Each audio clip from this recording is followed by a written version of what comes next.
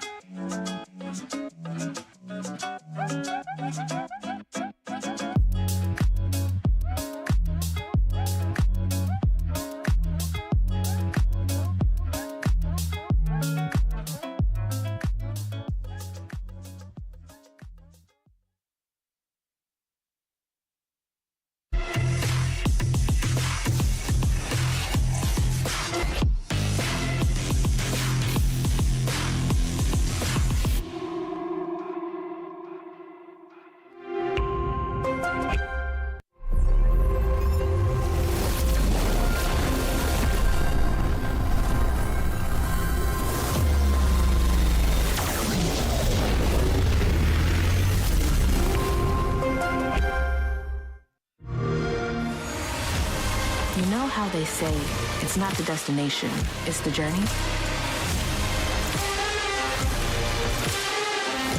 And the journey of 1,000 miles begins with a single step. And you know what? They're right.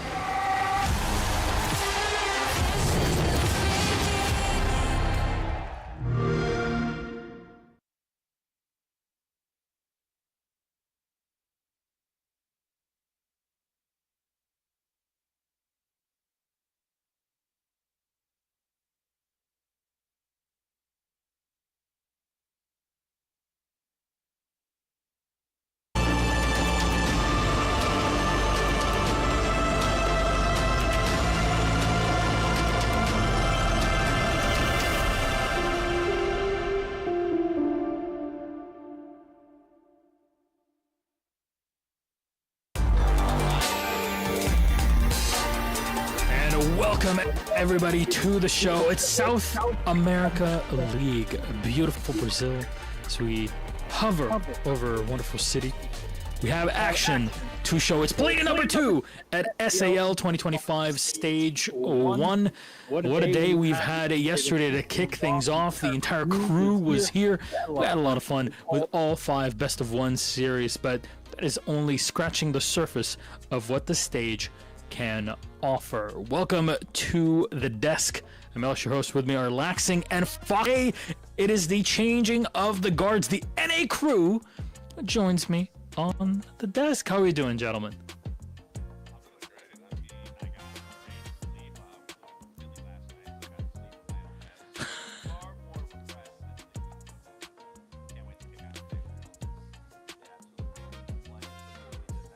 And it was a good time. Excited to be talking about Brazil today and just seeing what all the teams have in store for us. Yeah, and I assume you guys were also bunking up together just to make sure that you keep warm. I'm told Philly is still a bit cold this time of year. Also, happy Father's Day for all those who celebrate, and happy Daddy's Day to Laxing especially. Oh, gentlemen. I didn't know that I was going to get that, but, you know, I'll take it. I'm not quite a dad just yet, but, I mean, we do have someone that is a father, and that is Fox. So, Fox, happy Father's Day. Happy Daddy's Day. That's all we get. We got both of it in this wonderful day of South America. We have some things to kind of talk about as kind of things happened in day number 1. I want to go through those big plays, the intel plays that have happened yesterday. There's the top 3 that we do have. Let's go first with our first piece that we had, which I believe was the Nitro Clutch from 9Z. A bit deeper into the play day.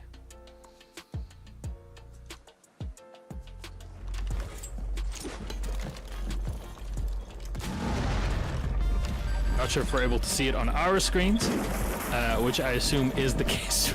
I mean, I'm assuming it's a pretty good clip. I mean, I want to see the clip. I haven't seen anything just yet. I'll tell you, my mind was blown, and all of ours were as we were watching it through the day yesterday. And of course, that was Des and Ace that were casting. Ace and Tim, my favorite caster duo, which today will not be the case. Desu will be with us, but it'll be a special friend that joins us for SAL today that I've been used to seeing over the years, actually coming back into it in many ways. We're just not. So we are personally not able to see. Can't see the clip yet. I mean, I'm telling you, it was great. There it is. Let's go. There it is. That is the Flash Tree clip, first of all, from Black Dragons with his triple kill.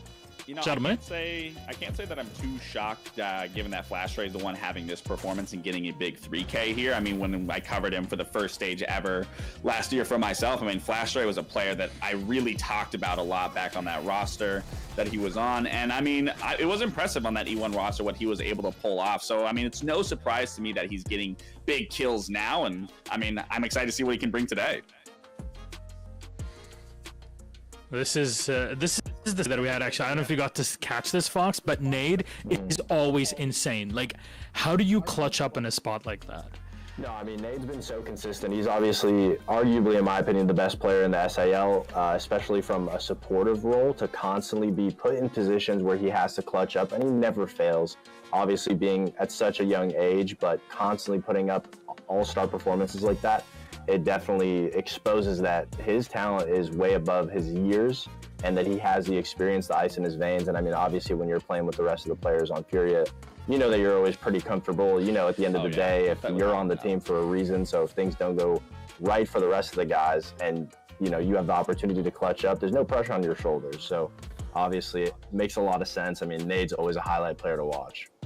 Yeah, and actually the entirety of Furia, as you're mentioning, is a team that you want to watch for. Really a highlight machine in many ways, no matter the tournament where we are, especially recovering from their kind of wishy-washy 2024 season. But actually our production team, especially with Ike, got to sit down with them and ask them quite a few questions before the start of this stage. So let's see what Furia had to say.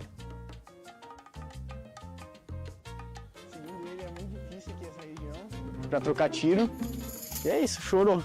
Chorou e mamou. Whoa, hey, looks like our pro players' stories are getting less and less family friendly, I guess. But anyway, before we dive deeper into this wild narrative, let's get straight to the point of the video. Is Furia actually the team that adapted best to the new CJX? And I say that because the squad went on to win the first championship of the new game, Reload. And not only did they win, they dominated, dropping just one map out of 11, while rolling over powerhouses like Faze, Loud, and W7M. But what is the secret behind this lineup? Was it Rio de Janeiro sunshine, the grind for that prize money? Or does it have something to do with the updates in CJX? Cara, eu acredito que a gente fez uma preparação muito pesada pro Reload. O fato dos 3 bans também facilitou demais. A gente sempre foi um time que gosta de surpreender, que gosta de inovar. E a gente conseguiu se adaptar bem. E, igual eu falei, a confiança voltou também. A galera tá bem confiante e isso ajuda demais. O principal foi o sistema de bans, que a gente conseguiu ler de uma maneira muito boa. Acho que mais rápido que os times ali. Acho que todo mundo correu para um caminho mais fácil e mais óbvio dos bans, e a gente foi para um caminho meio diferente dos outros, e acho que isso foi o diferencial pra gente nesse campeonato. Oh, so we've got a solid answer. The new operator ban system. For those who don't know, the operator ban system also changed for competitive R6. Before, teams would ban 4 ops at the start of each map, but now there are 6 bans until round 6. Then the bans reset, and we get 6 new banned ops until round 12. There are still some details for overtime scenarios, but you you get the idea. The way you strategize can shift big time mid-match. Of course, this only works if teams are smart about developing their strats during scrims. Speaking of scrims, hey JV, can you finally tell us the end of the story you teased at the start of the video? Does it have anything to do with the reload prep? Então, o alemão até fez bootcamp aí, né? A G2 fez bootcamp aí em São Paulo antes do reload. E antes dos treinos ali rolava uns lobbyzinhos de TDM ali, todos contra todos. E ele ficava chorando que não conseguia matar os brasileiros. Segundo ele, é muito difícil aqui essa região pra trocar tiro. E é isso, chorou. Chorou e mamou. Mas salvou nós, valeu. Alright, nothing like some good old irony to stir up drama among our star players. I'll be waiting for your reply on Twitter, Alemão. But let's get back on track here. The truth is, with this reload title, Furia finally won an international title. Before the Rio tournament, their only trophy was last year's Supercopa do Brasil. So does that mean Furia is back on top? Is the swagger returning to the national stage? Are they the team to beat from now on? Pelas estatísticas, sim, né? A gente só perdeu um jogo e foi contra os Leões da DZ lá que apostaram só uma bala contra nós. Então, tipo, se eles perdessem não ia valer nada pra eles. Pode-se dizer que sim. Cara, levando em conta esse campeonato, acho que sim. Acho que a gente foi o time que melhor se adaptou mais rápido ao CGX, ao método de bans novos principalmente, ao som novo também, né? Muita gente tá reclamando aí, mas agora finalmente eu consegui me acostumar, tô curtindo o som novo e a gente foi o time que mais se adaptou ao CGX aí. A gente foi top 1 aí mais uma vez. Eu acho que provando de novo que essa line tem um potencial aí por muito tempo ainda.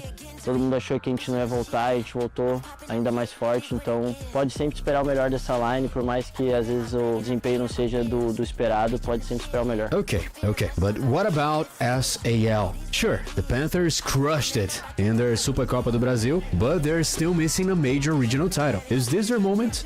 Or will Furia make it to the finals just to choke again like they did against Faze in 2024? Bom, acho que a Fúria chega bem confiante, acho que foi um campeonato muito importante pra gente aí pro restante do ano. Vai ser um ano com muitos campeonatos, bastante corrida e acho que começar o ano ali já ganhando o primeiro campeonato aí vai ser muito bom pra gente. Cara, depois de ser campeão do Reload aí, estamos vindo muito confiante para conquistar essa vaga aí pra WC.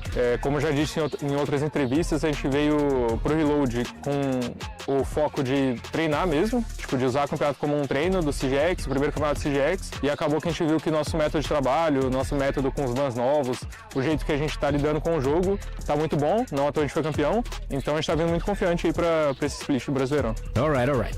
With that, I am signing off with a POV of a pro player who just won Reload. Good luck to Furia in the South American League. Thanks everyone. See you next time.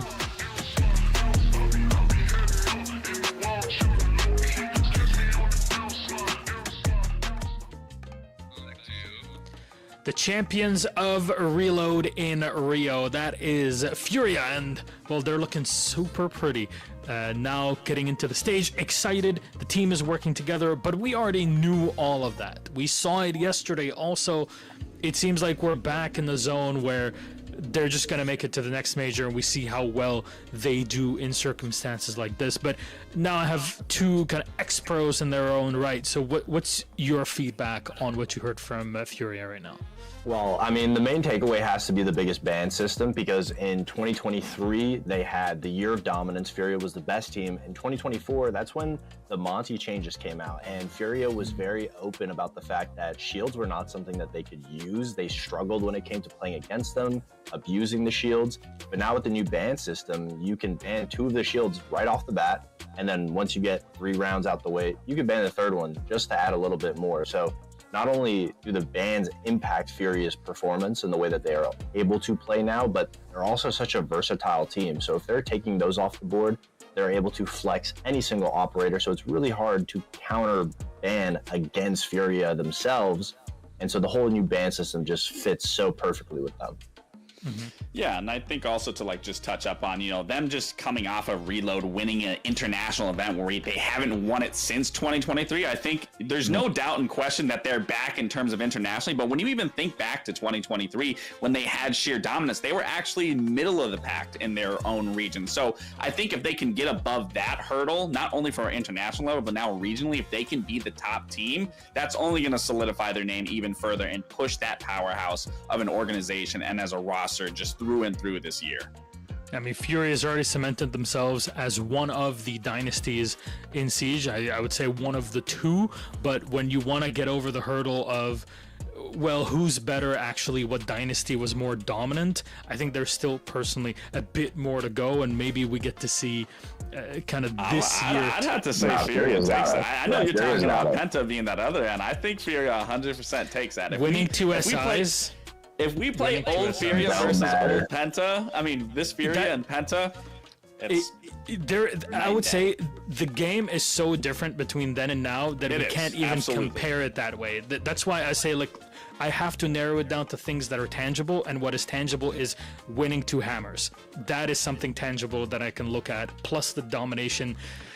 Look, we can agree to disagree. It's okay. All I'm saying is we can agree on one thing, which is Furia looks to continue their streak of domination and cement themselves as this kind of large section of Rainbow Six history, and now they want to do it, of course, in Siege X, the brand new format of Rainbow Six itself.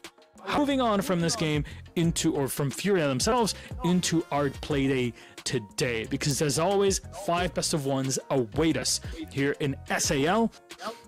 What do we have for today? Faze versus Team Liquid. That is our match of the day, reserved for the end, the highlight time. And the spotlight is all on Faze versus Liquid.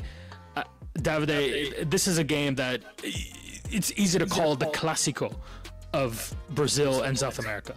I mean, absolutely. I mean, 2 of arguably the top 4 Brazilian teams going up against each other so early in the stage. I mean, points all matter, and obviously it's a good test to see all the new changes, a little bit more reps on the board for both teams, and obviously with Reload, Liquid, the way that they performed, it wasn't up to par, up to standard, so hopefully going into this stage, they've been able to correct a lot of the mistakes that they have done, and it goes without saying. I mean, that's definitely got to be easily the game of the day. Yeah, I mean, when you talk about the El Clasico, Milos, I mean, I don't know how many times throughout history, we've all been here now, being in a decade. I don't know how many times we've seen Liquid and FaZe go up against one another.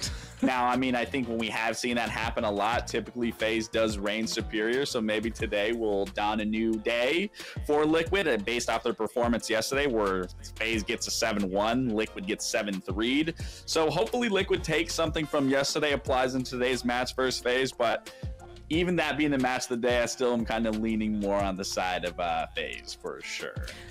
Yeah, we'll talk about that later on today in the next few hours as we focus up on game number 1, ENX versus W7M. And W7M, you know, is a squad that they have performed quite well over the past, I guess, 6 months, even a year now. Yeah. Once that Furia W7M swap had happened, but this is a team that I feel still has not achieved their best, even though they are currently reigning as major champions. Yeah, I mean, of course they have the major win under their belt, and that's absolutely a start for a team comprised mostly of quote-unquote newer players to come to the league. Obviously they have Paula now, but when they won that major, they were the new kids on the block. They were obviously the newest team from Brazil to be able to resurge into that top 4 echelon of teams when it comes out of the SAL. Now, that being said, I mean, they've been consistent ever since. Have they won every single major like Furia has in their time? No, but W7M has still consistently been there and always been a threat. And since getting Paula, the more time that they've been allowed to grow will only make them that much stronger. I mean, a top 4 finish in Rio at Reload obviously goes without saying that picking him up was a good success. It was greener pastures for Paula to leave Liquid, end up joining W7M, and make things that much better. And now all they need is a little bit more time, and I think it's safe to say that we'll be seeing them at the next major, at the next events going forward, because they are just so damn consistent. I mean, looking at them yesterday and how W7M rolled over Team Liquid, it was clear from day one. Yeah.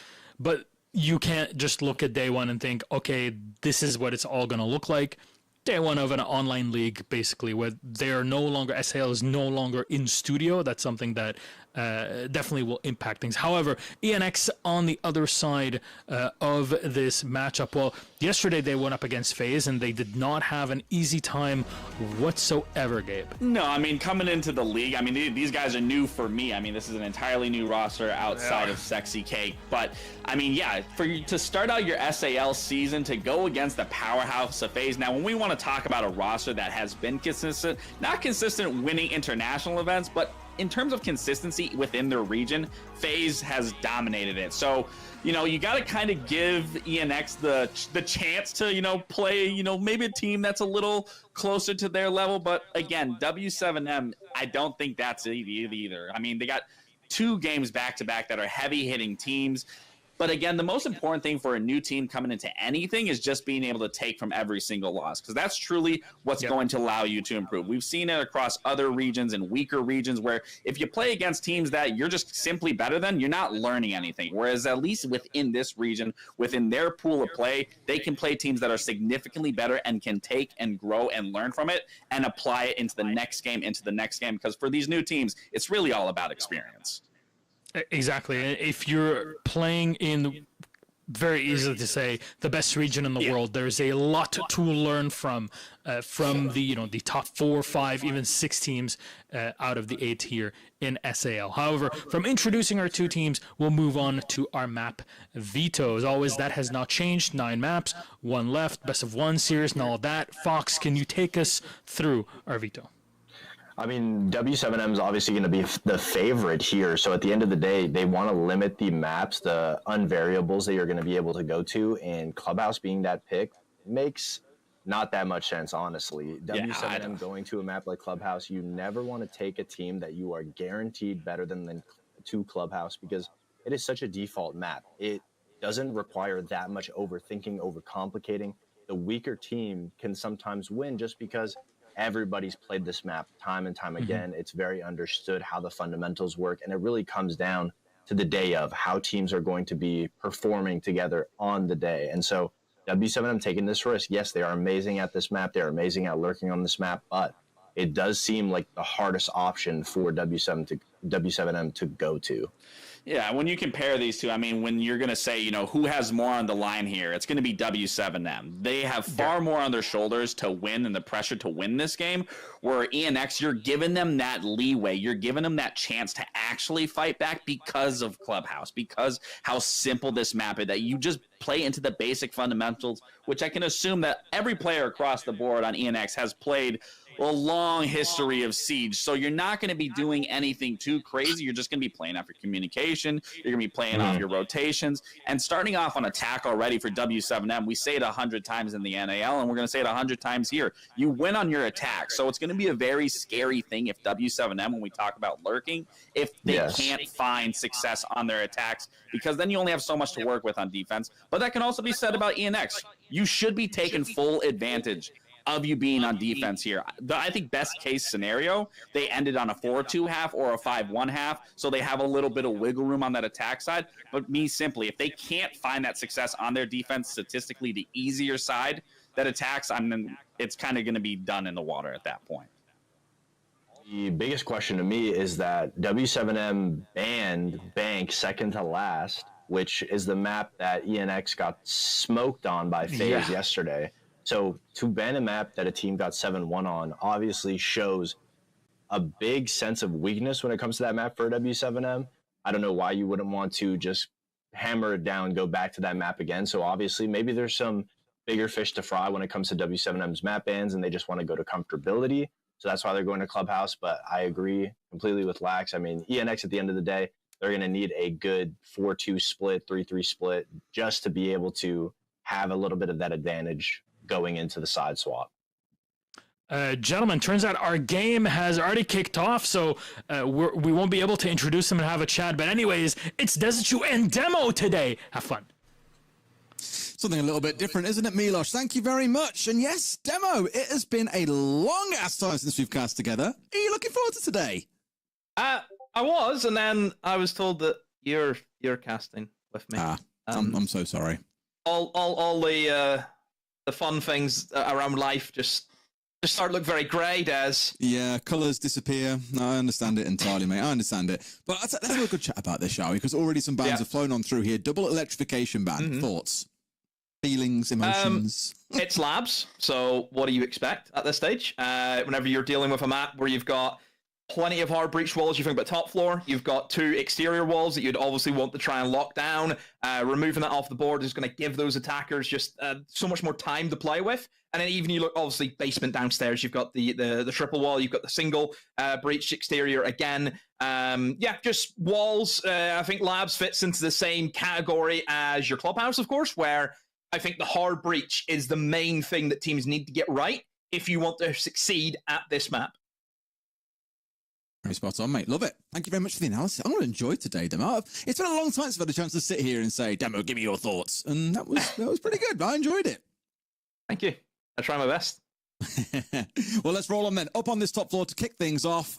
Of course, if you're just tuning in here, you're going to recognize this name at the top of your screen. W7M, a team that had a brilliant performance yesterday. ENX left a little bit to be desired, I think it's fair to say. Hoping to see a little more out of them today, that they can get some more rounds on the board. And given they start in defense, I'd at least expect to see a stronger performance than what we saw out of them yesterday. As mentioned, we're starting off on that top floor. We've still got the shield being run around.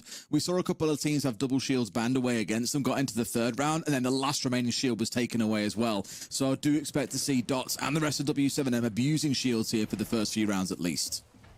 Yeah, shields obviously are a big thing in the meta. We know that, just how influential they can be with taking Gram more than anything. It's a lot easier just to send the shield in to face check a corner or a room, whatever it is, rather than having to go through the phase of, yeah, let's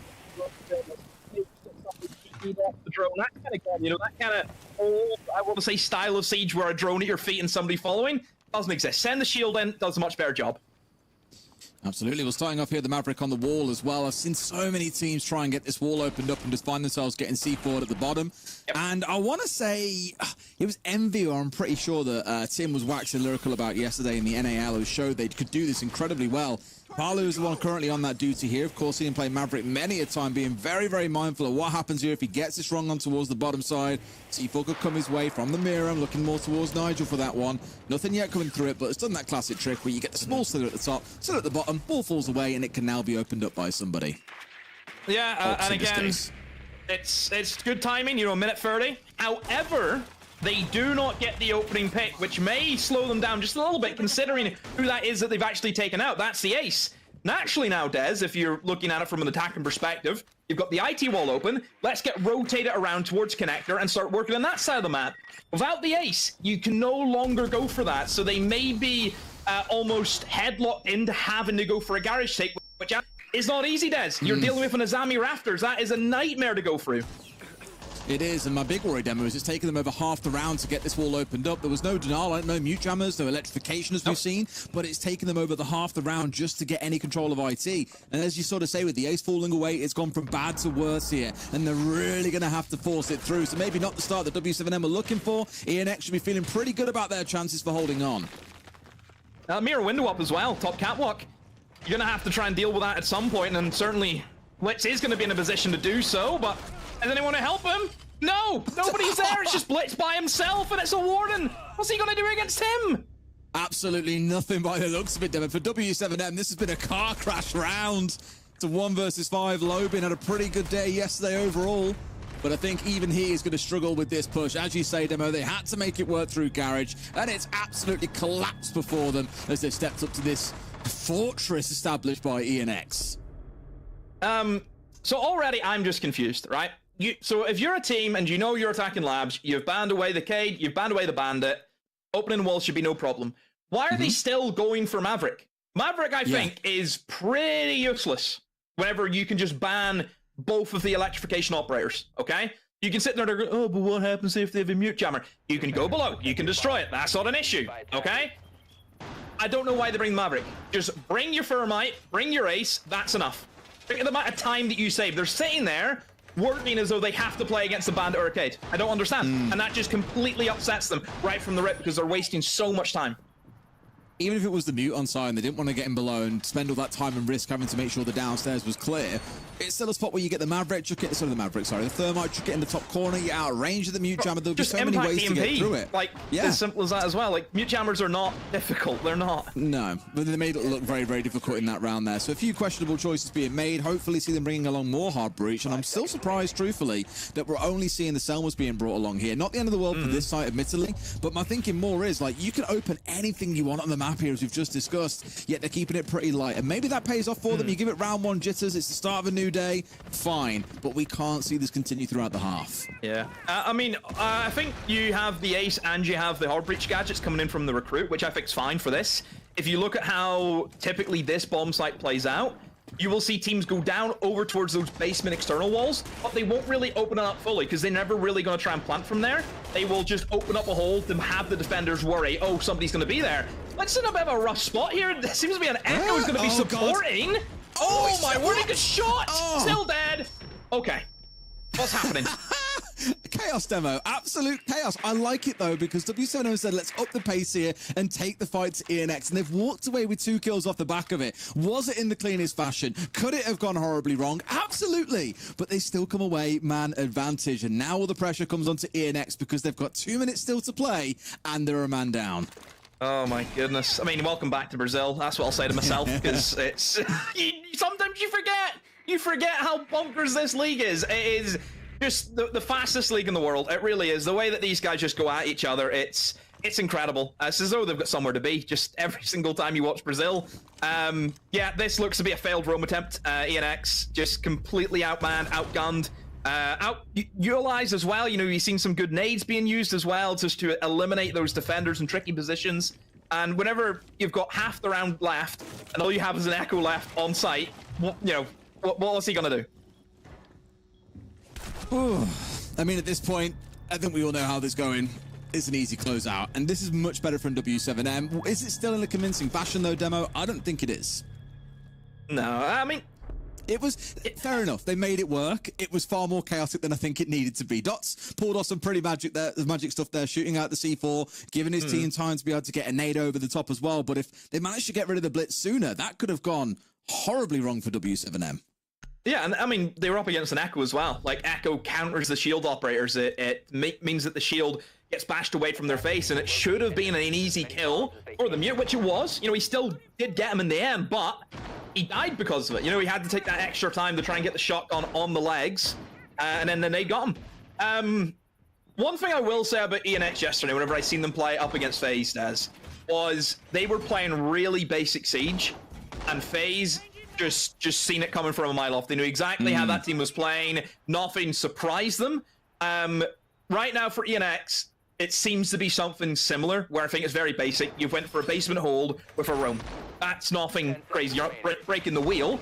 But the biggest issue that ENX had is you're playing default, and also you were losing every engagement because Phasers outgunning you. And I think W7M and the players that they have, they can do something similar, I feel. If they know where you are, if you're playing a default setup, they will just outgun you. It's simple as that. The big one and the big question I think that hangs around W7M is how well does Palu gel in? Yeah, it was very weird seeing, of course, W7M coming up against Liquid. I think the conversation will always be, how does he fit in here? What role does he take on? Because looking back at the days of old, for example, Palu was the go-to butt guy. That's what he loved playing. Admittedly, even back on Liquid, he was stepping away from that role and others were starting to take it up. But it's a similar thing here where he's coming to come up against someone like Lobin, who played a semi-similar sort of role to him back on that team. And so it's a case of relearning where he needs to be, because all those years on one team, you get stuck into a lot of habits, and it must feel a little bit alien at points going and joining a new team. So give him some time, and I think we'll see W7M really start to punch up. Not that they aren't already, but even more so than they currently do today. No, I think W7M are a top team in the world. I just think they are. And, you know, people could have put it down whenever they won the major back last year, Des. Oh, it's a kind of one-off. You know, we might not see this team again. No, I think that team winning that major, it just ignited them, you know, even more so. And I think they became just a staple team that you have to respect. Yeah, I agree. And that always begs the question, then where do Liquid fit into the picture? Because you've got teams like Loud around as well. You've got Faze, you've got Furia. There's some real big heavy hitters in the region, and there's only so many spots available. Liquid haven't been in a good spot since 2023, Des. And I'll tell you that now. You know, I agree. It has not been easy. Anyway, let's see how this round plays out. Of course, we'll see Liquid playing later on today, as well as 4 of the games. So if you are ready for a nice Sunday evening, well, make yourself cozy. Get a coffee, whatever you choose to consume on a nice Sunday evening. Lock in, enjoy the games. And as it stands for now, this one I think you can probably imagine where everyone leans towards the outcome being. It was a good first round for me and W7M, though. Starting to warm their way in, and sure enough, 2 quick kills. Loban and Dodez within a split second of each other, turning this into a 5 versus 3. And these are the situations, Demo, where you look at teams like this and say, you can't be losing this situation from here. No, I think they've just got too much pressure now, especially whenever this bomb site. There's so many different ways into it. You've got fish you can push from garage over towards the electrical window. A lot of options. And yeah, they single out the individual man who was just left in upstairs by himself. Gets taken out. So really no problem here for W7M. They just assess where the weaknesses are, double up on these individuals, and just go for it. And really at this stage, you know, Sexy Kate and Nigel's going to have to pull out one heck of a clutch, but I just do not see it happening. W7M have everything on lock. Seems to be that the diffuser is going to go down successfully. Nobody there in a position to react to it. And yeah, Paulo cleans up shop. I mean, Des, it was just a very simple hold your ground, get the picks, and then go as quick as you can. Did you see it? Like, instantaneously, as soon as those 2 kills were gifted to W7M, they were straight into the next point. They just played off that momentum. They knew exactly what they wanted to achieve off the back of those 2 kills, what space they'd gain, and sure enough, as you say, just got themselves set up. And what I love across those 3 rounds now, we saw a very weird first round, I think it's pretty fair to say. Taking half a round to open IT wall, not very W7M-esque. The Maverick confused us. Round 2, they got the win, albeit in a slightly scrappier fashion. That round was much more what I expected to see from the very, very start of the game. This is W7M in full flow now. I think this is always the worry whenever you are a team like ENX, where yes, there are, you know, Sexy Kate, for example, has a vast amount of experience. But there are people there where, you know, they're very new. And this is almost the reality. This is the level that you need to be to. You know, I think Brazil, it has been the most dominant region, Des, for 4 years. It has been. Since really 2021, I think they've been that region. And this is the standard that this region's placed to. And I think everyone, you have to learn it the hard way, don't you? You have to go up against your Phases, your W7Ms, your Furias, to really understand just what league you're in. And I think for ENX, obviously not a strong opening weekend considering you've had Faze into W7M. It's a trial by fire, but they have to start somewhere.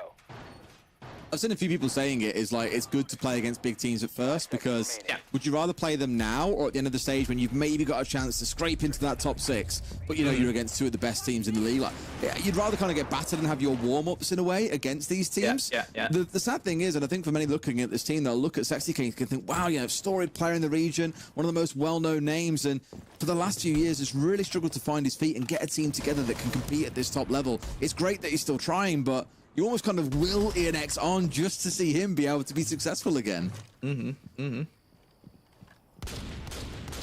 Well, W7M, last time they were here, we questioned, you know, you've banned the 2 electrification operators, but you still bring the Maverick in. Surely if you just bring in a Thermite, you would make this job a heck of a lot easier, but no, they seem to be determined that they want to do it the Maverick way. One good ban that we... They swear by it, don't they? They do. One good ban that we have to mention from W7M, they banned the Azami. That caused them a lot of issues up here towards top rafters. You know, strong position for the Azami just to reinforce that point. So really, Garage should be free for them. You know, you can't sit in there anymore. Azami's the only operator. Or, I mean, maybe Clash can do as well, but I think Clash, you're going to get a lot of utility thrown at you, whereas Azami can just keep rekindling the concrete barriers. You're going to get the 1 with Clash. So yeah, overall, I think this should be fine for W7M to take what they want this time with very little in the way to worry about.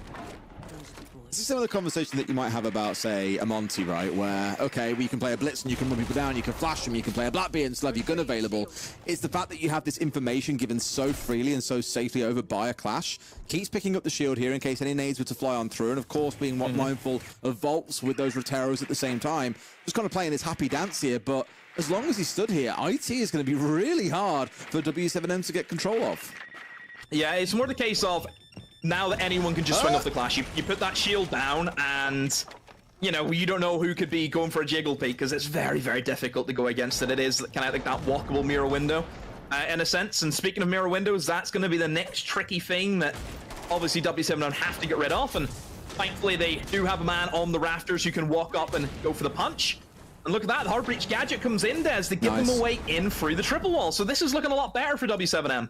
Key one here, it forces that mirror back as well. They can't stand and play anywhere near that mirror window. Of course, it being smashed is going to detract that anyway, but they know there's no one about to swing them from the breach at this point, for example, because they've got the control of it. It's good from W7M to get that control, force ENX in deeper. Good smoke. Now trying to make use of these candelas and going into the smoke as well. What the hell is going on? Yep. Robin trying to make something happen, but Forio's found one, found two, no problem at all, he says, as Aqua is in his control. Box Zero, another sexy cake, the fourth. This has been an absolute W7M evisceration from ENX. They make it a flawless round, and just when it looked like W7M was starting to go well, Demo, the door gets slammed in their face.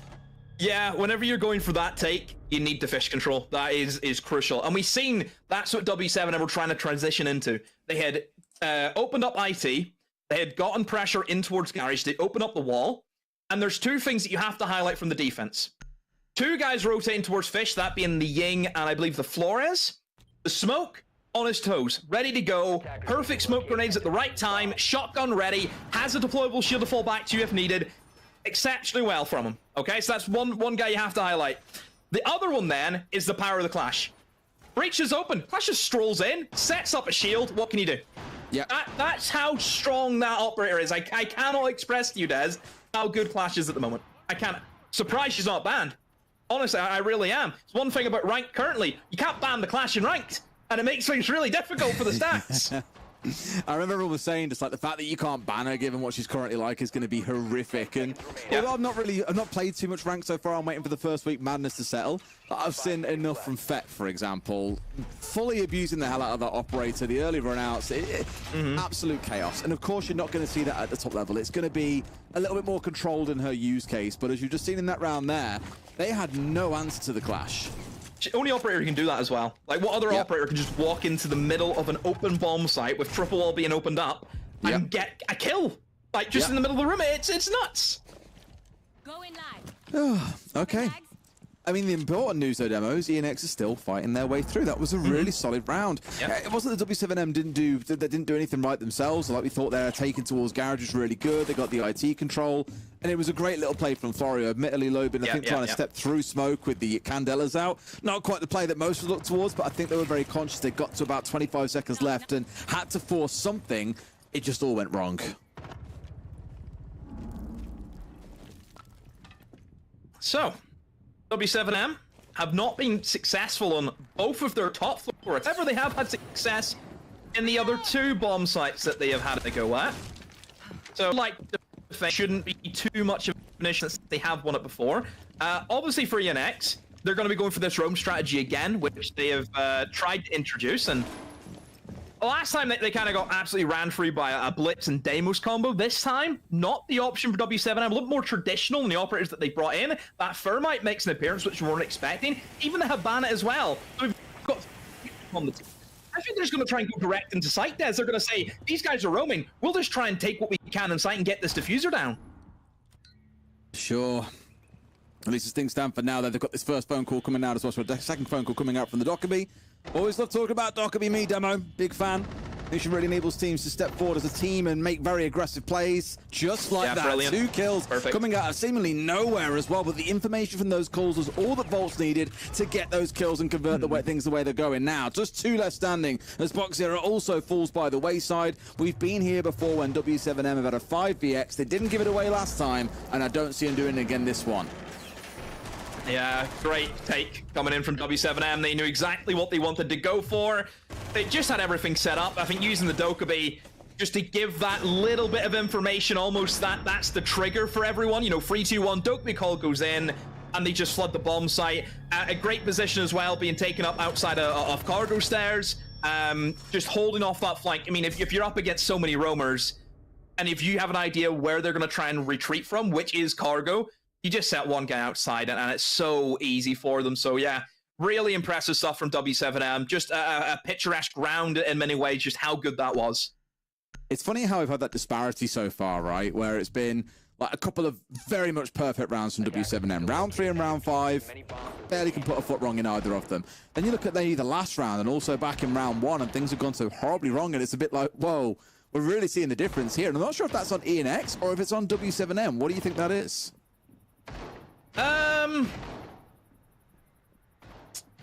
Always a good question. I mean, like I said, I think ENX yesterday against Faze, I think they played pretty like default in the way that they done things. And again, I see similarities. Nothing that ENX is doing is extremely crazy. It's all pretty run-of-the-mill stuff, and I think it's something that W7M have seen time and time again. And like I said, the gun skill comes down to it a lot as well. You know, you look at the kills across the board. You know, you've got Polu, Lobin, Dudez, and Volts, all you know, with 3 kills and above. Really, you've got Sexy Cake with 6, and everyone else is just getting to grips on the side of it. I think it is obviously another talking point you have to take in consideration whenever you compare both the teams, which is kind of what I expected. I don't know, I think I was just very shocked at W7M's that they couldn't attack the top floor. I just think they were attacking the top floor, not the way I would do it. That's what I'll say. But then again, who am I? I see. I was about to say, oh, steady on now, ladies and gents, Devo is here, and it's not the way that he'd do it. I don't think Labs is a difficult map to attack. I don't. I think it falls under the same as Clubhouse, where open up the walls, that's the main thing. But whenever you're sitting there messing about with Mavericks, for example, it confuses the plan for me. No, I do agree. I was just taking the mic there, don't worry. But I do like at least how in this round they've come back to that thing we spoke about in round 1. Why just the Maverick? At least here we have got that thermite on side, which means things can be done that little bit quicker. We're still going to be focusing on a Maverick. There is, of course, the mute on side this time around, but we're a minute in and there's still this focus on the very basics of getting walls opened up. Yep. Obviously for this one, I'm shocked that we're not seeing more of a vertical take coming in from W7M, considering this is the mid floor, and operators like Ram, I think, are phenomenal for this bomb site. You just throw the Ram drone in once you open up IT breach, and storage is non-playable anymore for the defense, and that makes it really easy to actually plant in that bomb site, because this is one of the very few bomb sites there which has a blind spot that you can plant in. If we can get to that point, then of course, the key thing to note here, yes, like you said, we're not attacking on the top floor, but they need that control first and foremost. The good news is once you've got the top floor, though, you don't need to do loads of work to then have control of the downstairs. As long as you've got control, for example, under some form of control, ironically, then you're not in an awful spot. But I think first and foremost, we've got to worry about getting through this IT wall. We've got 2 minutes gone down in this round, and we're still focusing on that. Yeah, and even also another point is you've got mirror windows up. You know, what's your option for getting rid of the mirror windows? You don't have any.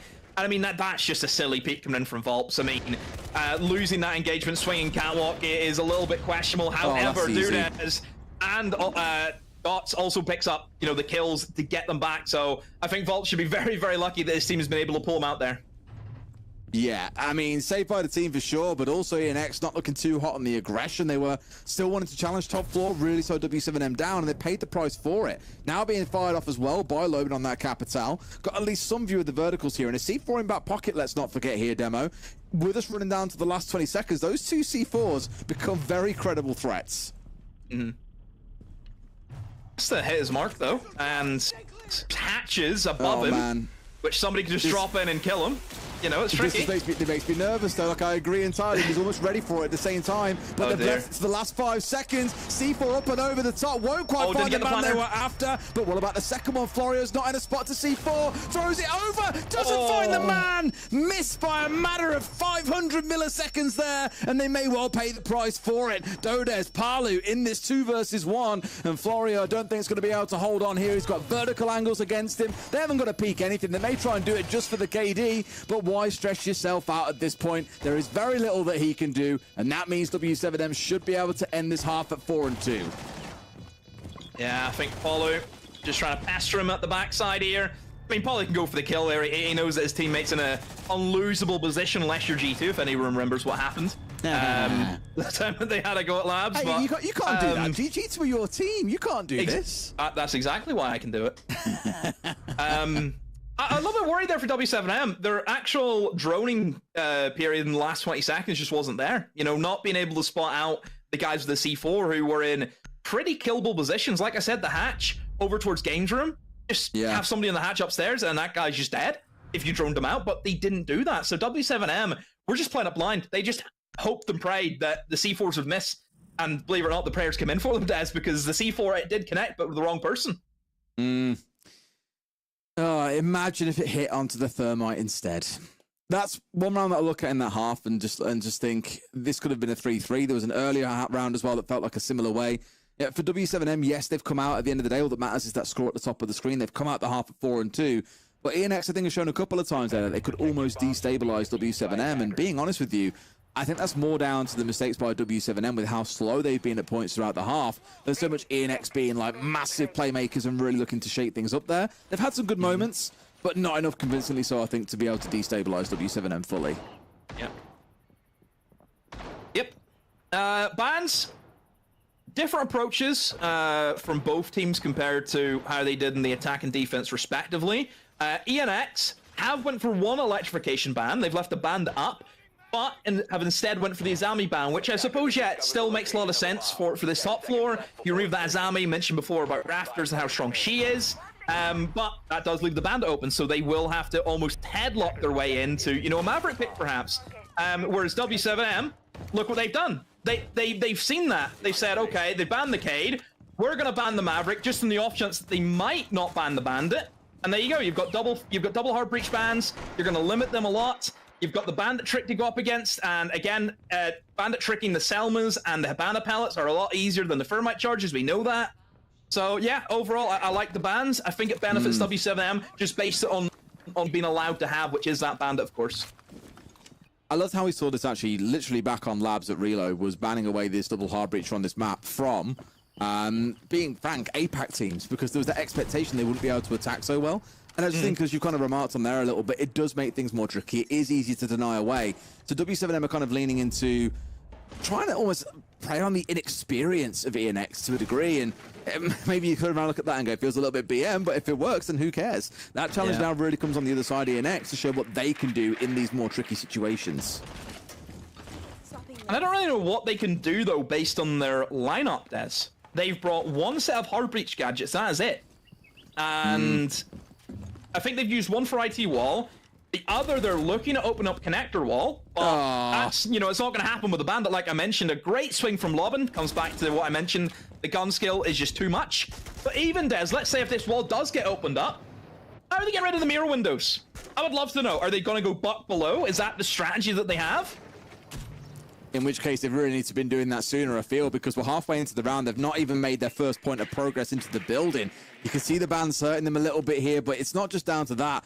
I think it's also the picks. Like, Ace is one of those operators that I think most fraggers would say they'd love to play. Dump your Selmas, you then got a decent gun. You can go and do whatever you want to do. Enjoy yourself to your heart's content.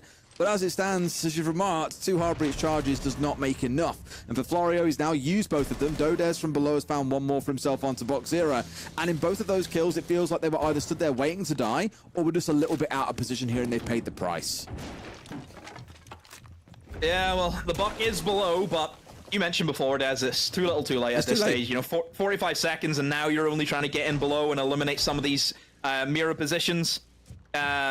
Yeah, it's just not going to happen for them. So ENX, I really don't even see them getting anywhere near the bomb site at this stage. I think connector's probably the deepest they'll go.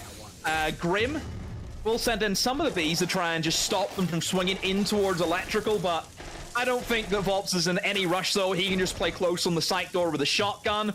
This mirror window, of course, just such an issue. He's pinged, but it doesn't matter. You know, he's got that mirror window. We can see you playing his day, and it's so easy for Palu. 10 seconds ago, Volps does get his kill, just swinging on electrical, and yeah, it's only going to be exit frags at that stage. Yeah, the round never really got going. Period. ENX. And this is a great example of why bringing along good lineups is so critical. That whole round got shut down entirely by that defensive setup, and there was just no game plan there for ENX, sorry. Not even looking towards like an Ash, for example, to try and deal one of the mirrors.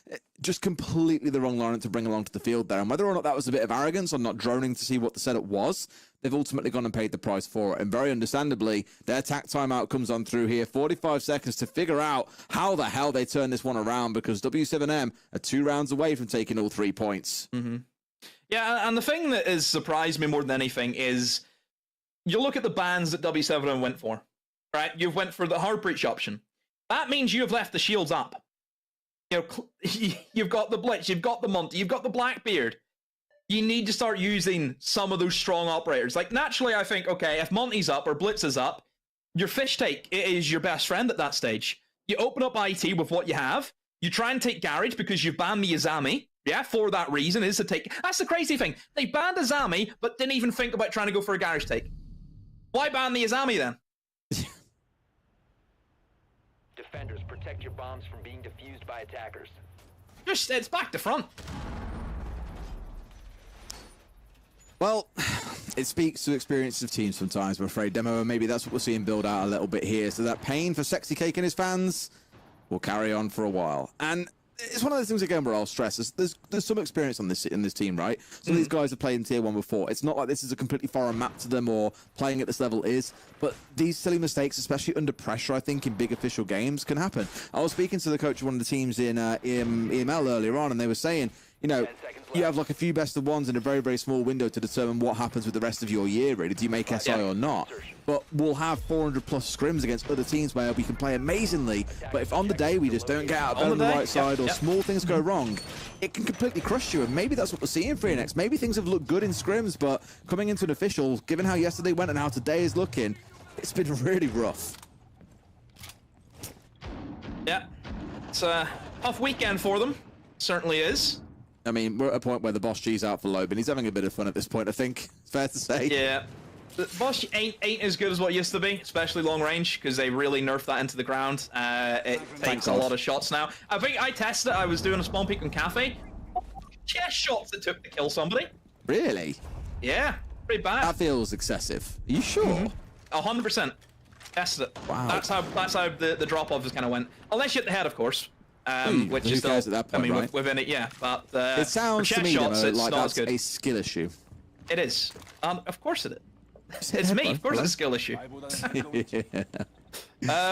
One thing I do like about W7M is, yes, they're also attempting the roam game, but I think they're just bringing in better operators. I mean, you've got a Vigil. Like, straight away, one thing that we noticed from W7M's roam clear, whenever they were taking on ENX's roam, was they were bringing in operators like the Deimos. You know, naturally, if you're going to roam, you bring the Vigil, expecting the Deimos, you know? So I think just the lineup is just better in many circumstances for what W7 want to do. And also, it doesn't seem as though they're looking to die up here. It seems to be, yeah, we'll back away if needed. There's not a lot of pressure on this side. Which is good to see as well. Like, for Lobin wasting time up there, if you can get rid of, say, Sexy Cake here, obviously running around the shield, an interesting resource often go to as being their new shield, for sure, yeah. But I think it's more towards the gadgetry to try and help clear out a lot of the utility down below, which there's quite a bit to chew your way through, fair enough. But that relies on you getting there in the first place. And look, we're 2 minutes into the round, and they're still being given the runaround a little bit by Lobin for the most part. There's what, 1, 2, 3, 4 players all up here still on this first floor. They're giving nothing over to ENX because after last round, they can see they're putting up challenges before them and letting them just like run themselves into a circle, trying to figure it out is the way to beat them. So far, it's working great. Yeah, and nobody is looking to expose themselves from W7M. Everyone is just sat, playing almost around that clash. I think Paulu has given them a lot of information, kind of controlling that vending area. They eventually do lose one player, but I mean, look at the time, Des. It's worth it, and you've still got Lovin up here, who now thinks, okay, look at the time, maybe it's better just to come back and we'll try and consolidate the time advantage that we have. You've still got that clash that the team is going to have to try and go against. I mean, this is going to be really tight, I think, for ENX to get this over the line. Don't forget the Volts are still up here as well, trying to cause a bit of bother. And this is, of course, assuming those on site can't hold things down, which they're very, very capable of doing. Down to a 4 versus 4. Florio now also falls by the wayside. And with 10 seconds to go, they've got to start their move, but they just simply can't. They're being decimated at every turn. And now Volts is starting to shoot them in the back as well. Even Box Zero stood here like, what the hell do I do at this point? Absolutely nothing is the answer. Might get an exit frag on the way through for the stats.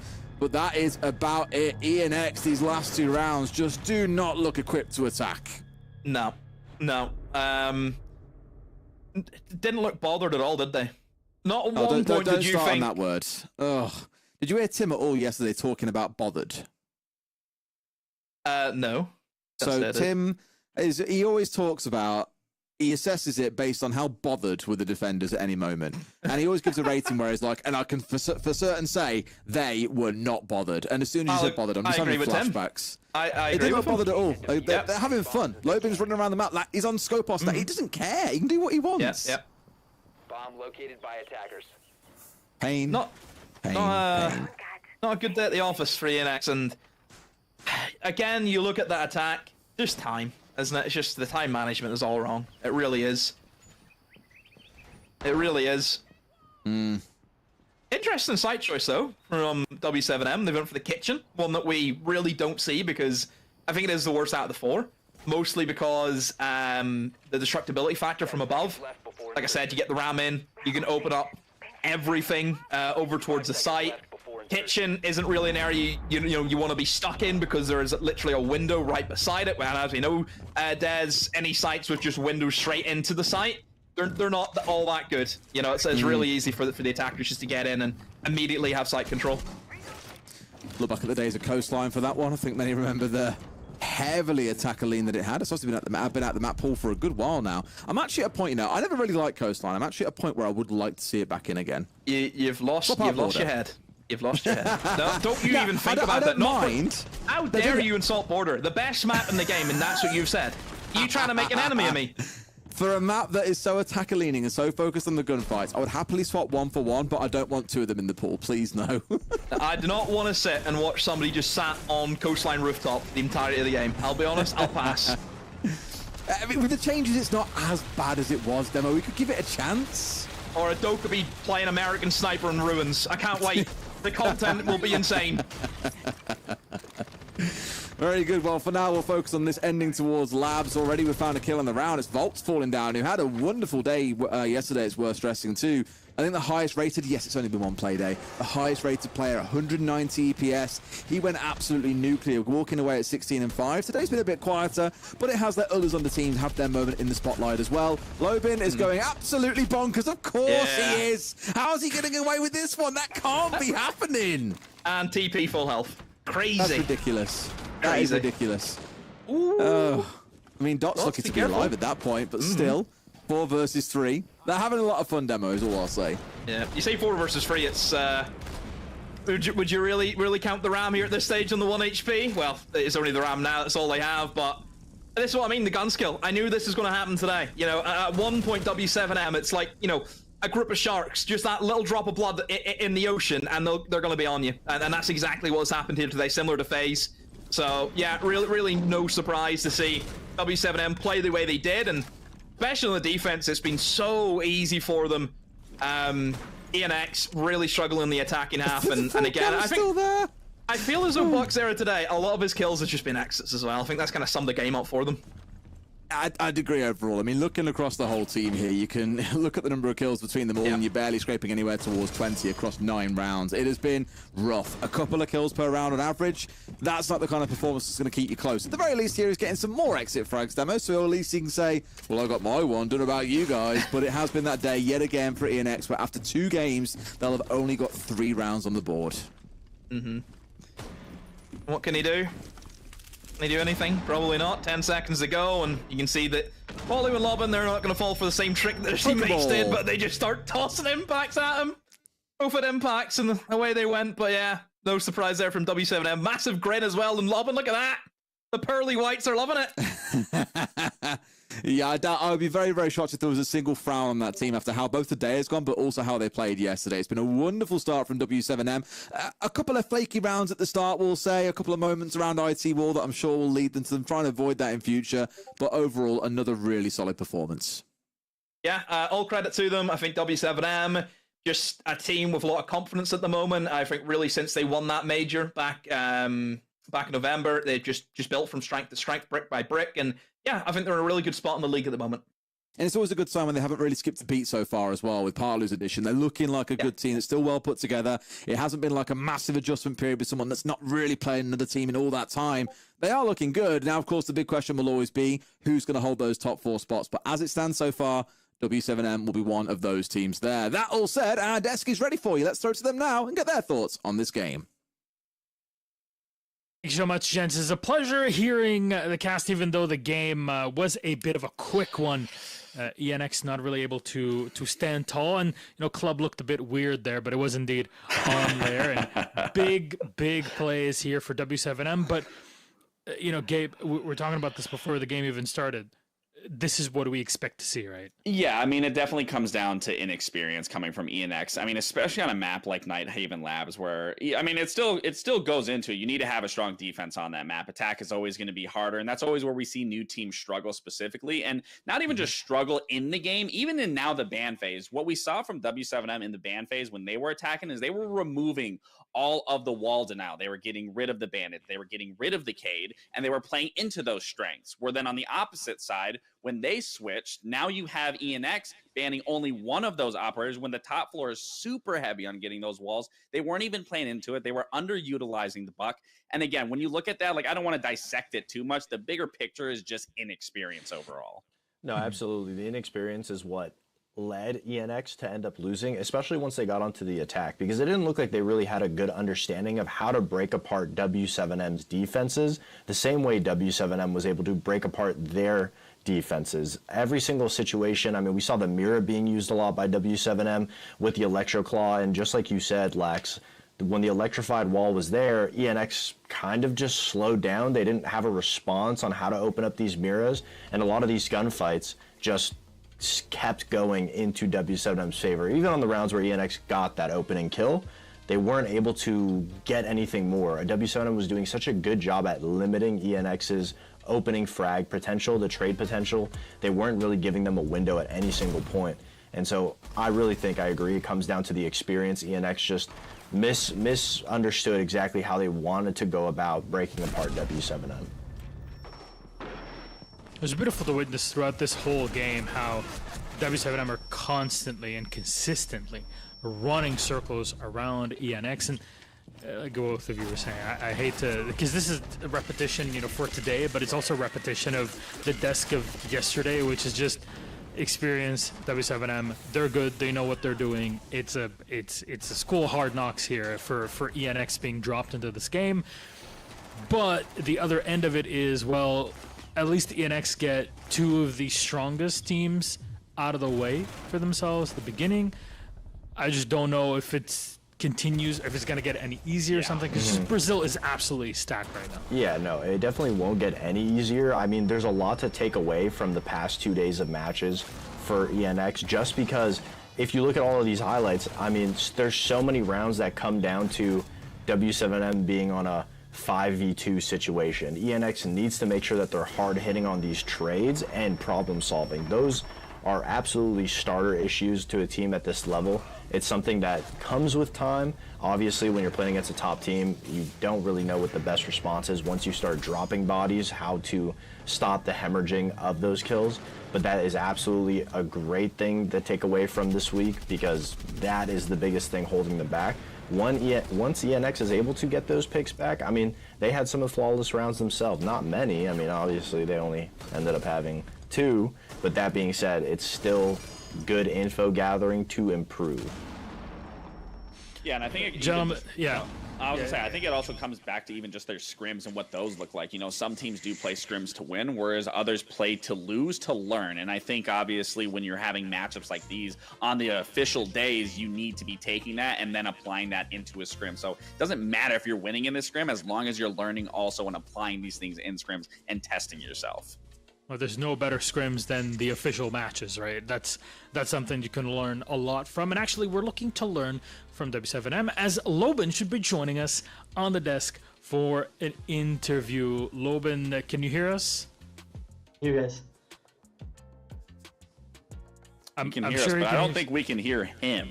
Yeah, I can hear them. Yes. I mean, I see his bright white teeth. So I mean, you know, he's obviously happy right now that he got that dub underneath his belt. Yeah, we want to believe that he's laughing because he thinks you're really funny, Gabe. I think I can be funny from time to time. Maybe here and there, but not all the time. I'm not comedic genius by any means. Loban, can you hear us? Yes, we can hear you, yeah. He Wonderful. can hear us. Muito obrigado. Thanks so much for joining us on the interview. I mean, it's an easy question here. You destroy Liquid yesterday. You go through ENX today. How are you feeling in the beginning of the stage? I think it's a good start for us. We got 2 teams we were pretty confident on beating, especially after Reload. I think we got a really good showing with this new lineup with Paulo, and starting like that just shows like how good is his team right now. Davide? Well, Loban, obviously, that was a pretty decisive win, and something that I wanted to pick your brain on is when you guys obviously are as set up as you are on defense and you start getting those opening kills, it didn't look like you guys were overextending in those situations where you know that you have the round one when you're sitting behind mirrors, you don't have to move. What are the comms like for you guys? What is being said to make sure that no one's overextending, no one's getting overzealous? It comes a lot from VODs. He always like talking like, guys, this round we already won it. You don't need to swing anything. If you're gonna swing, just do it together. We knew because of the bans, like they've been a Zami, so they couldn't open any wall. Like, if they open it, it was like just a little breach hole. So they were like struggling to get any type of wall and clash. Everything was making them struggle. So we just needed to fall back. The opening kills were just coming to us. We didn't need to find them. So we just play together, relax, and it was a chill game. Stick together, relax, and it's a comfy game in that way. You got Volps just kind of giving all those comms, making sure everybody knows what's going on. I mean, Davide, seems like they have it all on lock. Yeah, I mean, at the end of the day, sometimes it may be simple for the team in the position to be able to know what to say, but obviously from a viewer perspective, any information on the inside of things makes it that much easier to understand, what you guys are talking about. Well, Loban, I obviously want to say congratulations. It's always a pleasure seeing you and talking to you. Big question for me here is, what's the transition been now with adding Palu? Obviously, we saw what you guys looked at Reload. You guys made the main stage. Sure, you didn't win it, but you guys looked dominant there, and you guys are still looking dominant now. I just kind of want your take of what Palu has brought to the roster. I think the big difference is like Palu is, how can I say it? It's like a pillar. Like he's always there every round. He can be brought together to us. He's very consistent. Like he doesn't make mistakes normally. So like even the last round against Liquid, he brought to us and getting 2 kills just because he's a really passive player, but all aggressive players struggle to play. I was like that, so I know it. And of course he brought a lot of ideas. I didn't expect him to be like such a talkative guy. Like he brought a lot of new ideas for him, and it's been amazing to have him. Love that. Well, there you go. We got a Rock in Palu. We got Volps doing the calls, and the rest of the team just getting all the kills when it's needed.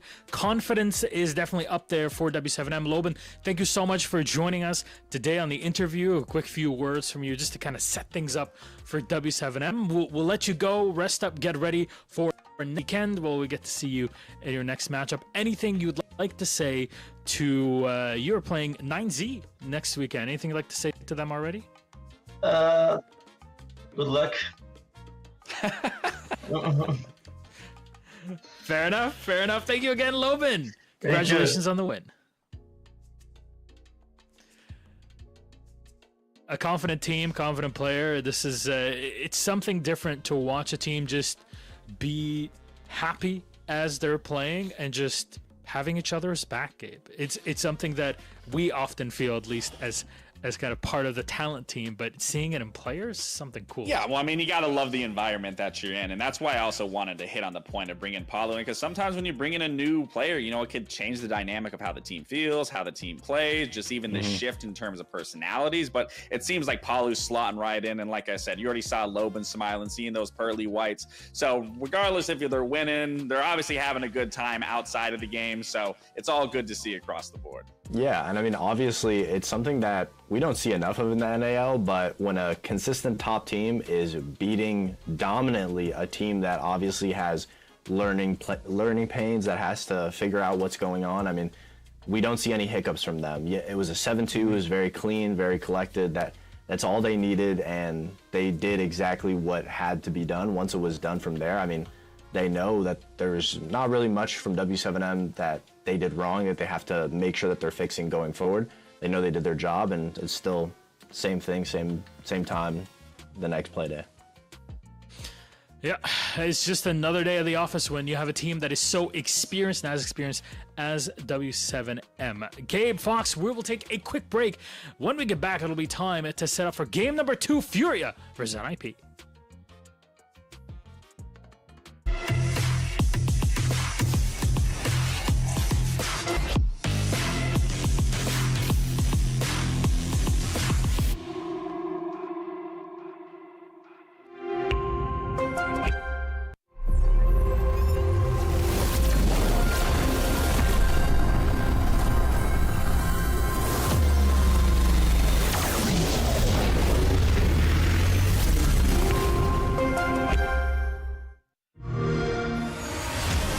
You know how they say it's not the destination, it's the journey? And the journey of 1,000 miles begins with a single step. And you know what? They're right.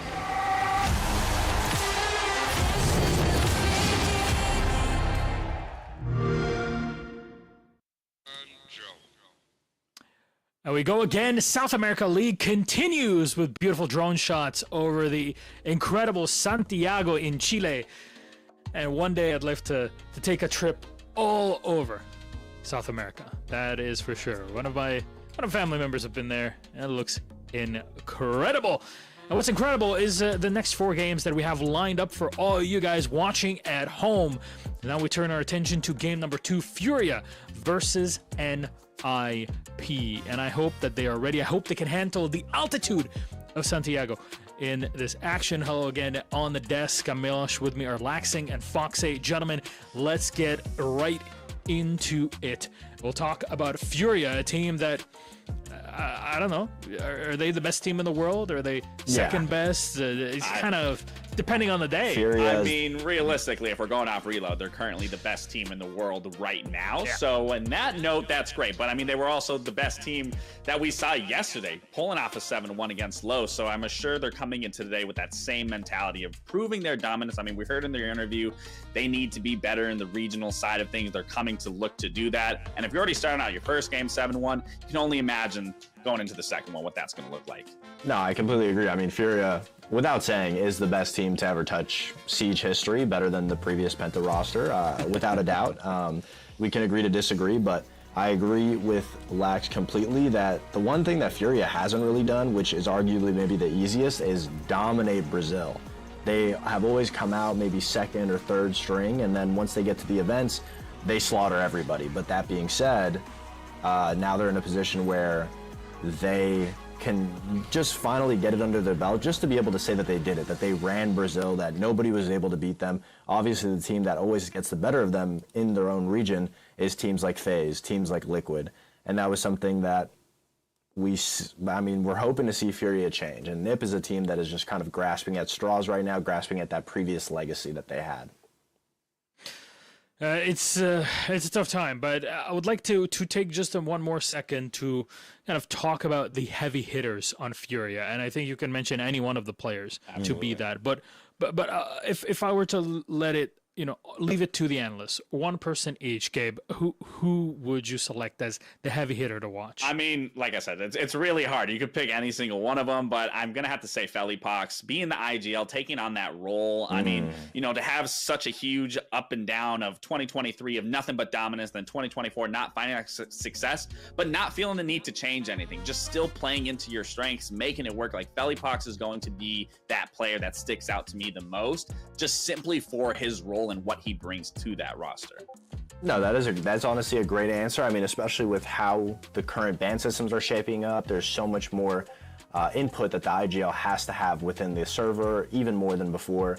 That being said, for me, at the end of the day, it's got to go to the MVP, JV92. I mean, he's so consistent. He's always on that flex role. He's not necessarily the player that you would expect to get these highlight reel plays, but he's consistently showing up, and he's always at the top of the leaderboard. And really haven't seen a moment where he's performed under par. So without going too far into it, JV92. I mean, the man can party. He plays hard and he parties they all hard. can There's party. no two. Yeah, They all honestly, they party. all party hard and play hard. I think that's definitely something you can apply to Furia. However, NIP on the other side, what can they offer for their match today? Because honestly, yesterday in their comeback against Black Dragons, it was absolutely an unexpected result.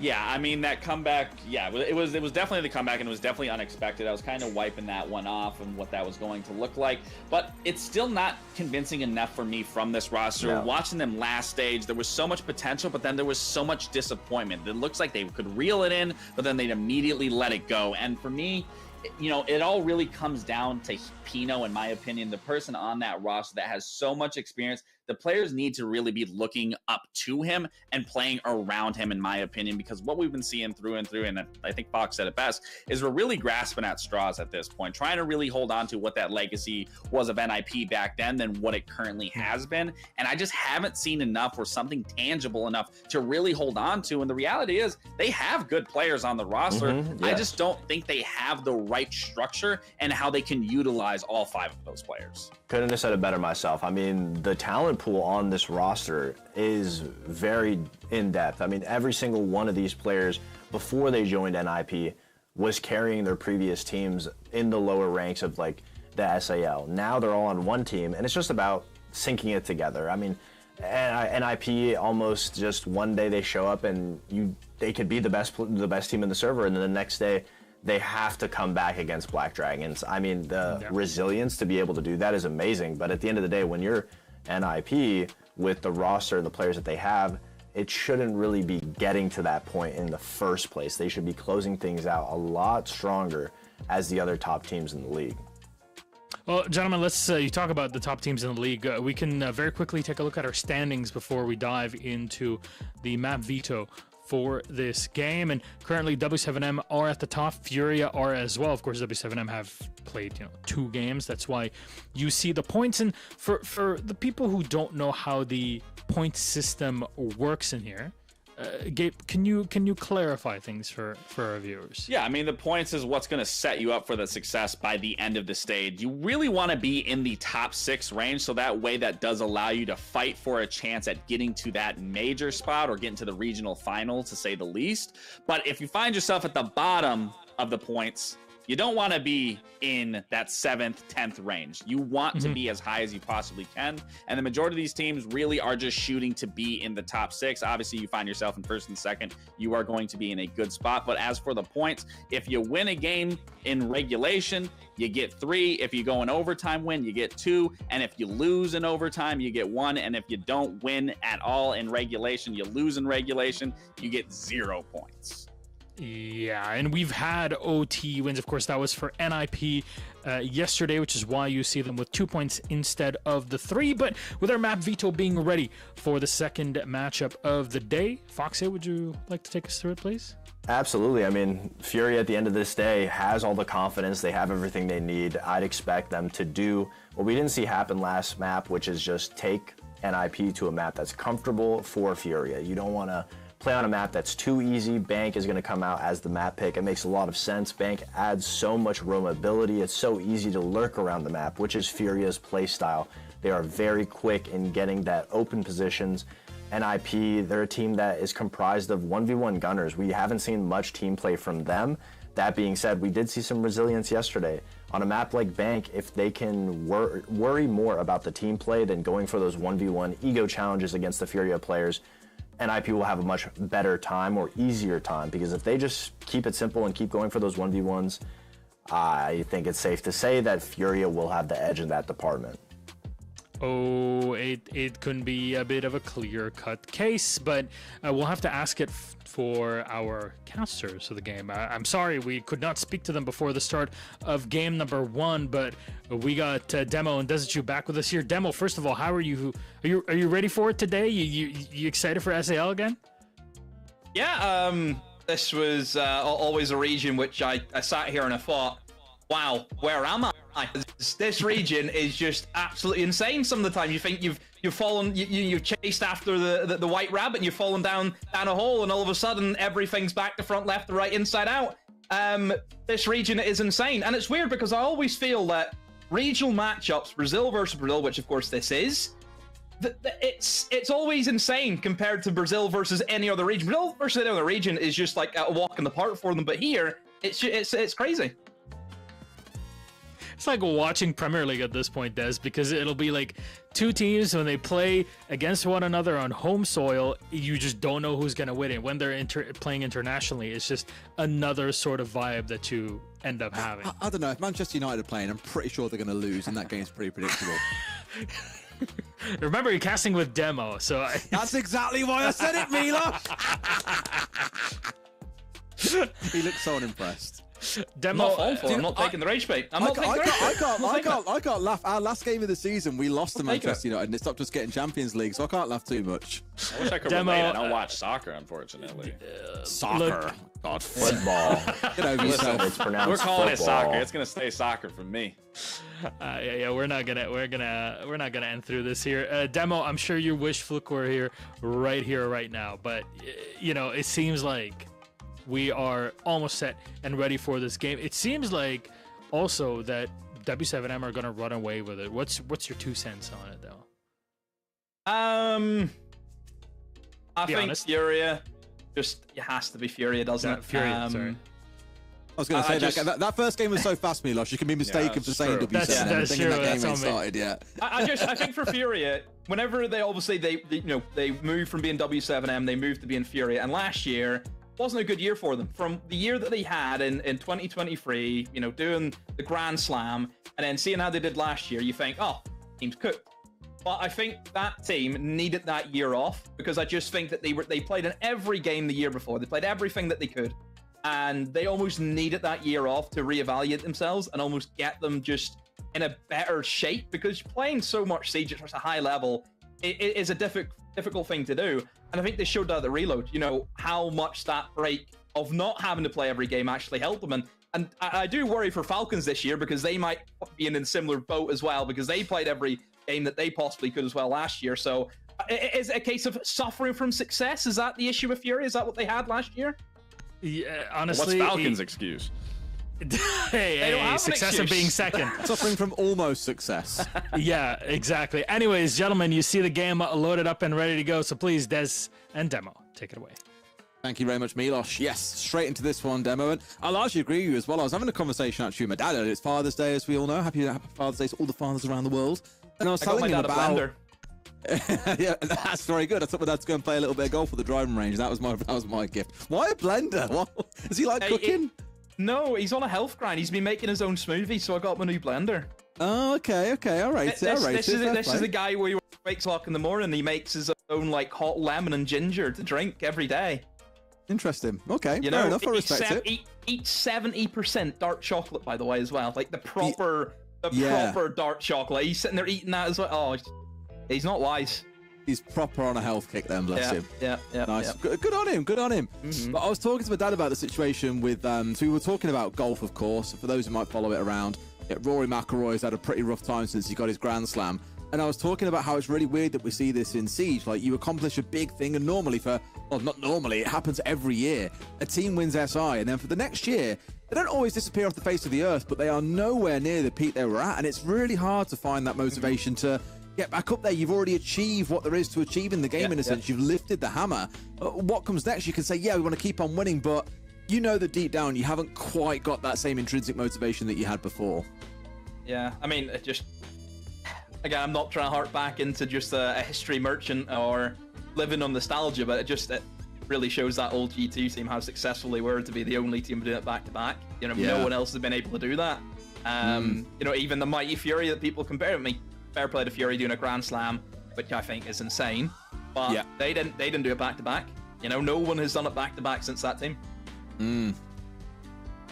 Oh, how the game has come on since then, hey. It's getting hard. It's harder to be at the top, and as we'll often say, like, number of players these days. We were talking about Nesk yesterday and saying, you know, has the game moved past him at this point? Is he kind of like of the old generation where he absolutely flew? Me and Ollie were saying this 4 years ago, I'll be honest with you, and he's still here. It's been an ongoing debate, is like how, at what point has it moved past him? And you're always kind of hoping that we'd see something, but obviously I think it feels like that day is kind of past them by now, which is a real shame. Don't get Tim started on that. I've never seen a team just lull Tim into such a false sense of hope Liquid wins one game and Tim's like, they're gonna win it, Des! They're winning the whole thing! Yeah. He's like, I've seen this one before, I've seen them have a good first game, and then they roll on and they do really well. I'm just like, yep, okay, then cool. Okay. But as we've seen from so many teams, one bad day is all it takes for everything to go completely bananas. And just in the cases we were speaking about with Falcons, you know, all those finals they made it to last year, finishing second three events. It's crazy to see how close they got, but for some reason just can't quite get it over the line. Obviously watching Furia reload, Des, I watched the team and you just thought, wow, you know, they're back. That's just this whole time it felt like let's just wrap it up, you know. They're back from vacation, boys. They're taking it serious now. Yeah. And I think now the fact that obviously Furia won reload, I just think for the rest of the year, every other team's thinking, why did they have to come back? You know, why couldn't they just take another year off? That's probably how every other team's feeling. I said it to Tim yesterday. I was like, "You looking forward to another year of absolute Furia dominance?" He was like, "Oh, it's a little bit early." I was like, "It's Furia dominance, mate. It's already happening. I'm afraid." Yeah, I can see it written in the stars. I mean, it's the expectation for this game. We'll talk about it real quick. We've had our bans come on through. Double hard breach ban. No huge surprises there. Very good for ensuring you keep control of White Corridor. And bans more on the defensive side. Of course, denying away hatches with Kaid is pretty hot. And as Army, it feels is strong on every single site in the game, bar maybe one or two. So no big surprises there. But to come back to it, expectations for this game, NIP attacking into Furia first, doesn't really fill me with confidence. Yeah, I mean, Furia took a clean sweep on border defenses yesterday, which is unheard of a lot of the time. Border attack-sided map, and the fact that they took 6 defenses in a row, Des, yeah, it's a bit crazy. NIP, on the other hand, yesterday, obviously for NIP, a win's a win. You know, you can't discredit that. However, it wasn't the best game of Siege I've ever seen.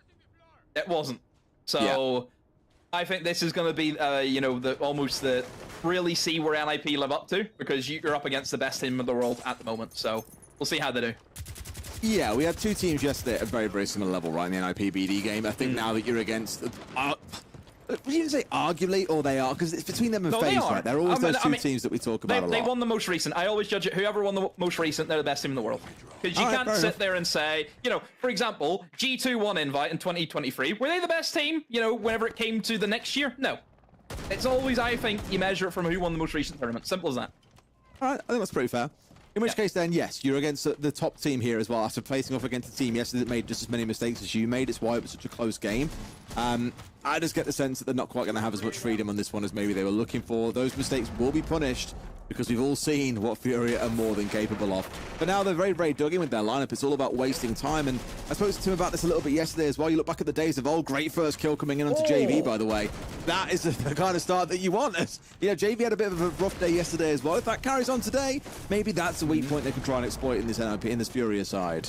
Yeah, again, the issue with going for these hard breach operators, which obviously is going to help you a lot whenever it comes to the execute, because you know you're not having to worry about, you know, the Ace or the Habana getting these hatches you know, open quickly. NIP are going to have to go with the other operators who can bring hard breach gadgets into the mix, but you have to deal with the shields, and there is 2 of them, a Blackbeard and a Monty, who are both just absolute freaks, especially the Blackbeard. You know, the operator who just walk into a room and just kill anything that moves. You know, it is absolutely insane. And of course the Monty, just for the ability to go for, you know, a backwards plant is great. And of course Monty in the post plant is untouchable a lot of the time.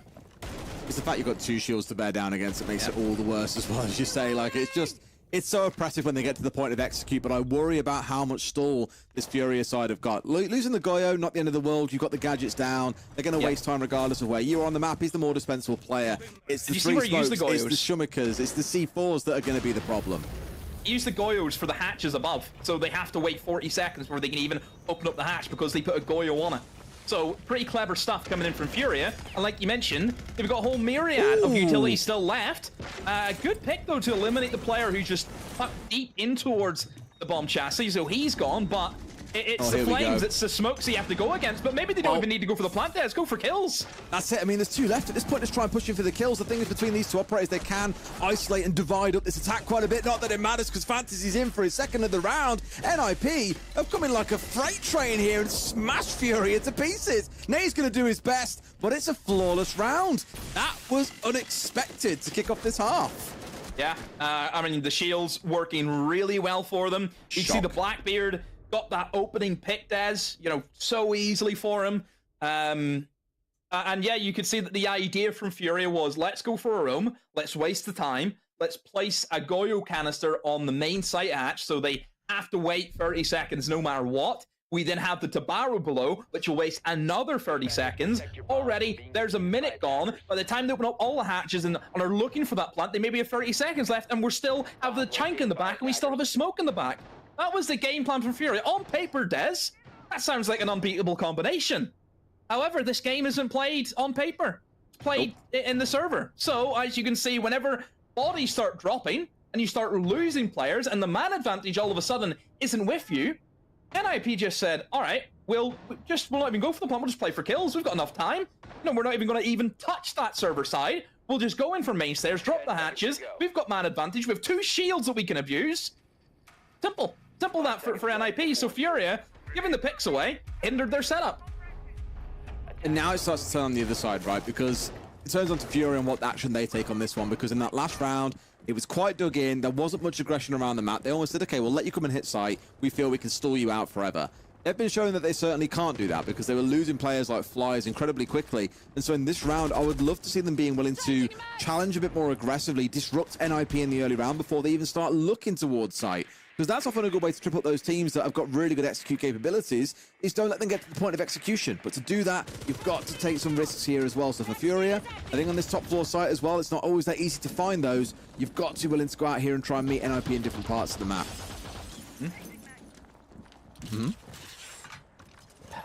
We're looking towards the top floor now, and typically, Des, this is a bomb site where Windows is going to be a pretty big thing that the attackers will try and utilize.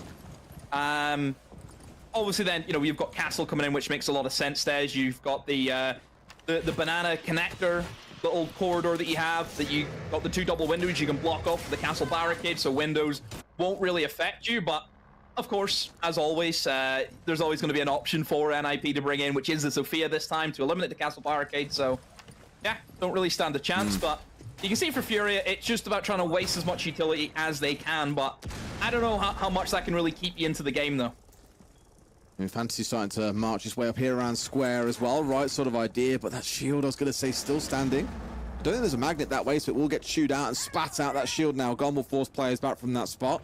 We saw a lot of Sens play yesterday, it's worth stressing as well, to make and execute happen here.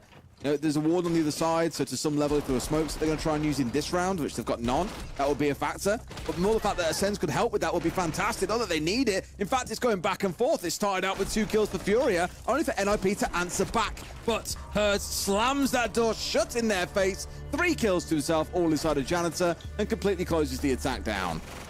Wow. I mean... That's the case for me, where I just think Furia and the gun skill that they have, players who can really just deal with anything around them in those kind of high-pressure situations, because as the guy in janitor there, whenever your mirror windows are starting to get hindered, whenever somebody can push you in from top square, you have to be on your game, you have to be on your toes, and I think that kind of showed it for me. He was able just to spin whenever he needed to. Yeah, just Furia doing what Furia does best.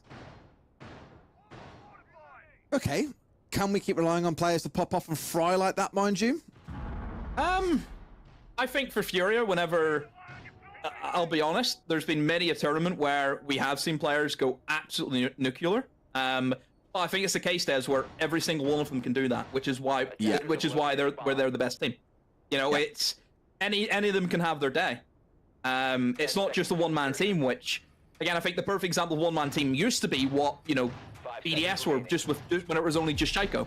Yeah. That was a great debate. Is BDS good whenever if Shaiko didn't show up, they would lose?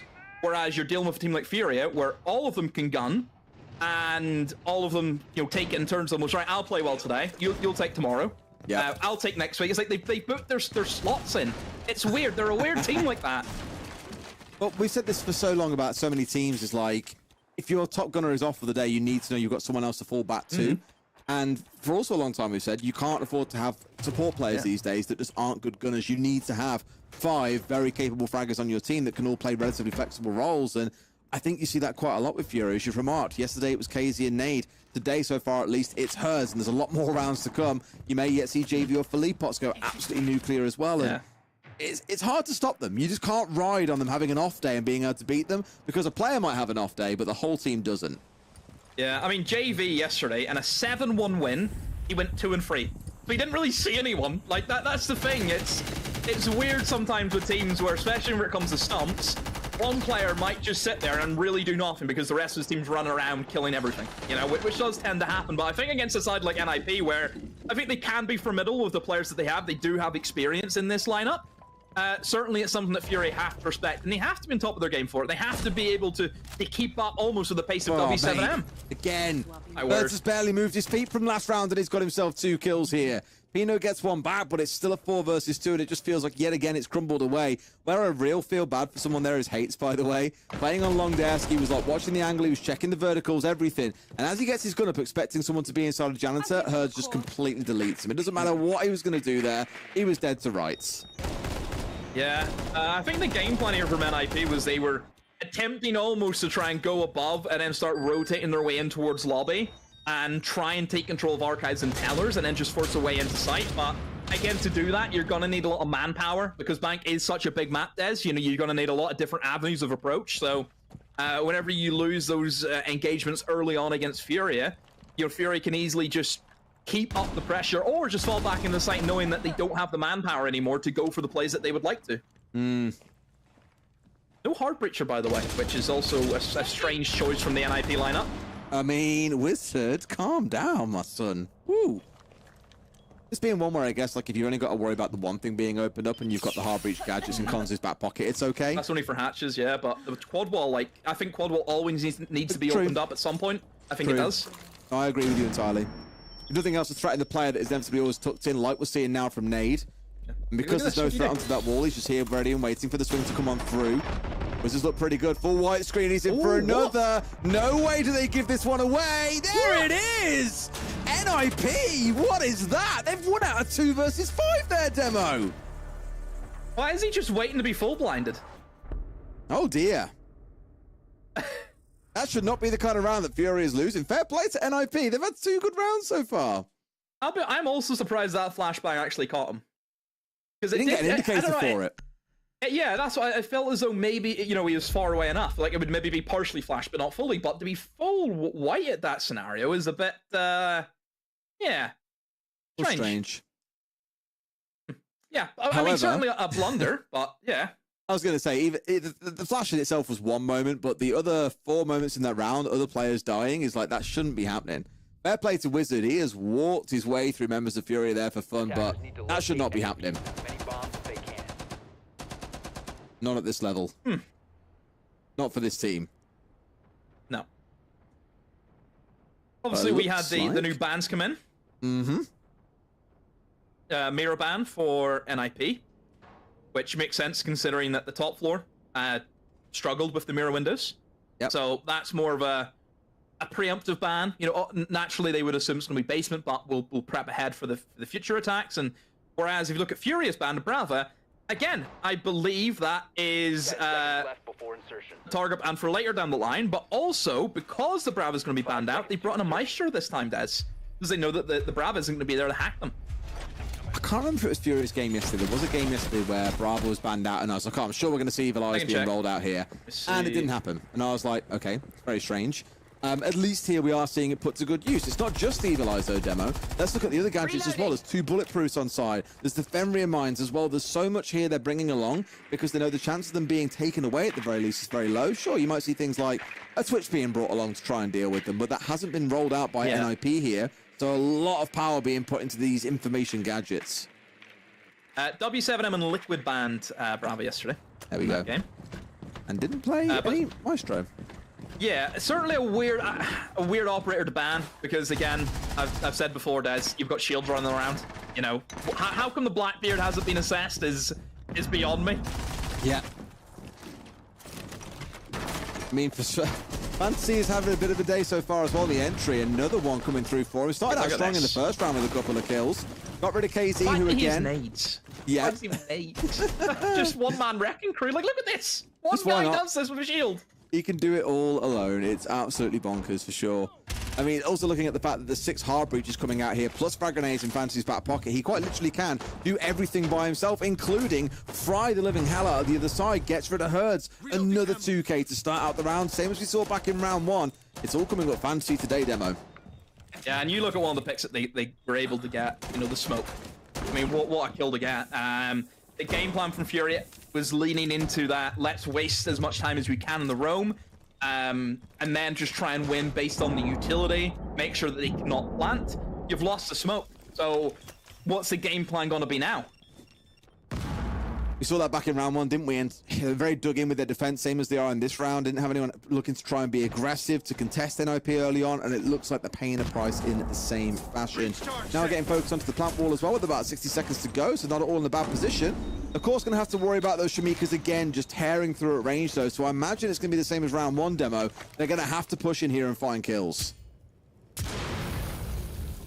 They have the manpower to do it, which is the main thing, and they also have the correct operators. You've got a Capitão, you've got a Ying, you've got operators who are great at going for those last-minute drops and being able to cut off these defenders. Also, Furia, they're just banking on maybe NIP will make a mistake. That's why I think they win the round, is if NIP kind of throw it away, because I think still they're in the best position. They've got the Yings going in now, and surely the hatch drops will like to be initiated. They've just waiting out the remainder of that fire. You can see Collins is trying to get in and go for the plant, and he will successfully start to engage that plant.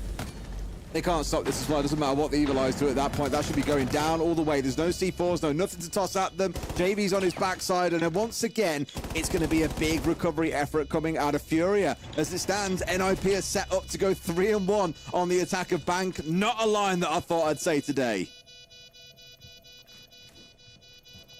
Big LMG looking for a retake, but hatches are opened up on both sides.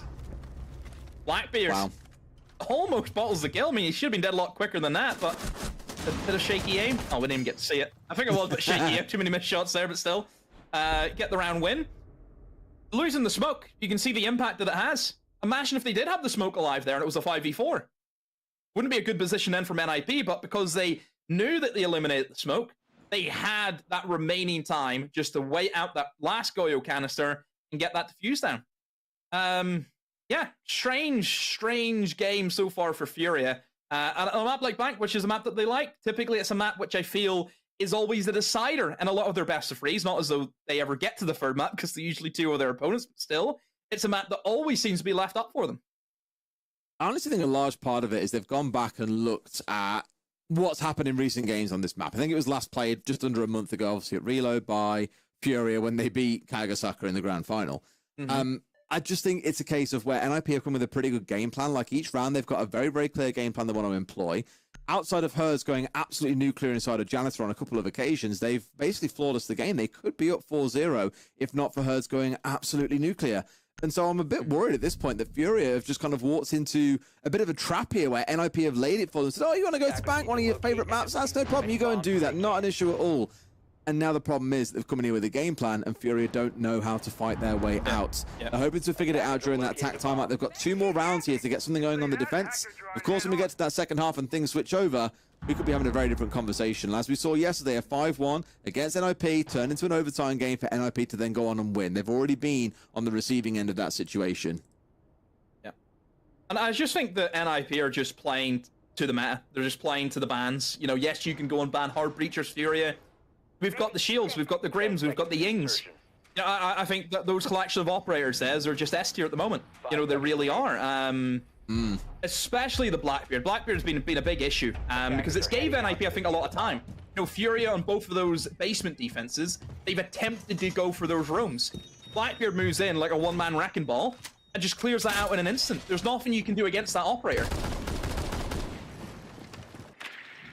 By the way, Furia played to what they believe the right play. Again, that double hard breach and obviously leaving shields completely, expanding one shield as your third ban because you know there's all these others that can still be ran. That gives NIP the full freedom to run these shields all day, which is exactly what they're doing in this round again. Changing it up so there's a Monty on side here alongside the Blitz rather than seeing the Blackbeard, however, still equally terrifying. Yep. Monty in this bomb site as well is stupidly broken. Like, it's an operator who can just walk into sight and just plant behind the blind. Straight in through the kitchen door. No, you can't really do anything to stop him unless you have a smoke, but then again, good Monties will just bait out the smokers until you have none left and then go for it. Yeah, it's just the same. On this map, look, just walk in lobby, take all of this, the blitz, the ADS scene! Never ADS at that scenario. You have the shield up, he can't kill you with a Roni. Look at the Monty. As that human while Pino tries to follow up behind him with the Dokkaebi call. But they need to find the picks because it's not been a big start for them, but that's better from Pino. Gets the kill back, equals up into a 3v3. And the Monty is still alive, Des. That's the main thing. Of this one shield. I'd say for a second was against Spider Janta, but he has now dropped away. Yep. Key thing to remark on, as you spoke about it last time we were on this site, is the lack of hard breach. Of course, they've got the gadgets they can use, but for Monty to get that cross safely to go in towards that default plan, what you've got to be looking for there, really, I think, is control of that quad wall to force back the players that are sat here. As I say, to be fair, looking off towards the right here from Nade's screen, part of it has been left soft. They want to be able to challenge here as well. So an interesting idea, but this is the room that we need to see NIP get control of before they happen in that spot, assuming, of course, they want to plant there, because right now they're all near main stairs. Yeah, I think NIP are just assassins. They don't have any soft breach as well, so they can't go for a safe drop in towards open area. So they are restricted. I do feel as though going for the kitchen door, which assume that they would attempt. Looks like Faze are actually being used pretty early as well. That's two of them in the 30 seconds. However, Casey's been able just to slip his way in over towards Tellers and Archives and is now engaging these players in NP. Here's the Monty though, that's what I mentioned as. So strong. But look at what you're about as well. The player still on quad wall here has not been forced away, so the Monty can't safely plan. They need to get rid of him, but so far, that hasn't happened. We're about to run out of time. There'll be a drop coming into the hatch that will get dealt with, but they need to kill elsewhere, and Cons has gone down. Not having quad wall control may well come back to bite them, and it does. Taking a bit too long to get things done, and not quite getting the full control they needed to make that plan happen. That cost them the round. Yeah, just quad wall. That's what it comes down to, and yes, they did have hard breach gadgets. They could have attempted to open up quad wall, but they couldn't do that. They had no control on Archives and Tellers. You had KZ in there. If someone tries to go for a breach in charge on the quad wall, he's going to get shot from the window. So I think Furia, they were able to assess what our options are. You know, what do they have compared to what we have? You know what operators you're against. You're against the Dokkaebi, you're against the Monty, you're against the Grim. All those operators were, you know, they seen their utility at some capacity. They knew that they were alive. Okay, what utility did they have? Flashbangs and hard breach gadgets. Okay, let's stop them from opening up that quad wall. That's our win con. If we play that guy tucked deep into the corner, Monty can't do anything. And that's exactly what they did. They played to their win con. They had people supporting one another to make that round a success. Wonderful stuff. It could have been, I'll say it again, it could have been an NIP 5-0 at this point, if not for a hero moment out of Herds and a slightly miscalculated execute at the end of that last round. It's crazy to think that it has been all dominance from their side, and it's not Furia who, as we were describing in the demo, best team in the world right now, are the ones that are playing catch-up. They're the ones having to fight their way back in. If Furia walk away here with a 3-3 split, they'll be thanking their lucky stars. Yep. They will, especially, you know, JV, yet to get a kill. That's not like him. I mean, even yesterday, like I mentioned, he was 2-3, but didn't really have to do much. Today, he kind of needs to get stuck in here, because 0-5, he needs to do better at this stage of the game, and they certainly need to get this round, because attack and bike, and although yes, as easy I think the attacks can be, it is still difficult based on your bans. You know, as we've seen, it can be difficult whenever you've got all those shields, or you know, hard breach from you, and you have to then go for the shield avenue. You have to bring the hard breach gadgets. You limit yourself to flashbangs and such, and nades, for example. So it can be difficult for them. All right, well, let's see if they can get that 3-3 split, or if it indeed will be an NIP domination for this first half. Even the scoreline being at 4-2 might not fully reflect the nature of how things have played out so far. I love the comp coming out of NIP here, by the way, as well. Like, Dokkaebi, very, very versatile, strong in pretty much every situation. Good for map clear. Candelas, it sounds like, as well, being used pretty quickly here on their march on force, trying to establish a bit of control here. It is that trade. Fantasy, losing out on that Grim, that is less than ideal, because that was one of the operators I was looking at and saying that in tandem with the Capitao is so good at controlling sight. That's no longer an option for them. Oh dear. Oh dear. A freebie.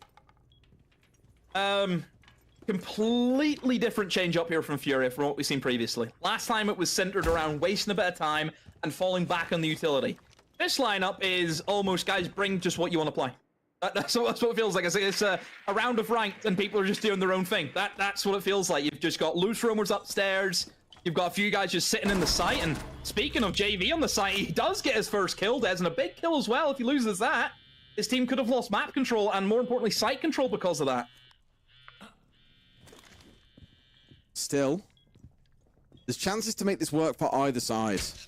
A C4 in Hers' back pocket, for example. The Candelas, but a great pinch onto Nade. They knew where he was again. These Dokkaebi calls are so impactful and so informational that they've now managed to bring it down to a 3 versus 2. Ooh. With those Candelas and the smokes in back pocket, they can make this happen. I've just got to be mindful about the flank potentially coming out from Hers.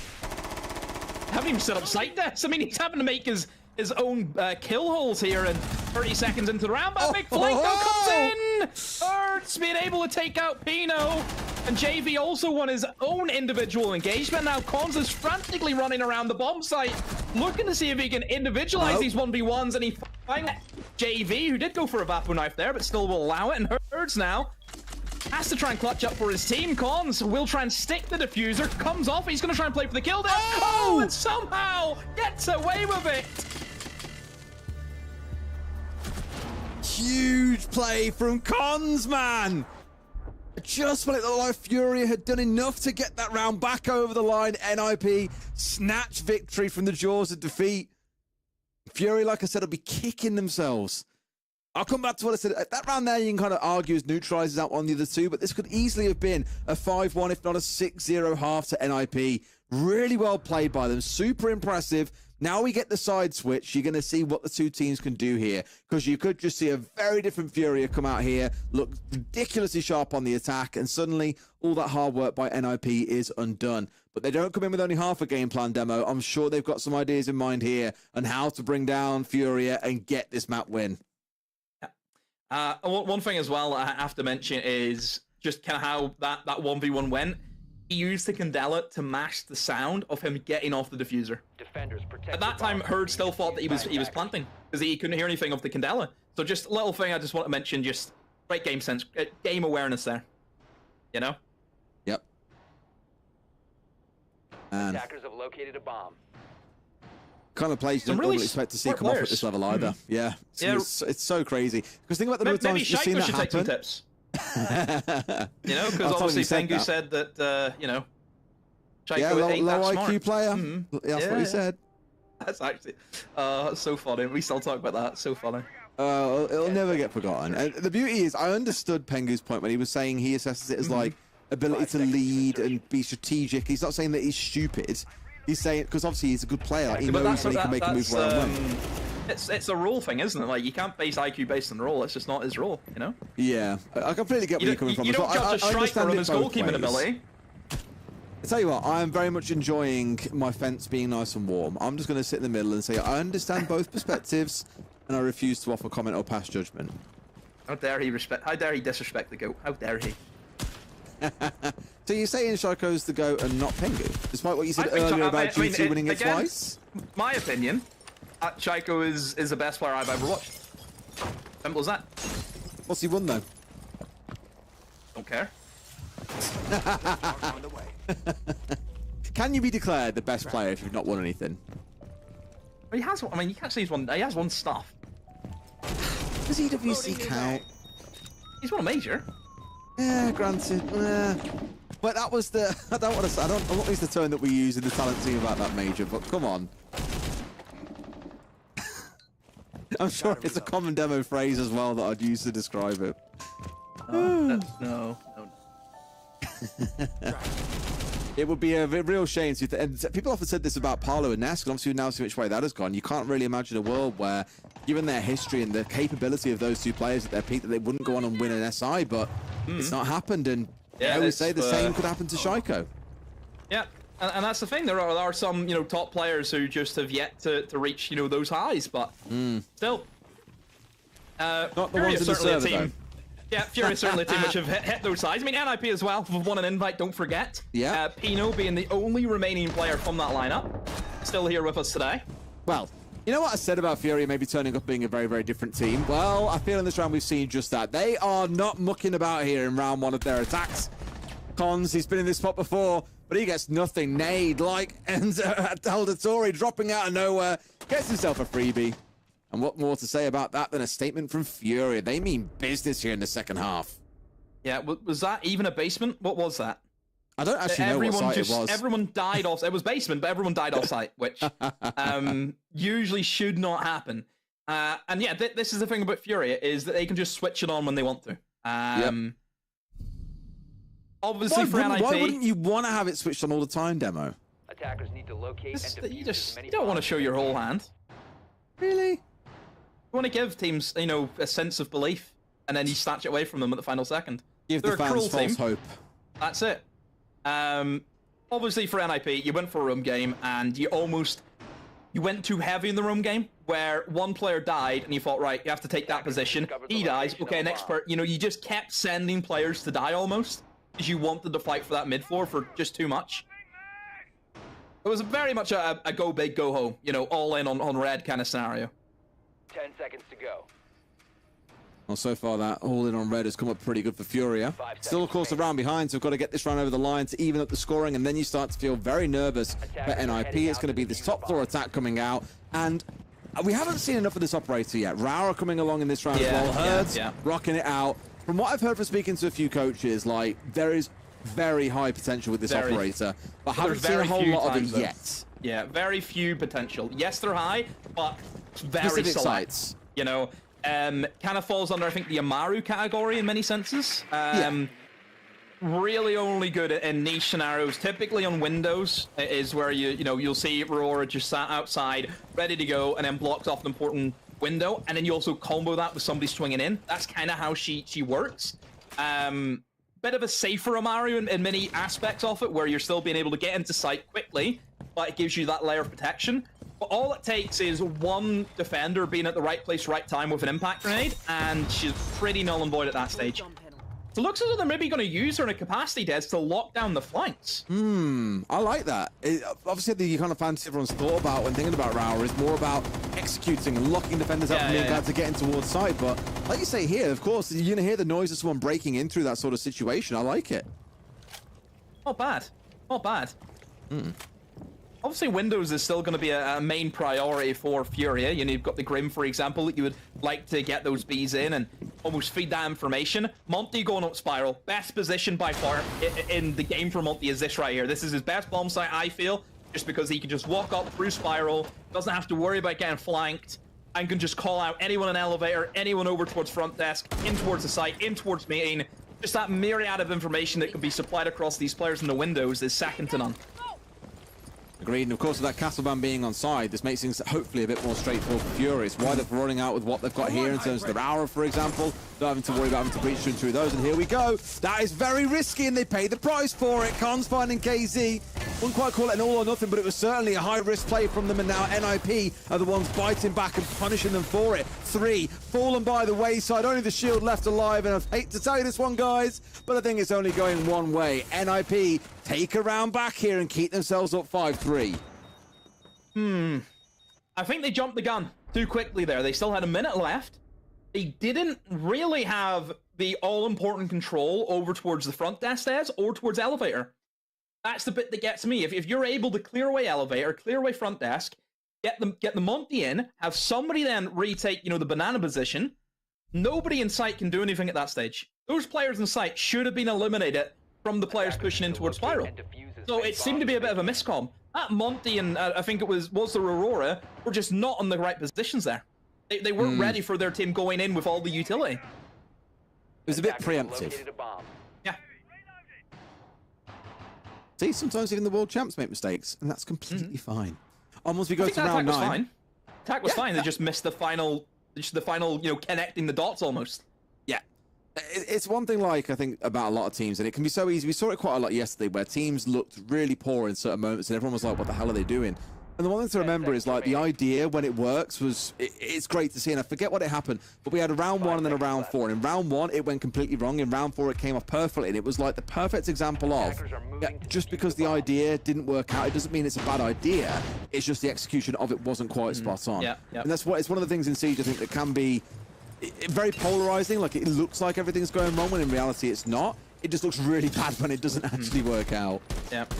And also, I think for Brazil, this region is so punishing. If you make one mistake, the enemy will capitalize on that tenfold. Whereas whenever I look at EU, for example, Des, we've seen teams who can throw harder. You know, they're trying to one-up each other, who can make more mistakes. Whereas Brazil, I just don't see that. It's you make one mistake, the other team will cook you alive. And who's cooking the most here, though? So far, it's NIP. Furia really got to find something for themselves in this round to get things moving, and Felipox almost going down. That wouldn't have been good. I think a big focus on towards trying to get the wall open up from at range, as you're so used to seeing on this site. Almost costing his life there, as NIP with a good read into it and not letting them breathe any way they can. Herd's trying to be a little bit of an X factor there on his charge towards Square. Equally shut down with Hates finding him out. NIP, it feels, even on this defensive side, have got answers to most things that Furia is throwing at them. Yeah, they're holding their ground well. I think they're doubling up also. Like, they're not just playing as individuals. They are working in conjunction with each other. They're swinging together at the right time. And, I mean, just look at this from Furia. It's just one after another into the meat grinder. I mean, we will also see a Capitao fire kill, which you don't see all too often. So at least it gives them something, but... Again, you've lost 2. Felipox as well isn't looking too healthy, so can you really count him? It's a tough one here for Furia, and I think for NIP, whenever you've still got plenty of util, I'm sure there's probably still Goyo canisters in and around the site, Des. It's gonna be tough for them. Got to make it work with just a 3 here as well, and for the most part, NIP, as you can see in the bottom left corner of your screen, all drop back in towards site.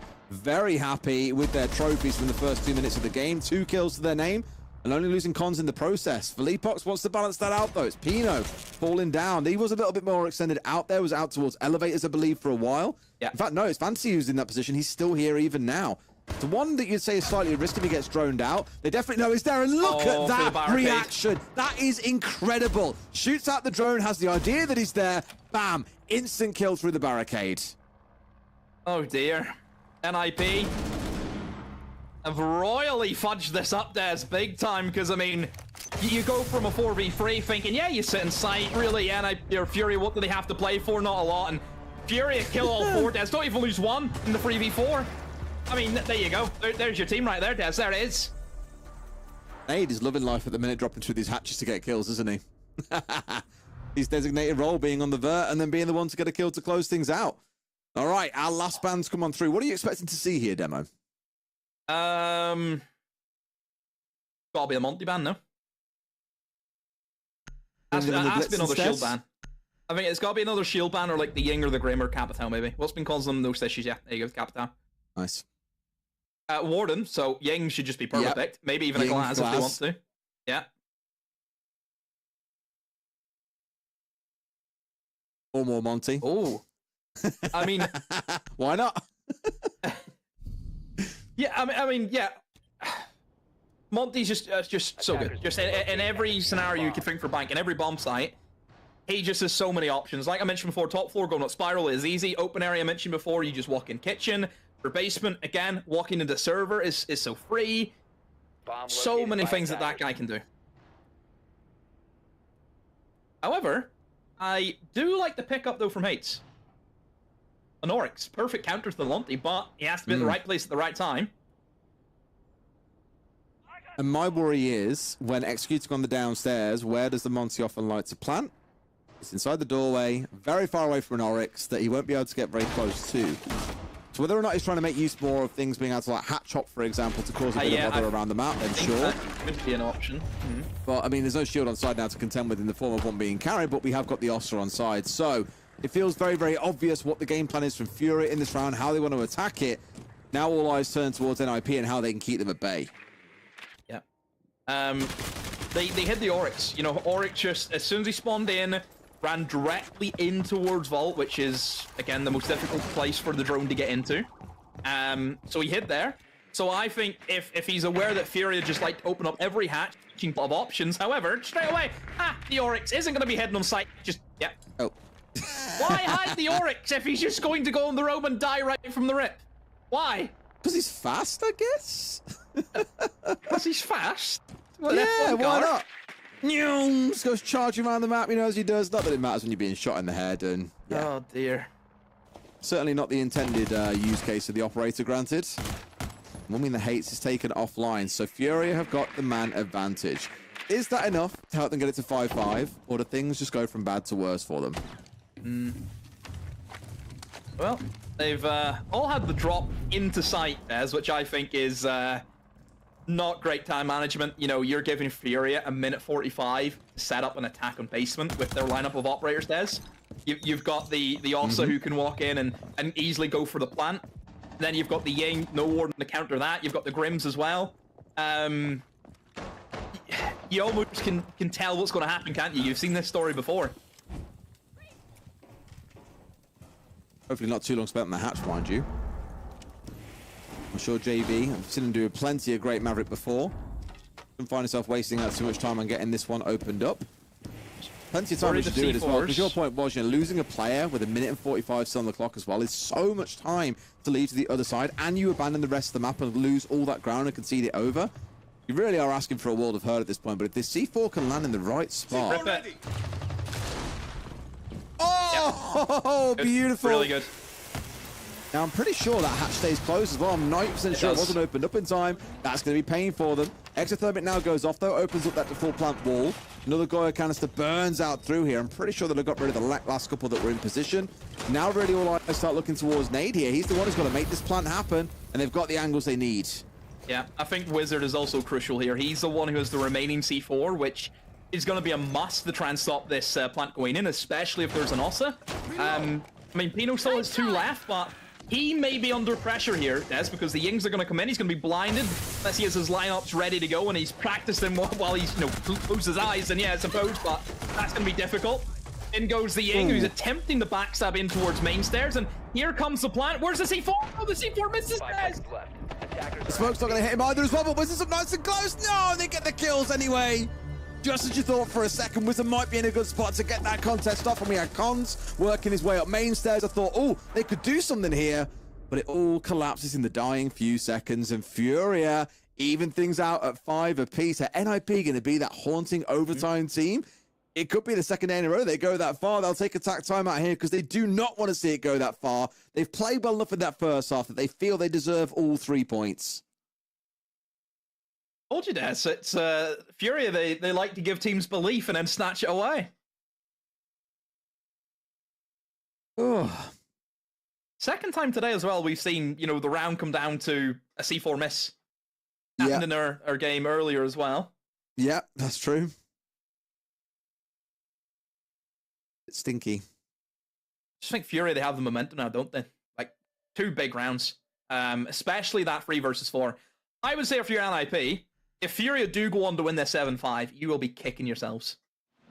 You've mentioned before, NIP maybe could have had a 5-1 half. Yeah.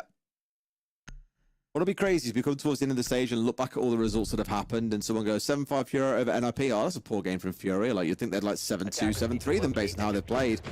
It will... The history books will not remember how well NIP have done during this game, but it will set them up with a bit of confidence, I think, going into future weeks. So I imagine they've put a lot of time into prepping for this game. It looks like they've come in with a lot of answers and a lot of preset pieces ready to deal with Furia.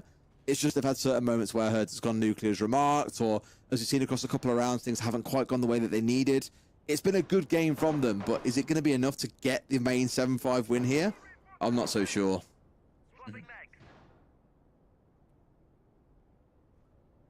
Well, last time for NIP, they had a roaming Oryx just out in the wild who got poached immediately, and then they just left. They just gave, take the entire top floor and mid floor if you want it. It looks as though that they should play a little bit tighter in as a team now. They shouldn't be anyone over towards the top floor. It should just be in and towards open area, in and towards the main stairs, which seems to be the setup for them at the moment. Still got the Goyo, still got the smokes, he still have that denial. But of course, the roam game is what it really comes down to. We have the Monty being stuck this time. It was 6 picked off. I say 6 picked. It's just changed. We haven't used 6 pick in a long time, but you know the precipice is still there. Obviously, you know, for the Monty, it's a case of just walking in the server and just waiting at that utility, and then going in for the plant. So, again, the game plan for Furia is going to be plant orientated. We know that. And that's assuming they can even get to the spot to be able to pull off the execute, right? Think about what we were talking about earlier on. A Furia was trying to trip up NIP, and a team that brought a comp very focused on the execute, double shields, try and disrupt them early round as best you can. That's what we were expecting to see, and now it's kind of flipped on the other side. I want to see NIP doing the same to Furia here. A very hard team to do it against, admittedly, looking at how especially round 7 went. It was absolute domination from Furia. Like, there was nothing NIP could do. They couldn't breathe without being shot in the back of the head at the same time. And here, we've got Nade making pretty quick progress as well. Monty's inside here. A little over half the round still to go, and they've got control of the hatches here. Now it's a case of getting them opened up and starting to look at the execute. Yeah, hatches open should be your next step, and then it should be in towards blue. Clear away the blue player, who at the moment is going to be Pino. It's going to be the Legion. Just based on where the Monty is and the fact that the Demos is a main stairs, we may actually see a back take. And he's dropped in here. And is it going to be a back take? Yeah. Bit of risk. I was going to say, if he gets smoked in deep here, he's in hot water, but he has the diffuser as well. It. And here we go. The droppers come on through here, in towards the middle of the team, cutting through them like a knife through butter, but no! Hates has got rid of Philippox there. Looked like he was in a great spot to have an impact, but could not make it happen. And the Monty is pinned way back here, so Nade can do nothing to contribute just yet. Can't feed information over to his team. At least keeping things balanced out somewhat here. A 3 versus 4 for Furia. It's not looking pretty. Oh, I love this reposition though from Collins, just tucked in towards the corner. Nobody's going to expect him to be here. You just seen the Monty. Collins go for it again. Go for the double peek. This should be a freebie. Oh, the Monty's right beside him. A hatch drop as well behind him. Comes in. The Monty now repositions. Goes for the bash, but his team is there to give him the cover. That's NIP what you need. holding firm. And they've done enough. It's only Hers left standing against 3. And NIP have pushed Furia to map points. Not a line that I thought I'd be saying today, but that is the reality, and Furia will be kicking themselves if they drop all 3 points here against NIP, but what a victory it would be for the Ninjas. Wow.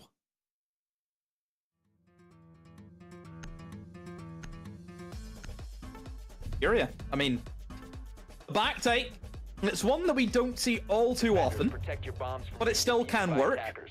Again, similar, Des, to whenever they had their top floor attack, was it felt like the communication was off, the timings were off.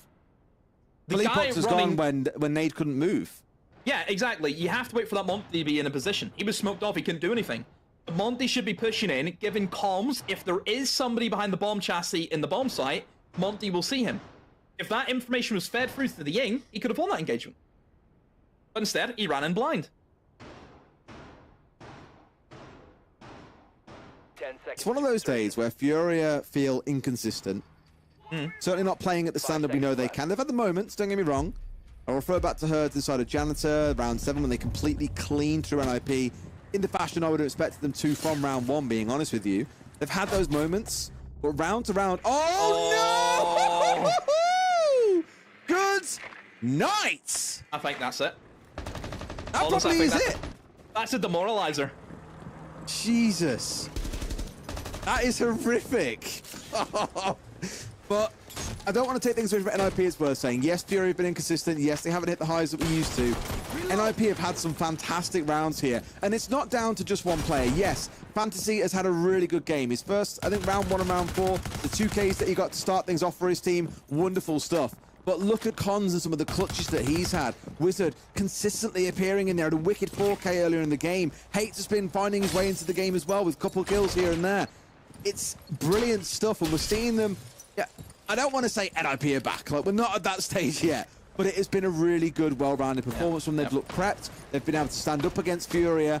And in a way, I now really want to see them take all 3 points. I feel like they deserve it, especially given in that first half, as we were saying, it could have been a 6-0.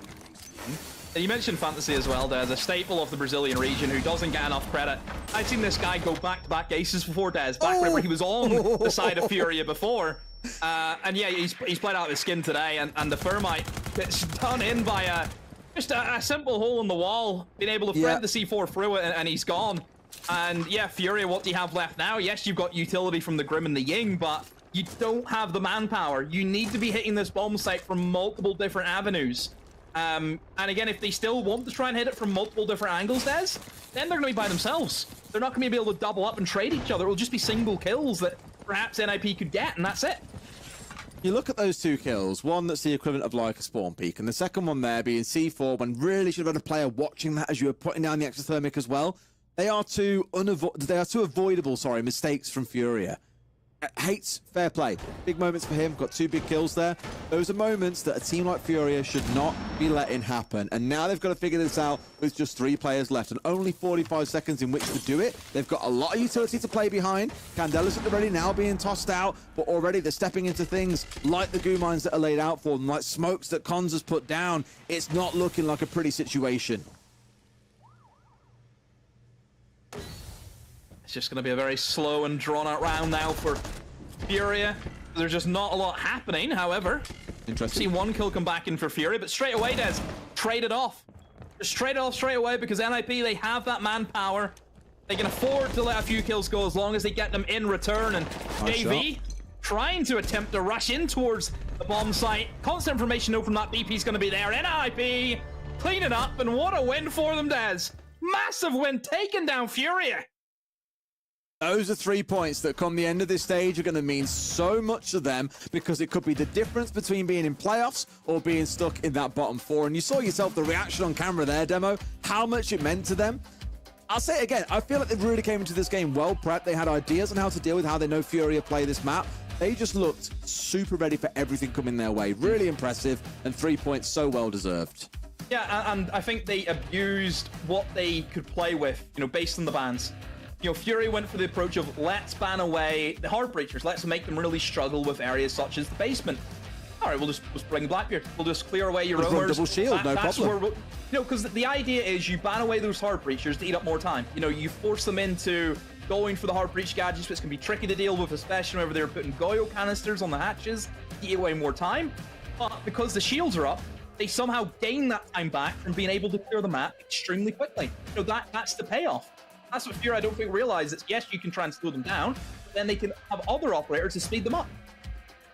And they played it super, super well. Again, 3 points, very well deserved, and I'm sure Milosh and the guys in the desk have got a lot to say about this game. Let's go over to them now.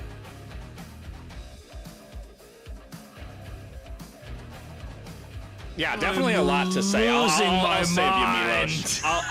I'll save you because I don't know what I was watching half the time. I mean, this goes into what we were talking about originally to kick off the day. Furia internationally, absolute powerhouse, absolute unit. In their own region, they're like in the middle of the pack, leaning on that top 4. And this is exactly why. I mean, throughout that entire match, I don't know if Furia, because that's not the Furia that we see internationally.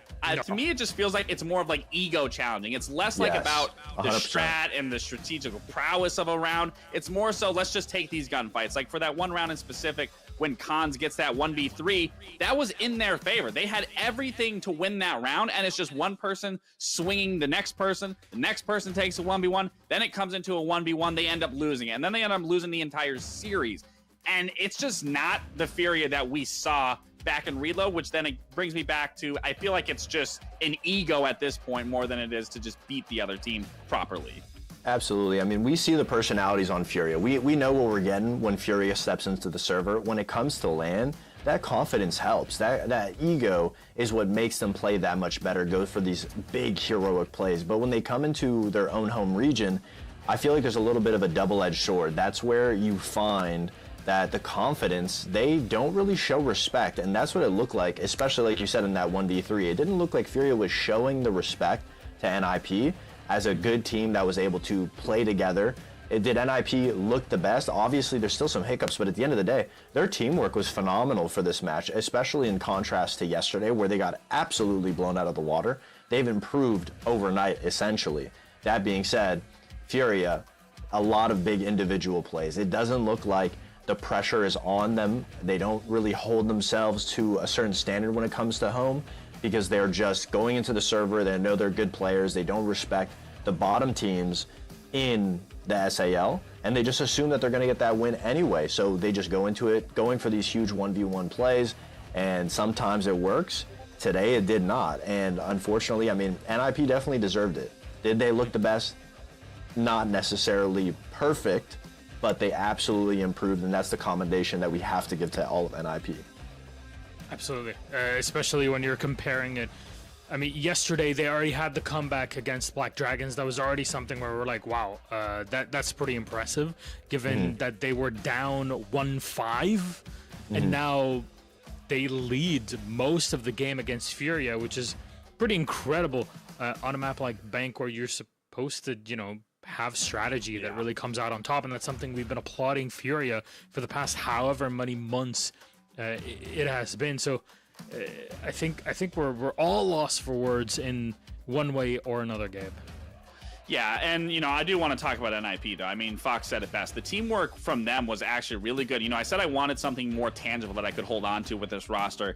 And what I saw from last stage versus now, last stage, they were just throwing bodies at scenarios. They weren't necessarily problem solving. But one of their rounds in basement was such a good take in how they wanted to approach the site. They got control of everything. They were utilizing all the util, and then they collapsed on site. And it really showed me they are learning. They are improving. They are making these changes that are allowing them to be a stronger team. Now, don't get me wrong, there were also a lot of hiccups on their side, but at least they're getting it done. They can end the week knowing they're in a 2-0 scenario, so it's got to feel good. But I am happy, again, to see the improvement, but I still want to see the consistency throughout this stage, possibly leading into playoffs.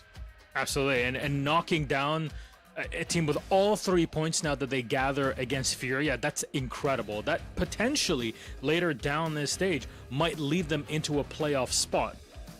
Just saying it, just putting it out, because you do need to be in the top 6 to make it to playoffs from the 10, and then from there it's a different fight, right? You're turning to best of 3s, you're preparing to see who is in the top 4 to make it out and play EWC. It gets way more complicated at that point. However, our victors are standing by. Pino joins us on the desk. Hello, Pino from NIP. Congratulations on the win. I mean, look, a win yesterday against Black Dragons, another win today against Furia. What next?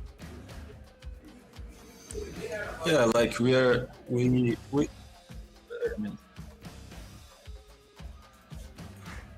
been practicing a lot, like 6 months. Yesterday we had some difficulties because we were 6 months from the tournaments. But today we managed to minimize these anxious and play each other well. Cons is doing a great job IGLing. So we're improving a lot, and we're pretty confident that we will make the comeback. Amazing. Well, congratulations on your first week, Pino. That being said, when you're going up against a match like Furia, obviously one of the best teams in the world, and you know that you guys have the potential to compete with them. When you guys are preparing for Furia, is there anything that you knew specifically going into it, that Bank was the right map for you guys, that you had everything set up going into it, or did it just happen in the server? Yeah, we were already playing Bank with them. We didn't play that map for like 6 months, so they didn't have so much info about us. And we were playing really well in the scrims. So when we did the veto and it was Bank, everyone was pretty comfortable playing it. So it went good for us. Well, Pino, again, as everyone has said, congratulations on the 2-0 for this week. That's got to feel good. I saw you smiling before. I need to smile here in the interview. But a big question for me is, you being the most experienced, there's that smile. You being the most experienced player on this roster, do you feel that you hold onto a lot of the pressure and take a lot of the negatives that sometimes the challenges you guys face? Yeah, like I try to be the calm of the team. Like when everyone gets too much anxious, I slow down the comms a little bit. So I try to be that guy of the team. So it's going good for us. We are very motivated. Everyone here wants to being the big stages. So yeah, that's it. Yeah, we need to get you back there. We haven't seen you there in a while. I mean, you won an SI. We got to see you at these LAN events. It feels like it's not the same without NIP back at those events, but hey, who knows? Maybe this will be the stage for it. Pino, again, congratulations on the win. Thank you so much for joining us here on the interview, and good luck in your next game. NIP will be going up against Team Liquid in our next playdate. Anything you'd like to say to Liquid, Pino? Yeah, it's always a great match against them. We had some rivalry before, so it's gonna be good. I think it's a good clash of play styles. We like to play against them, so a great match as always. Very much looking forward to it. Thank you again, and congratulations. We'll see you next week, Pino. There it is. We got to hear it from the Ninja's mouth. Pino letting us know exactly what's going on with the team. They definitely have been cooking over the past 6 or so months, Gabe. Yeah, you know, like we said, the fact that they're starting out 2-0, they had a huge comeback yesterday. A big show of resilience is obviously shown, so their cohesion is there. And then even in today, they started strong versus Furia, and they closed it out. That is the important thing. They went in with prep. We heard that they knew going into the video they were going to be comfortable on bank. I think they played it really well with the bans. They got rid of the operators that they wanted to get rid of, and they played it extremely well with how they wanted to just overall play that map. And then Fantasy, you know, he was a big impact for this, getting those entries for this roster. Same with Hates. I mean, that opening kill, especially on that last round, we want to talk about confidence. When you're spawn peeking, typically you might see that early rounds because you have more rounds to work with, but Hates wanted to make a difference there. He wanted to make a statement, and getting that opening kill, getting that spawn kill going into that last round, I think just shows the confidence that this roster has. Absolutely. I mean, Hates, obviously, up until the last 2-3 rounds, he only had 3 kills. So to not let that affect him, to be able to bounce back when it mattered most, close out the game, I mean, obviously, it's a testament to their resilience. We saw that yesterday. And they've been slowly improving. Something that we really haven't seen from an NIP roster in a while is composure and the mental game. We used to see them get quiet if things didn't go their way, almost as if, you know, they were just waiting out the clock. But now, they're fighting tooth and nail every step of the way, and we talked about it before. They have amazing individual players. Any single one of these players can step up against the best, and they showed that. I mean, looking at the stats, they're completely even to Furia, which, you know, we could argue is the best team in the world at the current moment. So obviously, goes without saying, NIP is on the right track. Now we just need to see them be consistent. Absolutely. That is the next challenge for NIP, taking down Furia 7-5 on bank. Our MVP for our matchup is Fantasy, and Fantasy has been someone that has really stepped up and at some point came out of nowhere and just smashed immediately in, I guess, BR6 as it used to be known in the past, now South America League. And he's been someone that fans have been looking at for all this time, but with how NIP have been going through their slump over the past couple of years, he's been having a tough time to really kind of show up when it's needed. And finally, at least at the start of the stage, Davide, we're getting to see some fantastic plays from Fantasy. Absolutely. I mean, when Fantasy was on that really old Furia roster, he was the star player, dropping almost, you know, 15 kills a game like it was nothing. And obviously that team wasn't comprised with the best players in the world, so he had to do it all on his own. So we know he has that potential, but now he's been fine-tuning to play around a quality level team, and obviously it's going to take some time, but he is a player that thrives when it comes to having a consistent team to be able to rely on. So if the rest of the team is able to stay level-headed, not let maybe a round loss or anything get in their way of their main goal, which is winning, he's able to find success. If there's no pressure on his shoulders and he can just play the way that he's meant to be, I mean, you can see it right here today against Furia, easily tops the charts, and it goes without saying that they just need to keep it up at this point. Well, gentlemen, we're going to keep up the pace because that is game number 2 done. We still have 3 more to go before, of course, we head to Faze Liquid. That's later on today. 9Z versus Los, the halfway mark after the break.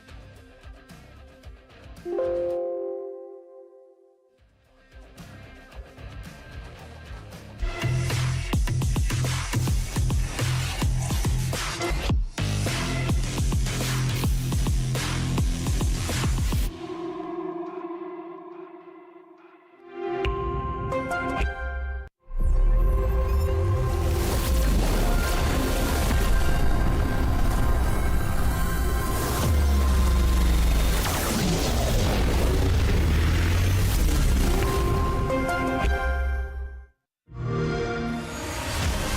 know how they say it's not the destination, it's the journey?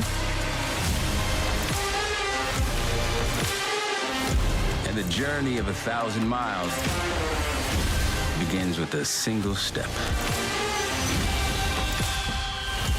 And you know what? They're right.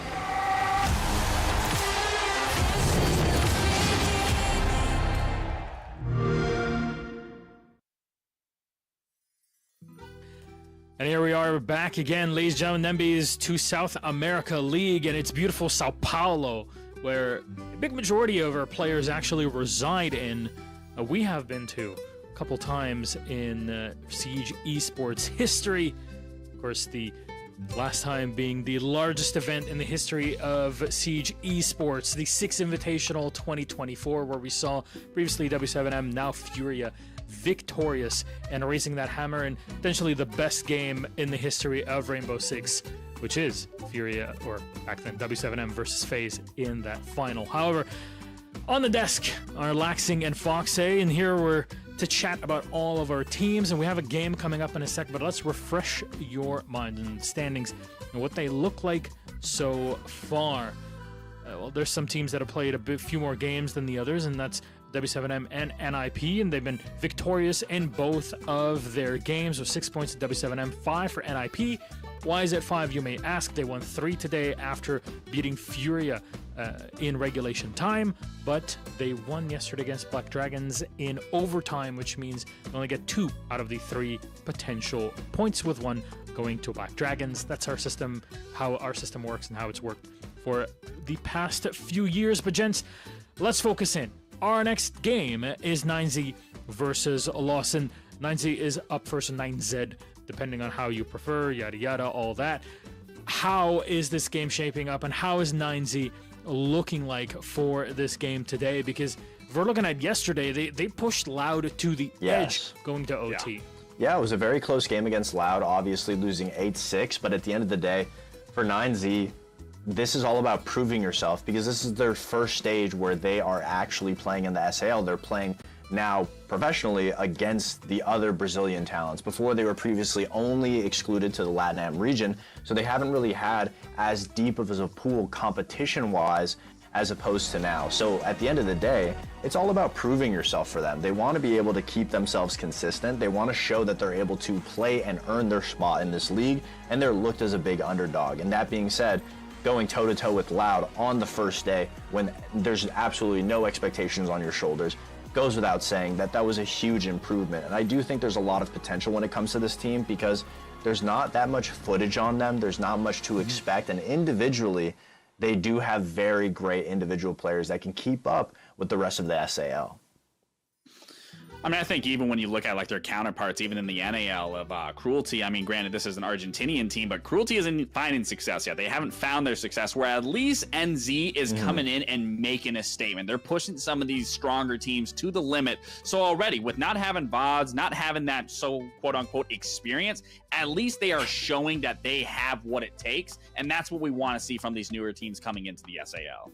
And this is the only team that has not just one non-Brazilian player, but 3, a majority Argentinian team with Nasa Nitro and Tuku that are on the squad from Argentina, Jao and Will from Brazil. However, we're looking at the opposite end of our matchup, but you'll see a loss. And Loss as an organization are back in SAL, which used to be BR6, where they used to compete. Well, I mean, they were just recently in the NAL, didn't find success for an entire year. So now we find them back in Brazil, but it's a different roster. Now, the names that you are going to be familiar with on this, for the most part, if you're watching NAL and tuning in now, is going to be Arthur, Legacy, and Various. These players were on that original roster. They did make a couple changes here with Kurtz and Mister coming into it now, but still, they aren't finding their stride. And that's a little bit worrisome because it is LOS, but if you add a T there, they're going to be lost. And that's kind of what happened yesterday. They ended up losing to Furia 7-1. That was kind of the stats that they were rolling out even in the NAL. I mean, we talked about the last game needing something tangible to hold on to just grasp. I mean, we still need that now, even with the changes that they made. Hey, it is early, but it's still kind of the same trend that we were seeing back last year during the NAL, now finding it here in the SAL. Trying to grasp at straws yesterday. Unfortunately, the only letter that they could hold on was that L in their name, and it was just not a pretty game and pretty performance. But at least we have someone who's pretty that can take us through our map veto. Foxe, please, all yours. Yeah, I mean, I couldn't agree with Lax more. For Los, obviously, us being able to do the NAL and seeing their lack of performance when it comes to the NAL, I can't imagine going to a harder region would provide any more solace for them. So there's not really a great map for them to go to. If anything, they have to prove something to us. Clubhouse is going to be the map that we decide on. Los is going to be starting on defense first. And that was their favorable side. That was the one thing that Los showed that they had the strength in when we saw them in the NAL in the previous year, was the fact that when they're forced to play together, they will. But honestly, I have really high hopes for 9Z just because of the way that they can entry into the map. I mean, Zhao and Nitro do an amazing job of being able to accumulate those first picks. They have the confidence. They want to be able to show that they earned that spot. Clubhouse, you know, great testing fields for both of these teams. Obviously, you never want to go to Clubhouse if you're the team that believes that you should win. But in this scenario, with two teams that are underperforming, they need to be able to test the waters a little bit. It's a perfect playground for both of them to be able to experience what the SAL has to offer. Yeah, I mean, I think the biggest thing for me here is obviously going to be more speaking on the side of Los and what they can muster out, because if your performance yesterday was a 7-1, that doesn't come down to an individual having a bad day. That is an entire team dynamic just falling apart, a recipe for disaster through and through. So I'm really hoping with a more simple map where you can just focus on the easy things and getting the teamwork down, that you can muster out some success here, where again, we talk about pressure on certain people's shoulders, one end to the other. I still think Los here has the most on their shoulders riding on this win, because if they don't win this week, that is 0 points. Could be going into that next week. Gentlemen, our game and lobby are set and ready, as you can see, so we'll throw it over to Dezu and Demo. Have fun. Thank you very much, Milos. God, they love a good yap on that desk, don't they, Demo? They do. Also, that saying is going into your gravestone one day. Just that you know. What's saying? Thank you very much, Milos. That's gone. No matter what, that is going on it. Yeah, there is no avoiding that, I'm afraid. It just follow me around like a bad smell. Milos smells around like a beautifully smelling one, like a rose. Anyway, we're into game. Here we go. Gym bedroom for our first sight between these two teams. And the double Electro Bros banned away by 9Z. And for Lost, they've gone towards the double Hard Breach ban. I wonder if we're going to see the Habana follow maybe as the third ban there, just to make life real tough for the other side. Yeah, I mean, Clubhouse, again, just revolves around opening up walls. You've got exterior walls on this map. You've got, a good number of hatches over towards the bottom floor. So, yeah, certainly it's all open up those walls. I kind of feel as though I'm repeating myself to what I said about Labs, because I think both these maps are just so similar in what they do. But, of course, because you've went for these Hard Breacher bans, you've left some of the shields open, Blackbeard, of course, being one of them, which, as we know, is just insane at the moment. And equally, a shield on the defense, being that clash we've also already mentioned earlier, can be pretty scary. Surprised that we didn't really see much clash coming in from that the bank game that we just had between NIP and Furia. One of those where more than anything else today, just to kind of focus on what I want to talk about here, is like Joe yesterday was absolutely nuclear for 9Z. Really want to see more out of him today. I was kind of half saying this ironically of like, this is my game of the day. It is because I think the two teams are probably ridiculously close right now. Yeah, similar. And this will be, it'll be the kind of game I think that really sets the tone for how the end of the season looks. I expect the results against other teams to be similar. So it could be these two battling out for a top 6 spot come the end of things. And I think this is the game that will lead to the impact there, even though it is only their second game of the stage. Yep. So we are dealing with our gym and bedroom as our first defense, and of course the big issue is getting open these walls, and you can see the mirror window was placed there. This makes it a little bit more scary if you are the lucky one who has to go and place a Thermite or a Hard Breacher gadget on that wall. E4 could just fly straight out that mirror window and kill you stone dead, but thankfully that did not happen for them. So, yeah, the Demo's able to stay alive. An operator that you would like to stay alive, Des, whenever he still has 3 of his scans available to use. So at the moment, the main thing for 9Z is keep people alive. Just get the walls open, do all the basics right, keep men alive, keep the utility, and then start looking for that execute. I think the crazy thing is that, although we've seen their bans coming in being against 2 electrification operators, that they've only lent towards having 2 hard breach charges. No hard breach are actually in the lineup overall, which feels really, really confident of them, dare I say. Because imagine if what would happen if we'd seen Naza go down earlier on that Deimos. They'd have no way of getting those walls opened up, and they'd probably be in for a world of hurt, putting themselves into a bit of a corner where trying to fight their way through an Azami and through a mirror becomes really, really hard. And sure enough, it's starting out that way regardless. 3 players falling incredibly quickly here. A nice run in from Legacy to make it a 3K in the round. Kurtz to get the last. It felt like loss at a point where a bit like, you guys are going to stand still for long enough, we're going to come and find you. And my God, did they find them. They've tried to drop into Logi, Des, with just no util to stop the defenders from just swinging the hatch drop. There wasn't any flashbangs, there's no nades. The guy sitting in gold vault area, just, nothing to worry about. As Tim would say, unbothered. Completely unbothered, swimming in their lane, flourishing. It was more the fact as well that they knew he was there because they tried to send Roteros down through that hatch. He'd shut them out. They're like, okay, we know that a guy is sat here. Just a Flores drone. There's no real attempt to deal with him. Flores drone is not going to clear away somebody just sat in that position. That's not how that works. No, but more the information, they knew he was there. They saw him. They saw that he shot out the drone. Like, cool, he has to now be moved. And as we saw, that just simply didn't happen. Very weird. Yeah. I mean, obviously, that's where you sit there and think, okay, if you're trying to go, force your way through lobby, is that the main way into, the site for you guys? Is through Logi? Because obviously, with Bruce bringing the operator with hard breach gadgets rather like a Thermite, for example, you're limiting yourself where you can't really say, okay, let's go for a main wall push, because then how do you get through the bathroom mirror? And that's not going to work. Yeah. So if Logi's your option, where's your Ying, your Grim? Where are the operators who are great at dealing with players in those positions? I even hate in general just relying on the hard breach openings, because obviously you vault over, you're locked into that anime. It's so much more risky. You can't really play the game of like swinging around it, for example, being careful about it like you might with a Thermite breach. And so it did feel like they were limiting themselves and hamstringing themselves a little bit in the round. It is only the first one though, mind you. Of course, can see things change drastically in round 2. Think back to our first game of the day. It was a very, very wobbly start for W7M. Round 1 was awful. Round 2 was still messy but better. And then by round 3, they were fully warmed up and locked in. So it can get better over time. Give them a couple of rounds, and then we can start passing judgment. Again, just bear with us as we try and get this technical issue sorted out at the moment. Again, for Loss, obviously a team who are transitioning Des from playing inside of NAL last year, now back into their home region. I would say I feel sorry for them because, again, Brazil is a tougher league than what NA has to offer. It's kind of out of the frying pan into the fire almost as for them. Quite literally, right? Yeah, we struggled in NA. Let's go to the harder region to really give ourselves a test of courage here.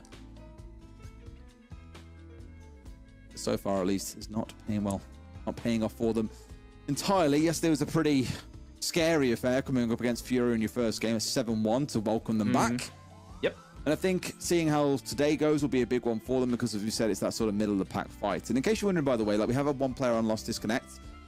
We were warned earlier on that Storms were on the way over Sao Paulo, and for those that have watched any of the LATAM region before, you'll know that sometimes Storms do tend to knock internet offline for a few players. So that's what we're being mindful of at the moment. Of course, waiting to see if the 5th player comes back pretty soon, but once they do, we'll be able to get ourselves back into things nice and easy. But it does mean for now there's a bit of downtime where we can just keep on having a good old natter. Yep. We rolled that word out yesterday.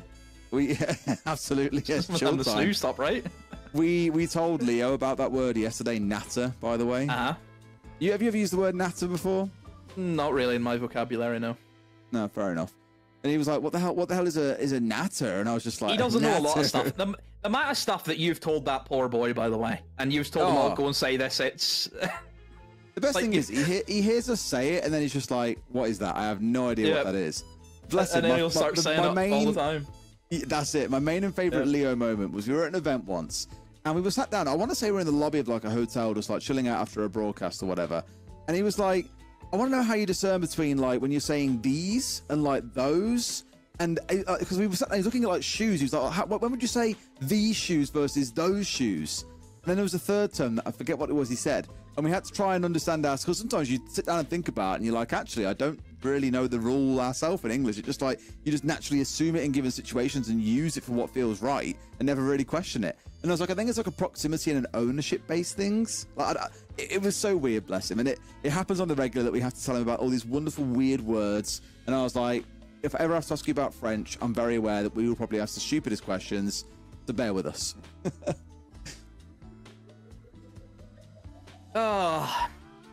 Well. What else do we want to talk about? Because, again, not much we can say just based on what we've seen. It's only just the one round. What do you want to natter about, Demo? I think one thing which I have to say I think is great to see is finally Argentinians are inside this league. Which, yes, for the longest time, for years, there used to be a competition called the Copa Elite 6, which was South America's way of choosing the representatives to go on and play at the events.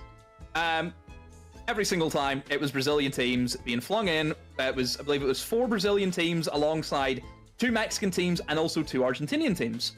Every single time, it was the Brazilian teams. Just, no matter what, they were the ones who were going in. Yep. Mexico and Argentina didn't really get a look in.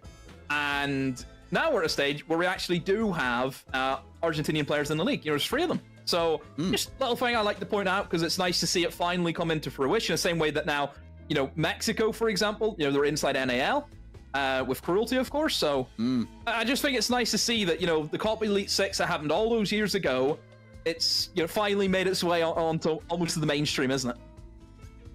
It is. We were talking about it a bit yesterday, and we were saying, for a lot of orgs these days, you expect them to go and pick up superstars or players from like the more dominant regions. So the fact that we are seeing a chance being given here is really cool to see. But probably also that we saw him play quite well. Like, I know Joe was the standout player yesterday. I believe he's like 4th highest rated in the whole competition right now, which tells you a lot about how well he did. But Nitro's down in like 12th, so he's not miles behind, and he is one of those Argentinian players. And again, it's good to see the support there for one, but also that they can deliver and put the goods up as well when required at the same time. So yeah, I'm feeling quite optimistic about 9Z so far based on how yesterday went. Even if they lost, it was still fine. Well, I can see that we've got 5 lost players on the screen, Des, so that's can only be a good thing, because there was only 4 last time. So again, we should be underway as quickly as we can, but they're all here, which is good. It's a case of getting back into game, getting booted up, and ready to roll for sure. I think we go for a rehost in this case either as well. We just keep the lobby up and wait for the player to jump back in, and then we can get started, which is what you can see on the screens of those 2 players in your top left corner. Lobby still up, waiting for the 5th man to rejoin, and then we can crack on. That's another funny saying now you think about it. Crack on. Why do we say crack on? Crack an egg? I mean, huh? Crack an egg? Yeah, but why is that associated with like continuing something? We find out. Why do we say crack on? I mean, crack on is to continue doing something as quickly as possible. Faze is also said to encourage someone to do something or start doing something. That's fine, but where does it come from?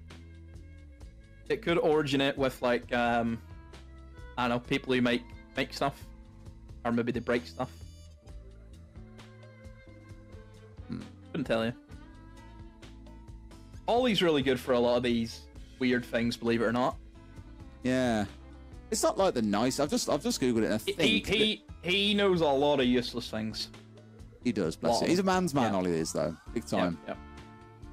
There's a lot of useless stuff.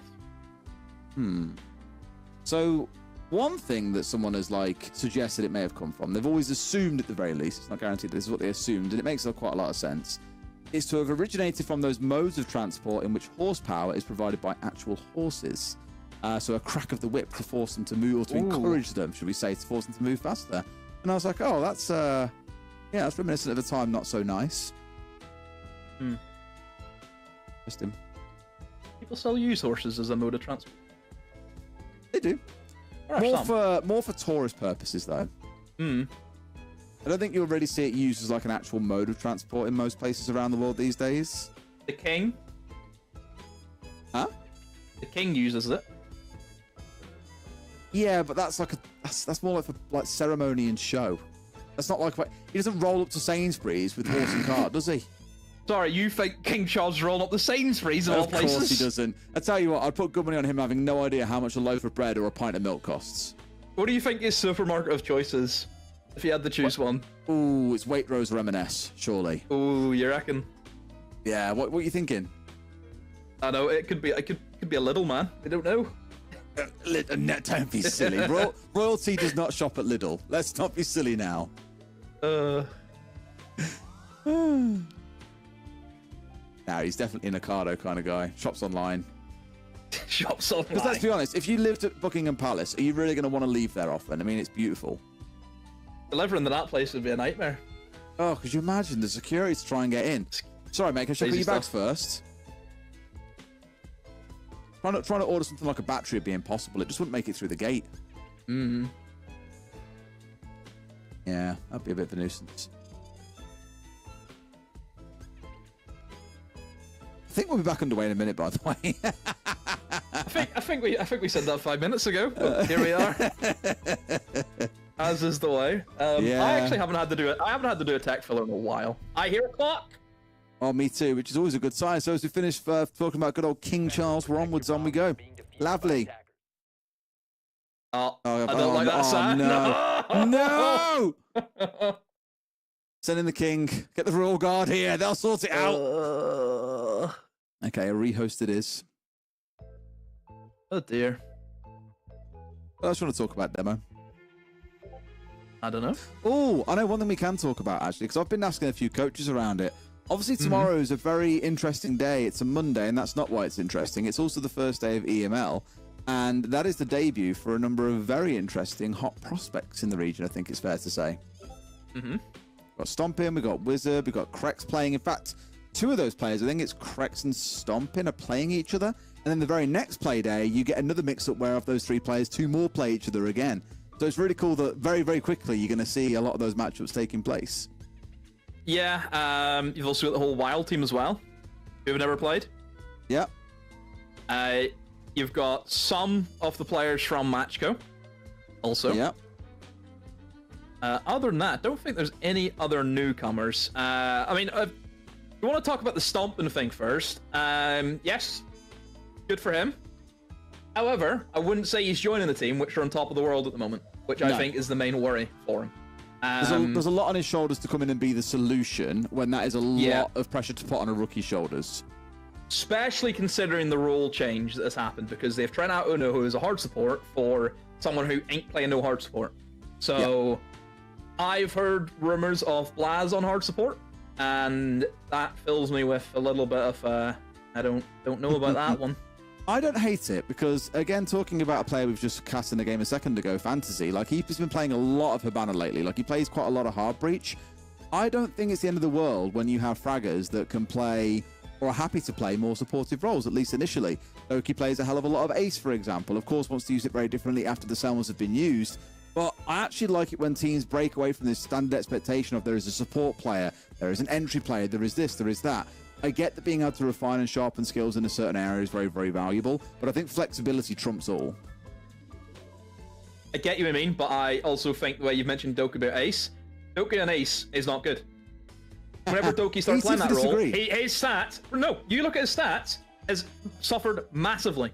That is not his best role, in my opinion. And I'll die on that. I think Doki's just trying to be a people pleaser, whereas he's not playing to his best. Which should always the way a team should be. It's pick up the 5 best players in their respective roles. Teams and players having to make sacrifices to accommodate others hinders their game, therefore the whole team hinders. You have to have the right people in the right spots. Yeah, I get what you mean, but I disagree. Because I remember asking Doki about it. I was like, why do you play Ace? And he was like, well, once you've used the 3 Salmas, he's got a great gun. He's basically a fragger. Like, you can go and do whatever you want to do then. So you contribute at the start of the round to the team set up and opening walls and whatever else, and then off you go. Have fun. Be the fragger that you're always born to be. Admittedly, for Fantasy, the Hibana play didn't work so well for him yesterday. It was Yeah. Difficult. In terms of the other pickups, obviously we've got Wizard and Cracks, who both played on a CL team called Good Intentions, and both UK players. For Wizard, going to Fnatic, where Fnatic have chopped and changed how many players since this organization came into Europe? Quite a good few. So, quite a few. You think, okay, when does it end? Because they're just chopping and changing for fun of it. That's what it feels like. You look at Wolves, no longer French. It's a UK team being picked up from the remnants of the ITB team. And then you're also bringing in people who have went and played afar in the form of Leader and Noodle, who were, of course, involved in GK and Bleed at a point as well. And they had made a change again. They got rid of Oscar. They brought in Cracks. Cracks ends coming in as an unknown. I know that he is, he's a fragger, and the reason for that change is they felt as though they needed more firepower, but then at the same time you're replacing Oscar for Cracks. Are you only leaving Leader now as the sole support player in that team? Does someone else have to change? There's a lot of questions that go into these changes, and in terms of just how's it going to work, and you won't know until the first play day. Nobody knows. Which is why I'm happy I'm on the second play day, Des. So I can answer all those questions. I'll be ready for Tuesday. You look at the Wild team. Again, what are the expectations for that team coming into it? Team which comes in from CL, do they have capabilities of going against these big dogs? Again, time will tell. I always want to kind of temper expectations, and I will definitely upset a lot of people in saying it of being like, yes, these guys are good. They are also rookies. This is still a big step up. We've seen fantastic play-ups scored from Tier 2, Tier 3, and struggle in Tier 1. It happens. It is a completely different ball game. Equally, I promise you, they will upset one team and stop them from getting a spot. I promise you now, that will happen with that team. Yeah. They will catch somebody at the right time. I promise you that. Yeah, absolutely. And I know from speaking to the coaches of these teams and players on the team and asking, how are these newbies doing? How are they getting on? There's been, I don't want to say mixed comments, but it's been like cautious comments is probably a better way to put it. Of saying, fitting in well, doing good. A little bit of nerves for one or two of them as well. It's going to take a bit of time to settle in. Don't expect miracles on day one. Although I would love it if we had someone like Stompin just rock up and drop 15 kills on the first game he ever plays. It'd be amazing. But it's a lot to ask. It is. It is. Well, we're back. Finally. Back in the game. Finally. Stop the app. Indeed. We never stop the app. That's true. Sent that up. The app just changes topic. And now the app is about the game. And we kick things off with a basement castle room, which is, I always like to think of it as an old TSM strat.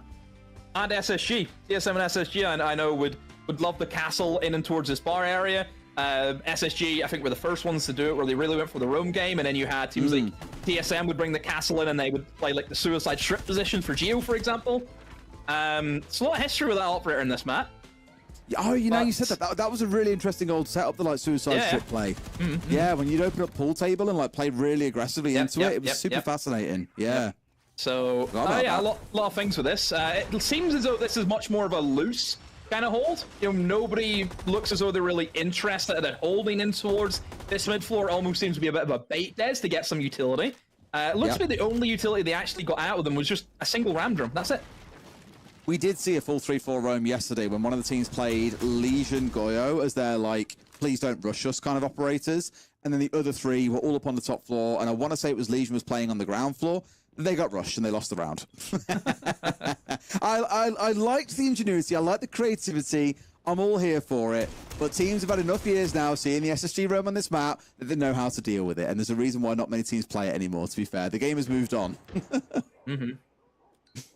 Grim Shotgun is another thing we have to have a look at. Okay, that I missed. This is an Argentinian classic, I hear. It could be. I think, again, for your Grim, if you are going to play him in towards blue, you probably want the shotgun.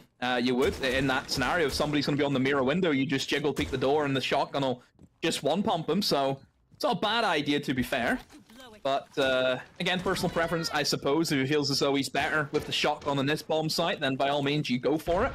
It looks pretty default at the moment, Des, isn't it? Verticality opened up, hatches are there. I think the main issue they will have, though, Des, is they haven't got any kills yet. And for the basement, typically we see it be a bit of a bloodbath where it will come down into the final few seconds. Ideally, the attackers will want to get some picks to really weaken the stronghold that the defenders have. But at the moment, You look at the defense, Des. Azami in towards AKs, sitting pretty. You've got the mirror window still up. The Grim's not going to affect this operator. What are they going to do? Right now, trying to hold down towards blue, and it is the right idea. At the same time, there's trades coming in from behind. Look at that. It was all a ruse. Blue was just bait, because at the same time, 9Z have pushed their way down from kitchen, down main stairs, and slaughtered the members of Lost Legacy. He had a 3K back in the first round, has found one for himself here, but has got 3 players to deal with. 9Z have hit them like lightning here, and there is nothing they can do about it. Joe gets the final close down. Fantastic round and fantastic attack. Wow, that is some big energy, just walking straight down the main corridor, Des. Yeah, like you said, everyone in blue was just fixated on that position. They were not expecting main stairs. First of all, how's that guy walking down main stairs? I believe that mirror window was placed horrendously. Typically on the church wall, you will have the right side and the middle wall reinforced. Mirror window goes in the far left of the middle reinforcement, okay? Then you can swing and stop people walking down main stairs. I'm pretty sure I've seen the mirror window on the right-hand side wall, so you can't use the mirror window to swing and hold main stairs. That's what I think I've seen, which frightens me that I've seen that. So nobody was holding main stairs. So the guy just walked down main corridor. You have to go back and verify. I'm 99% sure that's what I seen. You sure there was no smokes deployed, anything like that to help shield the advance? No, but it doesn't even matter. If the mirror window could still be up, you could see the guy walk down. You cannot swing off the mirror window to stop the guy walking down main stairs. 10 seconds remaining. Are you saying the wall was full reinforced off? No. The right-hand side and the middle wall was reinforced. Left-hand wall was soft. Whenever you play the mirror, you can't swing on the middle put the mirror one window in the middle one, and then you swing off the left. This guy put the mirror I can window maybe on help the you out right here. wall. We have access to our little clean feeling. We can go back and find out what happened, Demo. So I'll have a dig while you talk about this round. Yep. So yeah, that's what I'm pretty sure. Blackbeard comes in, as does the Monty, so double shields make an appearance. And this was always the worry with the bans that Lost had went for whenever they're targeting those hard breachers, is that now you have to deal with the other remainders that you have to go up against. And oh, look at that, an impact will connect through the mirror window and will stop that wall being opened up momentarily. You see, he tried the Habana trick where you place 4 Habana pellets at the top middle of the wall, 4 Habana pellets at the bottom middle of the wall, and then it just drops the reinforcement completely, but that has since then been nullified. These mirror windows are causing a lot of issues. This honestly could be the ban for 9Z going into their next banning phase. Even though you felt in the last round it was a troll? It was a troll, but for this, and of course the previous round as well, with the gym and bedroom, yeah, it was pretty strong for them. The one looking in towards blue was very impactful for them, granted. I haven't got a clean feed, so I can't go back and dig yet, but when I can, I'll let you know. Thank you.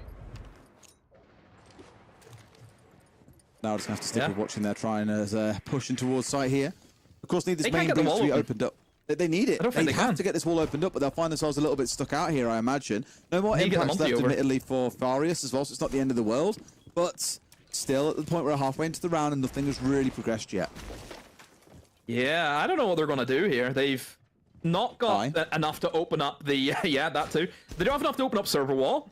They've got 1 hard breach gadget to try and open up the single breach, but then they've got the mirror window there, so they'll just pop that, so they cannot place it on that. So I don't know how they're getting in. Like this is tricky.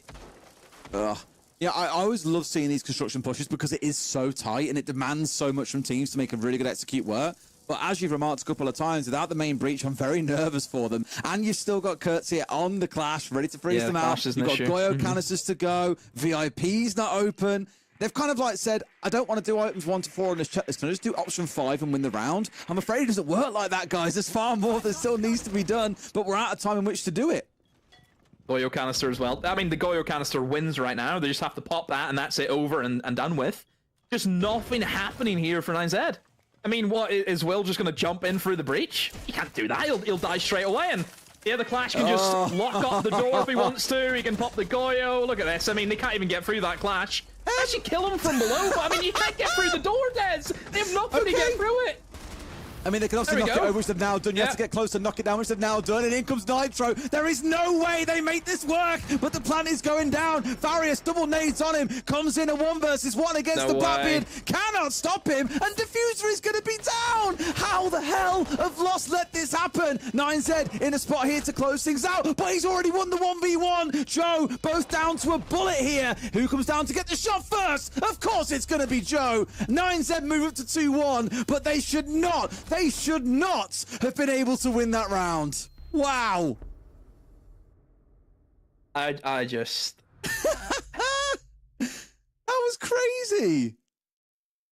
Absolutely crazy. I mean, Outlaw was peeking on the main breach out in CC, and then CC to look outside and got a free kill. But all madness ensued inside of the actual site itself, and all because of a kill from downstairs. 20 seconds, that kill came in out of nowhere. I'm really confused as to why the Clash chose to deploy then. Like, I mean, was there a need? Thing is, it's all right deploying there, but just pop the Goyo and run away. Yeah, he was playing up close and personal. I mean, maybe we're being too cynical there. Is he really expecting some guy to be dossed about downstairs shooting free floors at 20 seconds? Probably not. Well, by hook or by crook, 9Z are up 2-1. Lost probably kicking themselves a little bit for some moments in this game. Oh, massively, yeah. But that is how the cookie has crumbled. Now someone else gets to go on the Clash to try and do something a little bit more useful with it. Over to gym and bedroom we go as we start that full repeat here. And let's talk about these bans as well for a second here. Demo, I thought we might see like a banner ban coming in just to really limit them in terms of hard breach options. But no, it has been the Blackbeard. And as you guessed, the Mirror also being taken away. I think it's the two operators that both teams have struggled with respectively. So it makes a lot of sense at this stage. And it's not the case of it's part of the game plan. It's these two teams are just running this operator all the time. Let's just remove that, you know? Honestly, I've watched a lot of Clubhouse, as have you. And you think you've seen it all. You think you've seen it all, don't you? But somehow you don't see that, do you? It's incredible. This region is just absolute top tier. Honestly. It's one thing I'll give to, I think Lax and Fox were speaking about it a bit earlier, was like, you know, Furia on the international stage are like Giga Chads, like really hard to beat. And then in their own region, as we've seen across the last year, it's been middling at times, as the game was earlier on. There's no way they should be losing to NIP. There's only one team who comes from Brazil who is always good in their own league, and that's Faze. Yeah, Faze are the most ridiculous consistent side in any of our respective regional leagues. Completely agree. It's not even funny. And international performances, like I think the stat I rolled out across the last 10 tournaments they have been at, in 9 of them they have only lost to a grand finalist, unless they went on to win the event itself. Yeah, that is scary level consistency, and the number of those that they finished in the top 4, I think was like 7 of them. Like I cannot get over it, and I think because I don't think they've ever missed an event. Like, bro, just take the day off. Can we just not play Clash anymore, please? Just take the day off. just honestly, mate, you don't need to be here. That is such a great expression. That's tickled me, Demo. Thank you very much for that. But please, Arthur, just take a seat, son. Have a rest and think about what you've done. That's the sort of thing you'd see in ranked, but I don't know about here. That's so weird. Take a day off. Right. So you've lost the Clash right from the rip, just for no reason. Again, I'm happy to see better choices for 9Z. You've brought in the Ying. You want to go for that Logi drop? This is now doable. They've brought in more hard breachers. They have that Thermite. They've actually gave themselves a breach this time over towards Jacuzzi. And there you go. 3, 2, 1. In goes the util dump. They've taken the ground. They've taken these positions. All they have to do now is just recollect themselves, figure out where the remaining defenders are. One of them will be exposing themselves in main stairs, and somehow Kurtz wins that against the shotgun, but does take a hefty amount of damage for it. But look at the time, though, because 9Z went early, Des. This gives them the time now just to slow it down and figure out what they want to do. They're so split here as well, mind you. Like, they're so isolated. He tries to make this cross here. He probably dies unless he gets that first shot back onto the player outside breach. The other player is dug more inside the site, as you can see here. He's very isolated as well. But no, Outlaw wins the one. That now makes it far easier to win for the other side. It could all fall apart, but no. Nitro carries on in the round, hits a 3K. And here we go. They know where Kurtz is. He can't win the 1v1, but that's exactly what he does. Nitro trying to stick here as well. Comes off Diffuser. Shotgun in hand! And Kurtz goes massive! What the hell is going on with teams clutching up or throwing these rounds something special? What a game! Oh my god, just... What a game, Demo! What a game! We thought NOP versus Furia was bad. After all that, Arthur's probably thinking, good thing these guys can play the game, because I can't. Honestly, because he trolled that start of the round as the clash, and somehow his team still wins. That's a 2v4, by the way. I think it was a 2v4. Yeah. Bonkers. Absolutely bonkers. But if what you want is some entertainment on a Sunday night, you're getting it, whether you like it or not. Oh boy. Excellent. Where do we go from here? You know? The only way is up, Demo. I think. This region just absolutely breaks me. You know, I'm just sitting here thinking, you know, Des, are we human or are we dancers? That's the real question that I want to know answered. Which one do you think we are right now? I think we're dancing. We are dancing. I'm loving it. You know what? We like some good polished siege. We love it. But I love the moments of chaos like we've seen over the last couple of days. And of course, it has to happen in this region. What really makes me laugh is it humanizes them in a way. Because so often is Brazil held upon this pedestal of being, you know, the perfect region. They play the best siege. It's aggressive. It's structured. Like no one can stop it. And then you see moments like these, things that, again, no offense, you'd normally see happening in something like APAC. And you go, oh, turns out even the best in the world can really muck it up as well. Now, is it fair to call 9Z and lost the best in the world? Maybe not. But as we've already seen today, teams like Furia can also muck it up at the same time. It just makes for some very, very fun viewing. I'm enjoying myself a lot. And I hope you are too, Demo. We'll come back at the end of the night. We'll see if I'm still here. Right. Anyway, basement time again. And... for 9Z, see the sense come into play. And in terms of just how that operator's going to play out, you would assume it'll be used for like a main stairs push maybe, or we can just try and cover off the entirety of the long corridor. And Rome game being attempted by Loss isn't going to bring them any fruition at the moment, Des, as they have lost that opening engagement. Kurtz goes down and looks as though that maybe the second player will join them, as Upstairs Legacy is in for a world of hurt. The Buck actually using the skeleton key to fight against the roamers above him rather than below him. Don't see that all too often. Legacy's still alive though upstairs. It's not the player that they've just eliminated. It's not the mute. Instead, that was the Legion. Oh, they've got the pings there as well. Oh, there we go. Down. They've got the down as well. Beautiful. Like, again, the combo there, the intel being used, really good stuff. This is the second day. I know it's been chaotic, but it's another day where I'm feeling relatively impressed with what I'm seeing out of 9Z. Yeah, Joe, again, I'll come back to him. Like, for me, was probably my player of the day yesterday. Really love what I saw. Out of new names anyway, because of course players like Bolts went absolutely nuts. But Joe had a really good day yesterday. I was worried it'd be a flash in the pan. Today he's carrying on playing so well, but the whole team is really coming together today. It looks really cool to see. Can I just make a point? Again, they're in a 5v2. I still don't trust them.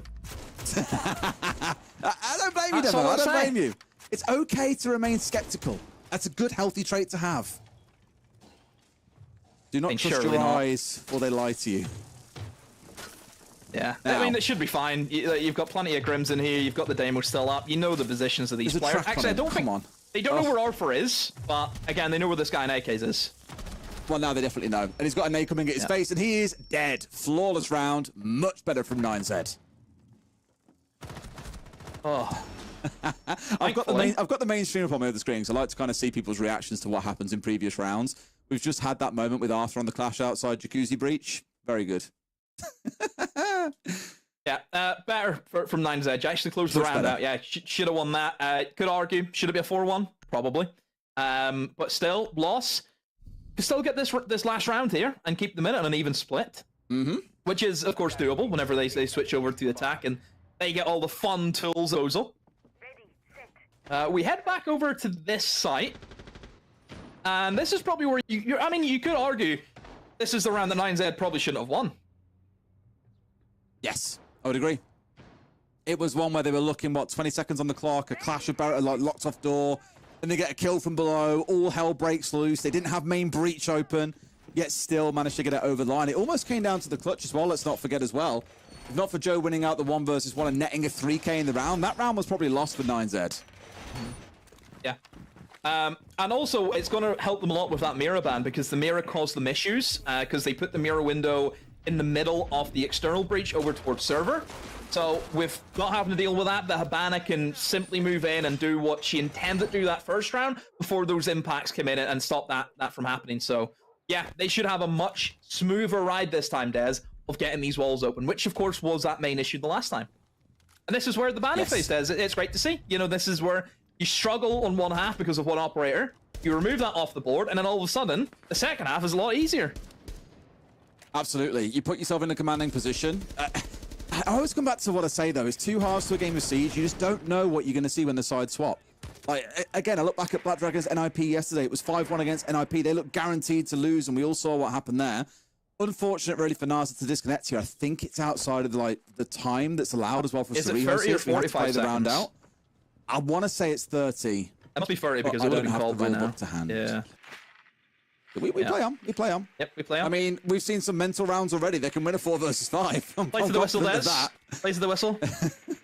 Absolutely, absolutely. Unless they blow the whistle really early. Morgan Rogers knows how that feels. Oh dear.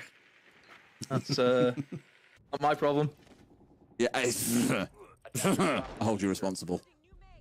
Okay, I guess we're getting a rehost. Fair enough. Okay. Okay. So maybe it is the 45-second mark. Maybe it is. Maybe it is. I'd have to go and check the rule. I think book he on that dropped front. the. I think it's 220. He dropped that. So. Yeah, it is it was around 45. about that They're on the mark. right. Yeah. Damn. Them Storms in Sao Paulo are really doing you a favour there, doing a solid with 3 or 4 seconds extra notice. Woo! Pretty good.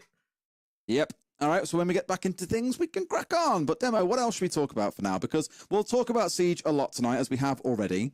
Let's find something else to talk about for a brief amount of time. Mm-hmm. I have a question, actually. Is it really warm for you at the minute? In my room or outside? I guess both, outside and in your room. My room is pretty warm, but I think that's just because I'm casting and it usually gets warm whenever the lights and stuff are on, you know? I'm guessing it's set to be like roasting hot for you this week, because I was looking at the weather. It's like 30 degrees next weekend. And around the world, 30 degrees is like, yeah, so we don't have aircon in the UK. We roast to death. I mean, it did nothing but rain yesterday. Oh, really? Yeah. In fact, I pretty woke up bad to rain yesterday. this morning, but it was still very warm. Yeah, I mean, I think it's about 16 degrees over here at the moment, and today it was fine. I'm pretty sure. Yeah, I think the weekend is set to be good, with like 25 degrees. I think on Sunday next week. So, whereabouts are you based actually? What town, area, city, whatever? So obviously we've got 6 counties in Northern Ireland. I hail from County Antrim.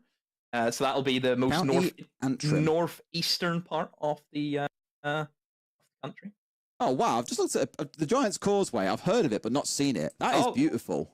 That's one thing about we call it our wee country. That's the way we like to describe it. If anyone is, a Game of Thrones fan, for example, they've done a lot of filming of Game of Thrones over here. So there is a lot of different things, plenty of Game of Thrones tours and all happen over here. You've got Giant's Causeway, which, like you mentioned, is there. It's like a geographical kind of volcanic set of stones that was made, which is pretty cool. I've just Googled it, and when I first saw the picture of it, I thought this was like mountainous, like huge, like humans would look tiny on it. They went to a picture of people stood on it, and it is really small. But chat, I implore you, while we're sat here waiting for the rehost, go and Google Giant's Causeway, Causeway. It's called the Giant's Causeway because there was a myth that it was used as a stepping bridge between Northern Ireland and Scotland, and that's where giants used to jump across. That's what it was used for. And that was their launch pad, was it? Yeah, that's what it was from. That's so interesting. I haven't seen a lot of Ireland, to be fair, or Northern Ireland. I've only really been to like Dublin. I've been to Cork. Where else have I been? I'm very aware that neither of those places actually exist inside Northern Ireland, right? Yeah, that's I'm south. Have I been to Belfast? Belfast again. Titanic is famous over here because we built it. Wait, I'm definitely going to show some. I'm actually not going to speak until I've looked into this because I'm so confused. Hang on a minute. There are two bangers, right? I've just seen on the map, there's a banger in Northern Ireland. I did not know that. And I was like, I swear that was meant to be in Wales. Yeah, no, it's that. And I don't know if I said it, but there is actually, I'll say it. Peter Bull's actually from there, Pack Bull. Oh, really? Okay. That? Yeah, he's from down that area. So, yeah. Doxed.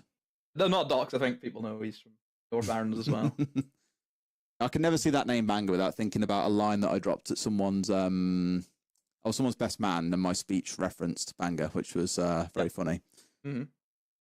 The closing line was something like, I don't mind saying it on broadcast, why not? We're into happy hours of a Sunday night. It was something like, I did this whole speech where obviously I'd ripped on him, referred to myself as the donkey to his Shrek, so on and so forth. And at the end, I said something like, in conclusion, I really hope the happy couple enjoy their honeymoon in Wales. At least I assume they're going to Wales. Last time I asked him where they were going, he told me he was going to Bangor for a fortnight. That was very funny to us. Her dad did not look so pleased. I assume you followed up on what that reference was there, Demo, and that you aren't that innocent, please. No. Have you followed, or do you want me to help you explain? No, I'll follow. You explain for the children at home, maybe. They can understand where it's going. When they hear the name of the city, they're probably like, okay, I think we follow. Yeah. Mm-hmm. It was definitely a high moment in my life. Just having half a room look at you like they want to kill you, and half finding it hilarious. Supposedly, she then leaned over and went, only a fortnight. And I was like, wait, that's what I want to hear. There's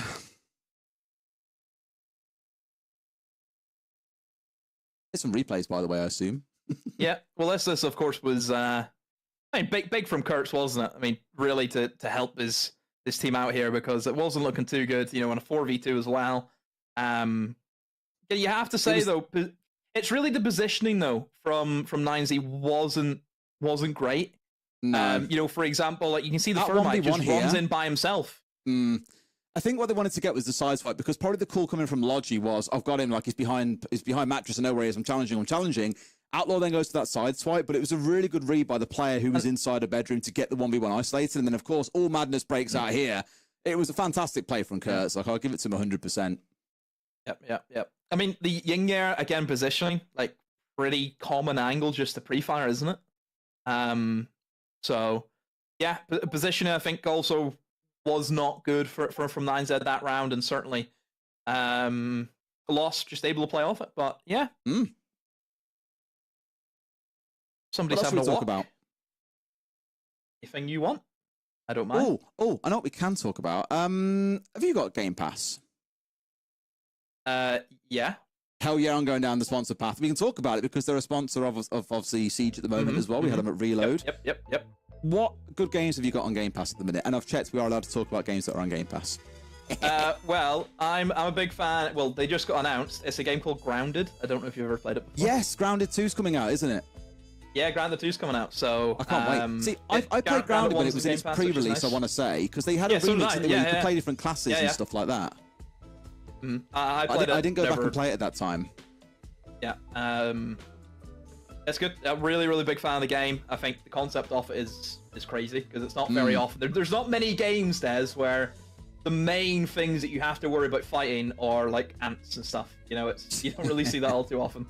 I had a friend who played it with. But that's he hated spiders, and so we had to apply that mod that turns them into cats. Yeah, it makes them into big blobs. I'm pretty sure as well. It's just in the game.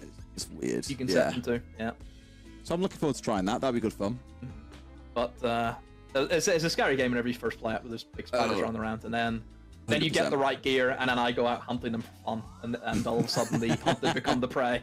Yeah, you're like, the hunters have become the hunted. Hell yeah. Yep. There is a game that I'm like, I've waxed lyrical to the death about this game, and it is different to what most people will play, but I used to play a lot of Final Fantasy as a kid. On Game Pass, there is Clair Obscur Expedition 33, which looks like a really weird game from the outside, but it's got so many rave reviews that if you're looking to try something a little bit different, I'd really encourage giving it a go.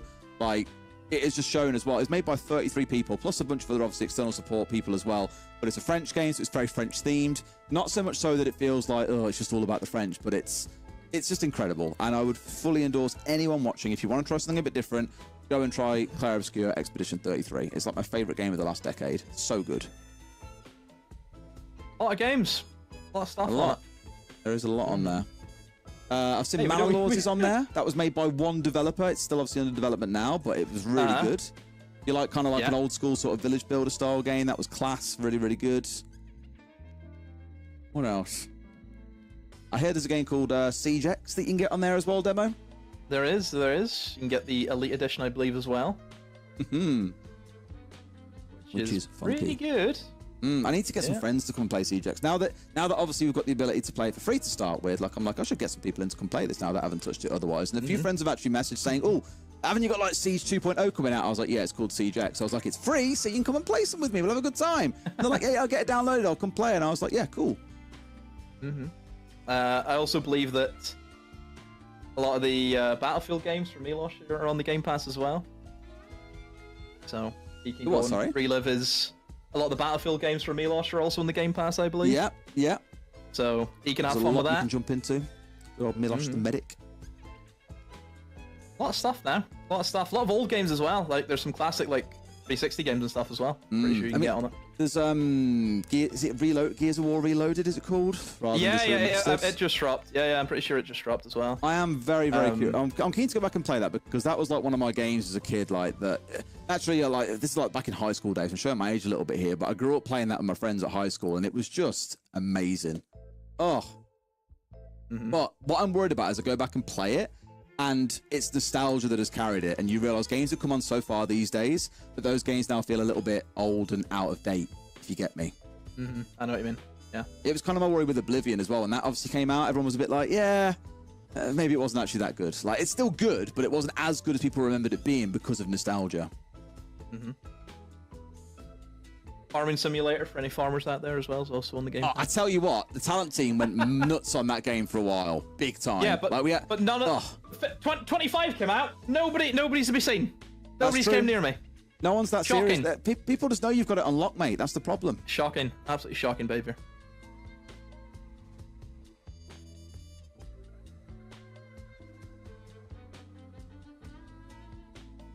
So a little checkaroo on what's going on at the minute, actually, to be fair. Where's my chat? Nine's a player with some problems on his account, therefore we shall have to wait. I don't mind. I'm happy to sit here and talk a bunch of smack. Totally chill by me. We could do a Q&A with the chat. Yeah, I mean, the problem is there's always like a delay with chat. However, we'll say it now, because this could be a long delay, we don't know. Chat, if you do want anything to be discussed, if you've got any questions, please just feel free to ask. I love how some guy in chat's been like, what the hell are they talking about? The match is live. No, idiot. That was a replay. Oh, wait, whoa, don't call me an idiot. Whoa, now, look, it's past 8 p.m. on a Sunday. I feel like the watershed is fast approaching. Watershed. We're going to start getting to that point now. The watershed, what was the watershed used to be? 9 p.m. was it? It was 9 p.m. Yeah. Oh, I'm an hour early, but if I'm in Europe, then it's the watershed, so we'll go with it. If you're in Brazil, it's not. Granted, that was harsh. He wasn't an idiot. It didn't say replay on the screen at the time. It was just the game up on the screen, so, you know, forgive him. However, I don't think they needed to. Hey! Yes, however, I will keep an eye on things people mention, so next time we do come to a tech pause, because it will happen again tonight, let's not lie, and we can have a good old natter about those things demo. Whee! So, let's get people caught back up again. Do you want to give us a run through on where we're at, what's happened so far? You do the spiel. Again, I think 9Z have been the team who have commanded the majority of the game. Both teams, I feel, although have lost two pretty big rounds. Lost again a round which you wouldn't expect to see them lose. Same thing can be said for 9Z, winning rounds that they shouldn't be able to win. But again, still, it's up there in the air for both these teams. 9Z, they get 4-2, yeah, great position. If Lost get the 3-3, yeah, fairly decent half for them, and they should be quite happy with that. Obviously, the bans have played into it. Again, hard breachers and electrical bans and a rehost ban. We ban rehosts again. We're gonna have to rehost again. I don't know what the rules are on like number of rehosts or time delay or anything like that. I don't know, so we're just gonna roll with it. It's fine. What I'm worried about is I'm seeing Arthur on Clash again. I don't want to see that anymore today. He'll end up on the roof somehow. He'll be outside. Definitely rehost him because, I mean, like, please tell me this is a rehost and don't tell me this is the round, Des. Please don't tell me that's the round. I mean, it's the same thing, play to the whistle, right? But given it was 219 on the last one, I don't know if it's like because we already had one rehost, we have to carry on playing. Yeah. I don't know. Right. Okay, let's play Chase the Drone. That's a great idea. I think we'll do, well, let's just, I'm just going to cast it as though that is the round. Why is he reinforcing the hatch whenever the round started? Kitchen hatch as well. Of all hatches are reinforced as. Rookie mistake from Legacy, it has to be said. I mean, sure. The man was just enjoying himself, Demo, because it's 5 versus 4. What can I say? Yeah, but again, you don't want to be given any advantage to the team who are currently playing with a man down, and because of that, hatch was soft and... What's this?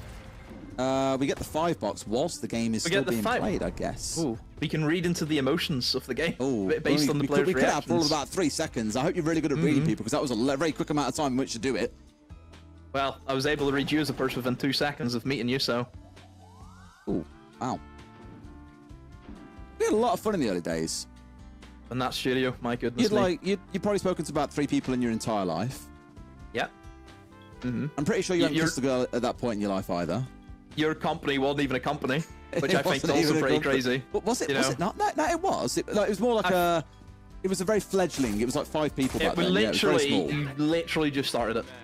Yeah. No, I started it out of uni, didn't I? And I started Siege 7 years ago. The company's 10 years old. It's been going for a bit longer. Yeah. It's a big boy now. It was very much in the early days. People now. Yeah. You do employ somebody, which I don't know why you employ him, but sure. Which one? Fresh. That's not the answer I was looking for. Yes, Fresh. Fresh is actually pretty good at his job, you know. I'll give it to him. Yeah, I know he is. He's very good with numbers. I assume we're playing this round up, by the way. I mean, yeah, we are. We're going for it. Yep. Yeah, I think we are just going to see this one out. So we'll actually cast it, and then we can go back to talking smack afterwards. So for now, at least, 9Z have got to make it work in a 3 versus 4, and they are up against this clash. They're up against the keeper barriers, of which 2 are still in back pocket. They've got a lot to chew through, and not a lot of time in which to do it here. Environmental's being used as well, but look at this. As a warden, they've got the long watch. No one's walking down main corridor this time, Demo. No. I think they're ready for it, aren't they? You know, they've learned from their mistakes. And certainly for 9Z, the fact that they haven't even opened up that triple wall either, Des, ain't too good for them. But they're still going to suck in. They're still being able to get the kills. There is minimal blue pressure, though, and that allows a player like the castle just to move around. And the clash now in the 1v3. What is going on? Just kill after kill. Clutch dips in, able to stop it, but no! 9Z at the last hurrah, win it! Again! And they were a man down, by the way. How have they done it again? Oh! Is that the 3rd round won in the last second clutch this half? We had round 3 with Joe winning the 1v1. We had Kurtz winning the 1v2 in Gym Bedroom round 4. And then we've just had that in round 6? What? Yep. That is bonkers. Wow. I mean, fair play. It's been back and forth. Some rounds have been won, some have been thrown, some have been won from certain defeat. But it's 9Z still up with a 4-2 half on the attack. Nice stuff. You can't really complain either, because 9Z will be like, no, we don't want to rehost that round. We'll keep that score. That's fine. Crazy stuff. Wow. And again, 4v5 the whole round as well, does. Which I think is even more of a, you know, how do you lose that loss, you know? You can't be affording to, really. And there's still 4v5, by the way. Yeah, they had the one there. Joe went down obviously early on. They lost the mute upstairs, so it was a 3 versus 4. Like, that's even worse, arguably, than a 5 versus 4. Just, yeah, fair play. Almost like a little bit too, they had to stop the plant going down, and I guess the clash was there, but obviously clash no longer does damage as well. Like, yeah, she slows people, but you have to be lethal. There'll always be the question of how the plant managed to get down in that position in the first place when there is a clash on side to stop it. Well, I can't say Des have had the privilege of just casting a full 4v5 game before. No, but there have been games where it felt like a 4v5, but there was 5 people on the team. I've casted them before, but certainly just a blatant 4v5 is, yeah. How do you approach this? So, what I've heard is 9Z have already reached the max time they have for remakes. Player must come back during the game. So they have to play on 4 versus 5. And the thing is, this feels obviously unfair, but the way to think about it is there are other teams still waiting to play who will be up until silly o'clock, and it could cost them their game here if they get too tired or things drag on too long. And of course, we've got a whole broadcast team focus on this as well. So the game does have to play on. We can't afford to sit and wait around for one player to come and back. Also, everyone, Des gets paid by the minute, so it's very expensive for them. It is not a good time. I'm living my best life right now. I'm not going to lie. I'll be sending his internet company a bill later on saying, yeah, well, sorry, a check, sorry, saying thank you very much, but for now we have to play on. The thing is, they've got this good position. Is it like it's plausible that you can win 4 versus 5 more in your defensive half than on the attacking side. Is it likely? No, but it is plausible. I mean, we've seen crazier things happen before, but I just think, how many times on broadcast do we hark about the opening kill is so crucial? The team who has the opening kill dominates the game. Yeah. Basically, every round, Lost get the opening kill because it's just a 4v5 right from the rip. You know? So I think you have to take that in consideration. And certainly for the defense, whenever you're looking at this basement, you know, generally you like to set up with a few people around blue, you know, people in church, you know, one guy AKs, for example. It's now you have to drag somebody out of position, don't you? To fill in an area that maybe wasn't defended before because you do not have that extra man. I was looking back at the stats, and from those first 6 rounds, when the entry was secured, the team went on to win the round 4 times out of those 6. So again, you're looking at 66% there if you want to be real precise about the numbers. It's a good chance here that Lost can take a number of these rounds. However, they are on the attacking side, and for these teams that are still finding their feet, attack is where you can come undone a little bit here. So far being held back, bearing in mind nearly 2 minutes have gone from this round. Now we're into a 5 versus 3. In comes the charge from the Blitz, and he's gone down. They've 2v1 really well. It's left them a little bit thin elsewhere, but the main threat in the Blitz is gone. Now finding themselves shot up from the back, but now suddenly it's a 3 versus 3. Nitro has gone big now, full flashed out, but can he hold on? Yes, he can, and there's 50 seconds to play. Yeah, but look at this. Church, though, being left unmanned allows Lost just to slip in and take that site, but is the diffuser in a position? No, it's not, as Will take down Legacy, who had the diffuser in hand. Now they have to try and get stuck in. Outlaw, where are you? Helping your teammate. Where is he right now?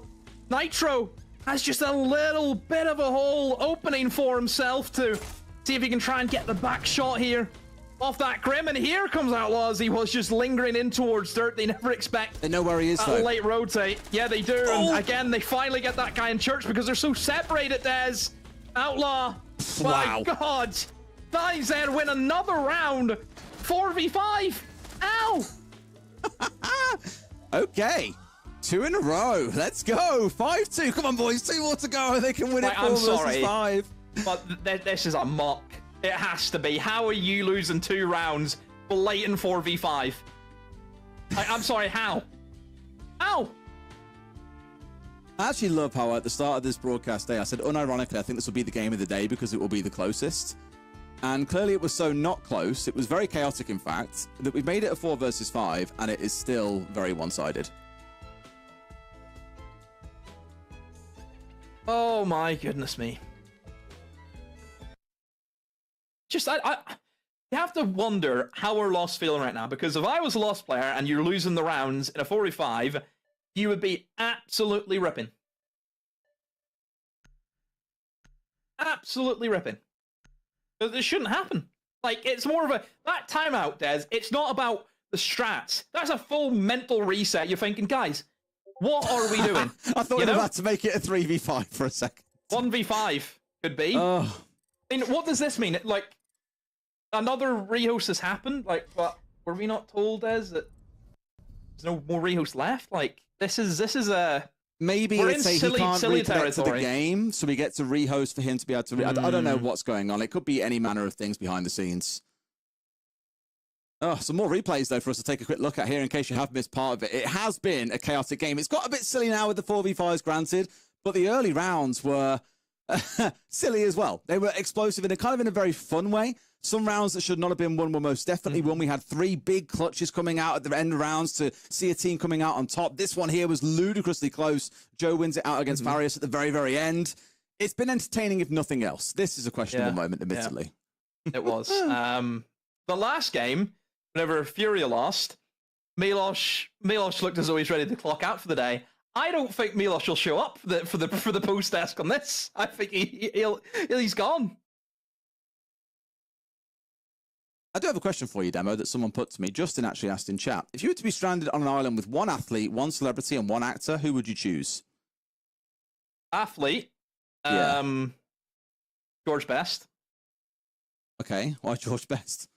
Does he bring a booze with him? All right, I think always helps. It's a party. Granted, I did wonder where you were going with that. I was like, you know what he's known for, right? There for a good time. Yeah. And we can have a kick about as well. Have a kick about. I think that's pretty good. Fair. Okay. Granted. And then who else? actor, What else am I after? An actor. celebrity and an actor. Actor Tom Hanks, because he's been in this situation before.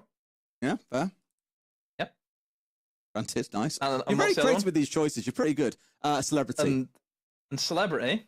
Both of them are celebrities. We just Yeah, I was anyone going to say want. the definition of celebrity is quite loose.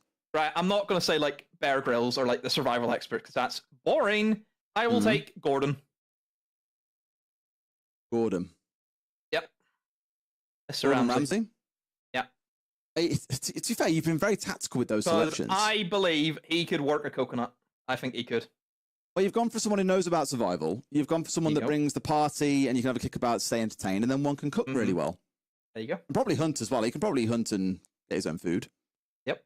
They're very tactical choices. I'm impressed. I'm actually awful with faces and names of famous people in general, so I'm just like, I'm not even going to try and answer the question because I'll probably pick an Aston Villa football player, Tyrone Mings, because he's just a really nice guy, cool guy. Celebrity and an actor. Actor Gerard Butler. I think he's absolutely brilliant. So I'll maybe go for him. He's one of the very few actors I know. Celebrity? See, I haven't thought about this tactically like you have is the problem. I'm just thinking people that'd be fun. Celebrity. Get me Jamie Oliver up there. Jamie You can take Oliver. Gordon Ramsay. I'll take Jamie Oliver. Why would you go for Jamie Oliver? It'll be funny. You know what? He won't cook any food. He'll just complain about nuggets being served to kids at school, and that's about as far as we'll get. Mm-hmm. We'll take it. That was the only question that came through, actually. They hate us. You know what we do have, and I will address it because chat has mentioned it a few times. We have the phantom Discord pings, and we can't figure out what's happening. Production have said it's not coming from their computers because they don't have Discord sounds turned on, obviously. There's cases where like our audio can feed back in, but we don't. I don't have Discord pings. I don't know about you. I haven't got them turned on. I never have. I don't have any friends to message. That can't be me. Is your last DMs for the last 3 months just to me from earlier on today about this broadcast? Is that as far as we've got?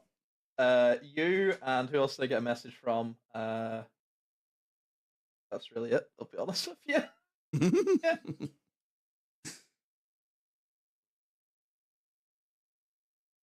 About as close as we've got. Yeah, it would be good. We could even drag the analysts in for a chat if we really want to make this a bit chaotic once the standings are done. We could come in and get their thoughts on the first Let's just half. randomly drag them in, and they're just like, "What am I doing here?" Yeah, production, just enable their audio channels now, and let's see what they've got to say. Exactly. We'll just see who we want to choose. Because Fresh and Leo got hot mic'd yesterday. It was very funny. I've seen that. Yeah. It was class. In case you are wondering about standings overall and what's happening in the overall league, though, here you go on your screen now. W7M are flying, surprising absolutely no one. Faze are probably going to join them there very, very soon. NIP may surprise seeing them in second for now, but they had a good result earlier and, of course, won an OT yesterday, so really can't fault them too much. Furia in fourth. Not the strongest start they were looking for, and right down at the bottom, ENX have had a rough couple of days, winning just 3 rounds in total. I've been told, by the way, a 6th player is coming, so they're going to allow a sub. And I cannot possibly see this not causing issues in the future. Yeah, that's the thing. You've opened up. They've opened Pandora's up the gateway, box haven't they? is opened. Yeah. Yes. In Abridex terms is of- joining 9Z. So this is their assistant coach, Des, which is fine. Okay, fair enough. He's on the roster, but I know that normally subs mid-game have not been allowed. However, maybe under extraneous circumstances, such as bad weather conditions affecting internet, it's Yeah. allowed. And again, it doesn't look as though he has any record of playing at all. So this could be tricky for him.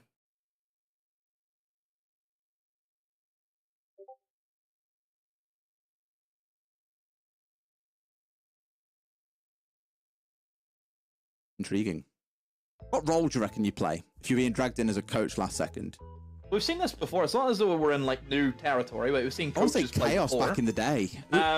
Who was it that played Maestro? Hyperino, And Hyperino. Yeah, because he went nuts, Hyperino. didn't he? Yeah. And had like the best stats ever, and then never played again. That's because he was the coach. So, it was brilliant. There's 2 thought processes, and it is 1, you stick him on the role of that player, because at the end of the day, the coach will know what that player was supposed to do. But then the issue that you will have is he's not going to be able to play that role the same way as the player was, right? It's all well and good saying, okay, Yeah. I know how to play that role and playing that role. Two different things, isn't it? You actually have to go and do it, you know? It's like, for example, people study, you know, in university, all that stuff, and then it comes to actually doing the job, Des, and it's a different kettle of fish, isn't it? Right? That's the thought process you can have, which is one. Or two, you let the coach just do what he wants. Really, the strat book goes out the window, and everyone just plays pretty free. So that's I think the two options.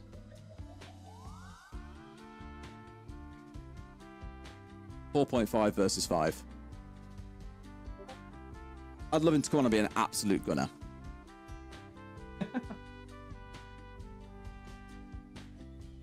Hey, okay. We give it a go. See how it goes. Abridex is in. Mm-hmm. Let's see what he can do. And the thing is, even though he is the assistant coach, you're not expecting much out of him. They've just shown that they can win 4v5. They've just won 2 rounds with it. So as long as he sits there and maybe just gives them like a BP or something and just calls in the cam, Des, could be fine. All right. Okay. I mean, look, they've got to get 2 rounds over the line. They're almost at the finish line already. They've already won a 4 versus 5. There is every chance they can do this. 4v5s. Off we go. Huh? 2 4v5s. Yep. Very true, very true. They've won 2 of them. May well make it 3, and then why not make it 4 as well? Cash and CC is where they're going to go to for the next round here. And already by the looks, we've got ourselves a setup coming in inside our garage. And yeah, there's a lot of that to face off again. This is the thing now. They're probably going to see a lot of pressure coming in from the lost side. I think they're really going to try and run things down and move at more pace because it's a good way to overwhelm and capitalize on what they will see as a weakness in Abridex. There's the Game Pass that me and Des were talking about. There you go. Yeah. Members get free in-game benefits. Starting June the 10th, which was 5 days ago. So go get your free in-game benefits, guys. Go and get them. Yeah, I think if you look at the lineup from Loss, you're bringing the Blackbeard, you're bringing in the Capitao. Immediately, I'm thinking Garage Take is a sure thing. It's gotta be, just based on those operators alone. They've got the mirror though, Des. So the same issues that 9Z struggled with. Remember that they tried to open up the walls, but they couldn't because the mirror window using the impact tricking was a bit of a headache. Same thing can now be used against Loss. I was curious to go and dig into Abridex's tab stats. There's not a lot of history there. So I can't tell if he's going to be an absolute gunner or if he's barely touched the game. This could be interesting. Who knows? We'll find out once the round gets underway a little bit further. Of course, this is still the early phase now where it's more about feeling out where the push is coming from and where resources need to be allocated. Seeing the feet outside of Legacy as well. A couple of toe shots coming on through. Let's take off 15 HP away from that Capitao. Not the end of the world, but now that they know there is pressure inside a garage, they're going to have to commit resources, and Will holds down as well. They're trying to get in on him. Got one, will almost get a second, but no, it's a shield. Double nades come on through. There was a shield bearing down on him. They've managed to find 2 kills, and now Loss are in the man advantage situation. The only issue, though, Des, is they have used a lot of utility. Both of the fire arrows are gone. All the nades are gone. So the Izami barriers up in towards rafters, Des, are going to be a big issue for them. They can't nade them away. They can't just fire the guy out of there. Garage is going to be an issue.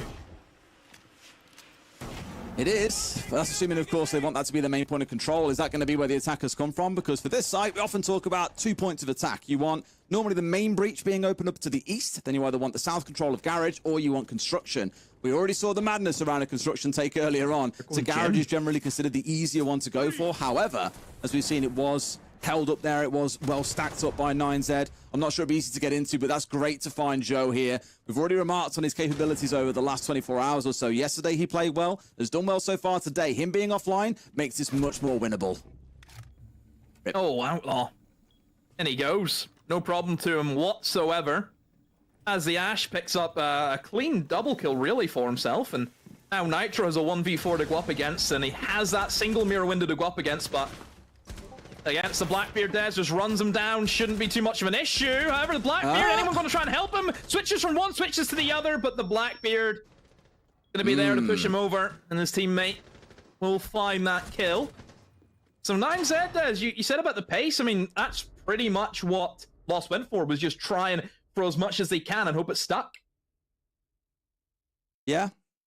It was good pressure from Loss, I think, as well. Like, they knew the key parts to get. Like the pins they had on towards that Garage player, beautiful stuff as well. Really punished 9Z for being in the positions they were in. It was then when they started building up on the other side. And really, if Joe didn't get caught out there, I know what he was looking for, was looking to control that bedroom side to push away more time if he could. But him getting caught out, for me at least, was the death sign in that round. And look, we could talk all day about the fact that they've had to have a stand-in here to come and play with them. At the end of the day, as we've already seen across 2 rounds, there are 4 very capable players here that can see things closed out. And Abradex being on the mirror, look, a mirror is useful regardless of who's going to be stood behind it, intel-wise at the very least. So don't look down on it too much. That was a good round from Lost there. Read the situation well and capitalized perfectly. Now we go over to Gym and Bedroom, and we'll see how 9Z fare on this defense.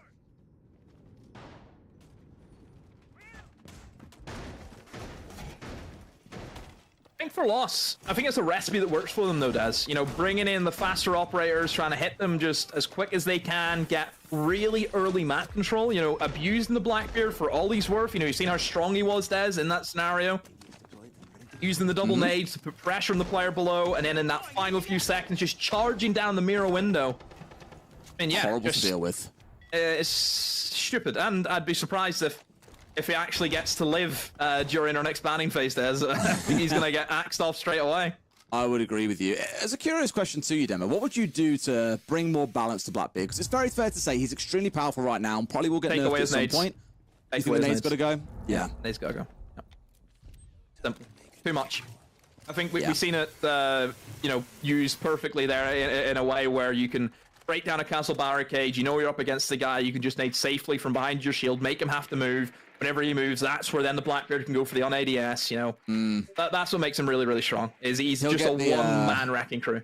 Yeah. The breach and charges and claymore treatment. I'm sure it's coming.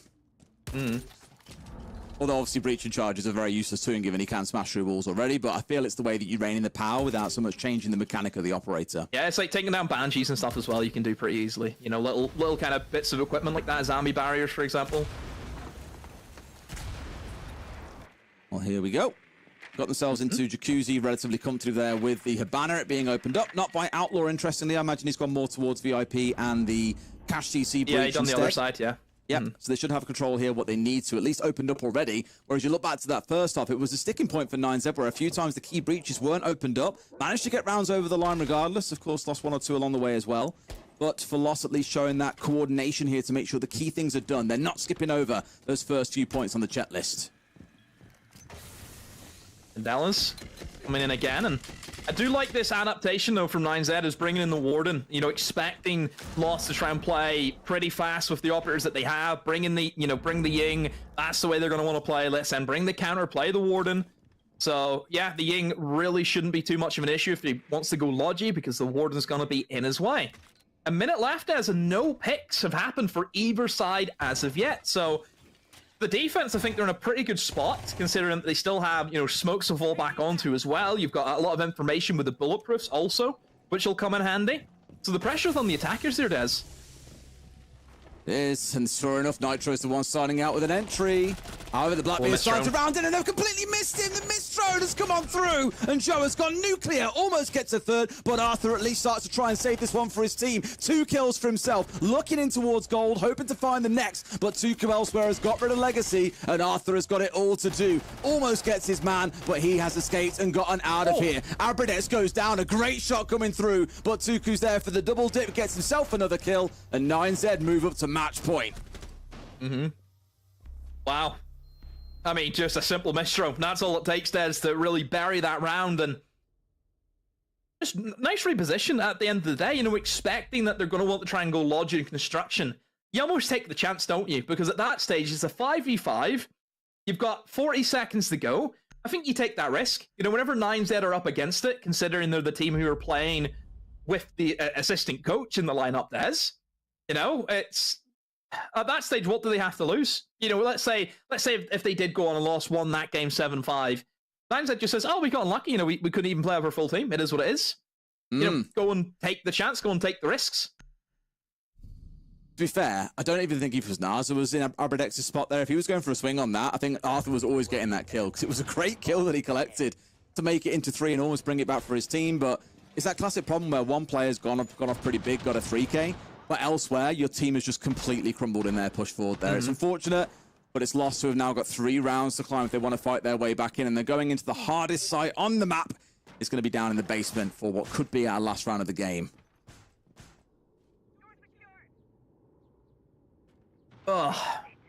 Basement is where it could be decided upon. In terms of bans, really shocked that the Blackbeard was not banned away. Instead, they have doubled down on the hard breach. They've eliminated the Habana Des. I mean, they probably thought to themselves, guys, this is match point. We know we're going to go basement. Let's just completely mess them up. Let's go for the Habana ban. Let's make it so opening up these hatches is going to be a nightmare for them. They have to then bring in the hard breach gadget operators. You know, they've had to go for the recruit, for example, Des. Try and make it work with the Sens. I like... Well, where we saw that success previously was when they did come forward at quite a bit of pace, and I'm hoping we see more of the same, right? With the Sens and the Blitz on side, you can make that happen 100%. Almost kind of worry that not rolling around with, like, say, double shields here could be the play for them as well. Like a Blackbeard being stacked up alongside a Blitz and just looking to play at pace could be one way to make it happen. But maybe be afraid of being stalled out here by the likes of Joe with those Goyo canisters, with having to work your way through Malusis. Frostmat's waiting for you around every turn. It's almost like actually Nines that have read into this and are saying, cool, you want to play that fast gameplay? Well, we've got an answer already. Ooh, Will. A crazy dash there from Will. No. I mean, I think this is one of the places to be as well. You know someone's going to be in this position at this point. Maybe not at this point. Maybe in 30 seconds' time. Maybe it was a bit early. Fine. Again, with the issues of their lineup where they've had to bring in hard breach gadget Des, they don't have any explosives. They have no nades. Actually, they do have nades. Never mind. They actually have 2, but that's because they've had to sacrifice also the Blackbeard in this scenario. You would like to probably have about 4 nades for this bomb site because you're going to be dealing with the Goyos, you're going to be dealing with the Malusis, maybe a deployable shield in there as well. You've got the Azami barriers. There's a lot of things you need to remove. And I think with the limitations on them, where they've had to bring in these different operators, that is really going to make Lost just slow down entirely here. So I think their blue control is a necessity. I think they need to be able to take blue here in about 30 seconds, Des. If not, I don't see them getting through the Goyo canisters if they want to try and play traditional over towards, you know, kitchen drop in towards church maybe. The Goyo canister is going to be there. They're going to slow them down. I mean, the majority of players for a second there were all sat on drones as well. They're trying to figure out exactly what the best hit and what the best option is. They've got these verticals being established. They had early blue control. So they've got choices, but it's about now making them happen. Trying to chew their way through in towards Moto to catch out on the Azami sat on the other side, but for now, 9Z, to quote Tim and to quote yourself, Demo, are largely unbothered. They're just waiting to see what happens. And now, finally, they strike. Legacy has dropped and got himself a kill. Sends Lightwall now in position 2, of course, can be raised and lowered as required. For now, it being down gives more of an angle towards Legacy to try and find somebody. Oh, nade misses, and you can look at this angle, though, from Tuku, though. He's waiting for the shield to hop in, but never mind, the shield is going to go for the armory ash wall instead, Des, and try and go for the defuse. This is genius! Force the bait out towards Moto and then turn the focus elsewhere. Beautiful stuff, and Outlaw's got himself a couple. He's run straight past someone else, but you know what? You'll forgive Farius for that one. His team are on top here in a 3 versus 1. Tuku got his 2K in the last round. Oh, no. Has got to do quite a few here, and now suddenly it's a 1 versus 1. Does he know Arthur should be able to get him? You don't win a 1v1 against the Blitz. And sure enough, Lost get the round over the line. They win that hard bomb site demo, but we might end up going back there again. Mm-hmm. Take it from me, you never lose those as Blitz. Never.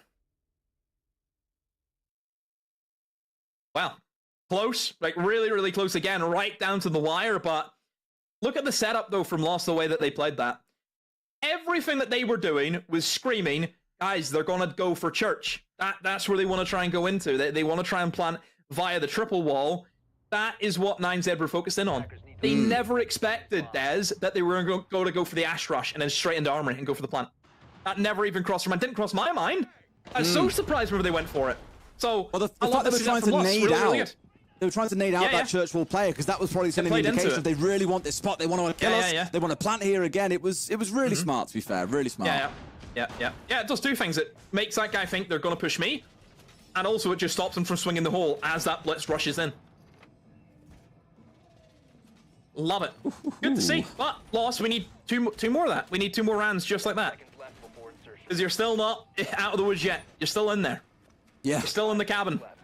They've only got to make it work once. They've been caught out by surprise there, and it's kind of that classic, you know, fool me once, shame on you, fool me once, fool me twice, shame on me. Yep. Hopefully, 9Z aren't being caught out by the same thing. It's a very similar setup once again, though. Very dug in, a couple of C4s, Smoke and Goyos to lock in behind as well. Now really the attention turned towards the side of Lost and how they can change things up here and do something a little bit different. They've stepped away from the Buck, for example, gone more towards the Ram, more of that floor to be opened up. They're looking in towards the Glass, and Outlaw was the big sideswipe player for them from Blue, I believe it was, in the last round. eyes will fall to him here and what he can do on this glass. They've got 4 smokes to play behind to keep your eyes peeled on what he gets up to. Oh, already using the nade early on, Des, to eliminate the castle barricade whenever, like I mentioned before, there will be little bits of util you'd like to remove, mostly being the Goyo canisters with the nades. So, I like the fact that they've used the castle barricades early, but did he really need to nade it? I would say probably not. But he did. And that's the commitment we've now got. 1 shot for the round at the very least. Arthur's on his march on forward. He's had a good couple of rounds to give him some credit here, Arthur, as well. Had some big moments that have kept his team in this one as well. Knowing they've got to do it twice more to send us to overtime here and see if they still have a chance of fighting their way through. Because not forgetting, although they can't take all 3 points from this game, 2 points is still pretty massive because, as we discussed at the start, this feels like that battle for 6th place taking place here. That this team and, of course, teams like Black Dragons will also be in the mix. But that fight for 5th and 6th is 100% dependent on this game. Yeah, you need to beat the teams in and around you, don't you? You know, you need to beat the teams who are in your category, I'd like to say. Yeah, your tier. You need to beat those. You need to win those games. You just naturally assume that both these teams would lose to the likes of your Faze and your Furious, don't you? You just naturally assume that. Yeah. I mean, really, the benchmark and teams you've got to be beating is teams like Team Liquid and probably Ninjas in Pajamas that will hover around that sort of 5th, 6th spot. ENX, Loss, Black Dragons, 9Z, probably all the teams that you'd see sitting near those bottom 4. Yeah. So any points you get from a game like this is massive. And here we go, though.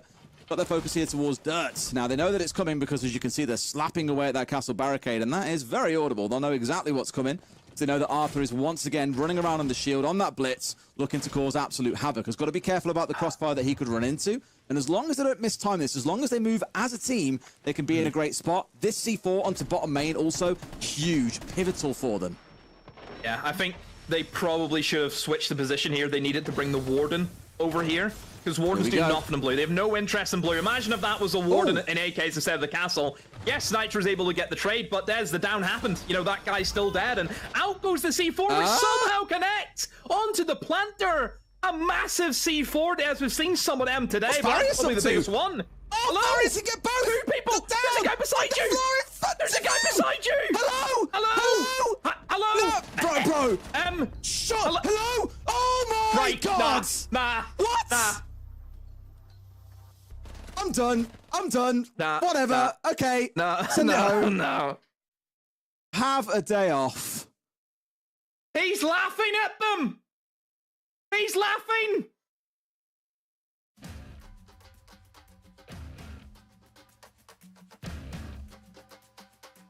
I don't think I've cast a game like that in 5+ years. That was the most bizarre sequence of events and rounds I think I've ever seen. And we just watched NIP beat Furia, for God's sake. I don't know what to say. Should we just toss it to the desk? They're not ready yet. No, you've got to sit in the mold for a minute, mate. I can't. Just give it to them because there's nothing else I can say. Like, I'm lost for words. I'm waiting for the desk is ready. What's going to try? You guys just please take it away. Just please do. Help us.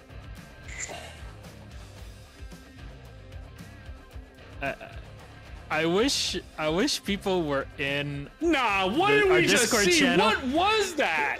Gabe Laxing literally yelled so loud that his mic cut out how loud the yell was. It's that bad. Nah, there's just no way.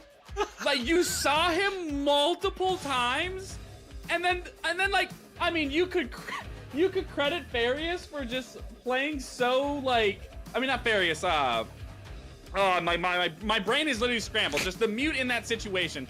The fact that they didn't even care that the teammate next to him just died, didn't care, just stayed totally composed and just laid there, and then ends up pulling out the clutch with trigger discipline out of this world, and I don't even know what to say to that. Nah, I honestly can't believe that. The fact that Tuku, his teammate died, and he just was like, yeah, I'm just gonna stay. I'm just gonna stay here. I'm not gonna move. He decided. He made a choice. He made a choice not to move. I can't believe that, and it paid off. I mean, at the end of the day, tunnel vision is a terrible thing. I mean, it was a great thing there. It was a great thing for Tuku there, but I mean, sometimes the rat life chooses you. Okay. I'm just like, I'm just so perplexed that even with his team, like, credit to Tuku for clutching that out, but like your teammate dies. I think in any other scenario, your immediate reaction is to turn around to try to go for that kill, but instead you're still prone, just looking at what's in front of you. Like, that looked like me playing Smoke on Yacht in Meme Invitational. That's that. There's still a clip of Hap and Pengu screaming at me to turn around. I clutched around, but it was literally just like that, pure blindness. Listen, we've all been in that situation one time or another where you don't see somebody posted up. You're so focused. I mean, 10 seconds on the clock, but at the end of the day, like, mistakes like that happen. But I agree with Lax. I mean, Tuku deciding not to move when his teammate died is he was just like, well, if I die, I die. Like, he just had full faith that the guy was maybe not going to come down the stairs. I don't know. Maybe he was genius. Maybe he knew he wasn't going to get spotted. You know what it reminds me of? And this is for all the OGs in Siege back in the day. When you would act like you were dead, you would prone and then lean to the left or right with a C4. Like, that's kind of what it reminded me of, that he was just leaning there with a C4, hoping that someone was just going to think it's another dead body on the ground, which sure enough, maybe that was the case. I don't know, but I can't just stop talking about that play because it was just, that might have been the craziest play I've seen in a long time. And how it worked, I don't know. I don't know. Hey, that being said, 9Z, I mean, it was really an attack-sided clubhouse, obviously. 9Z had a very good attack side at half. Their defenses were hit or miss. I mean, thankfully they had the big play to be able to close it out. At the end of the day, that's a good win from them to take away. I mean, they needed that win. As for Los, honestly, it might surprise you, but I think that was a huge improvement for Los because, hey, we haven't really seen anything from Los in the last year when it comes to the NAL. They just come in, they get absolutely smoked yesterday by Furia. Today, easier opponent in 9Z than Furia, but still, I mean, obviously, I don't remember the player that messed up. I think it was Farius that didn't see Tuku hiding there. He's going to wash that back and he's going to feel sick to his stomach, but still, better game from Los, improvement. You know, we said that all year last year. Hopefully there continues to be improvement. At the end of the day, good job for 9Z to be able to close it out at least. Huge play. That's going to be all over social media for sure. I'm just rewatching that end of game. I literally have the stream open just to catch the end of it again to be like, yeah, that's how crazy it got. Just so I can see how, yeah, okay, now chat is going wild. There's a little bit of a delay between what people see and what we get to see a bit first few minutes ahead of time. So yeah. Anyways, I know there was a lot of rehosts, a lot of stuff to go through in this game, but at the end of it, we got a hell of an ending, and just want to rewind and show that last play if possible because I don't know if it was on purpose or not. I forgot about it. I'm trying to remove it from my memory, but I also kind of just want to see it again in real time. This was just, it's a phenomenal sight to see.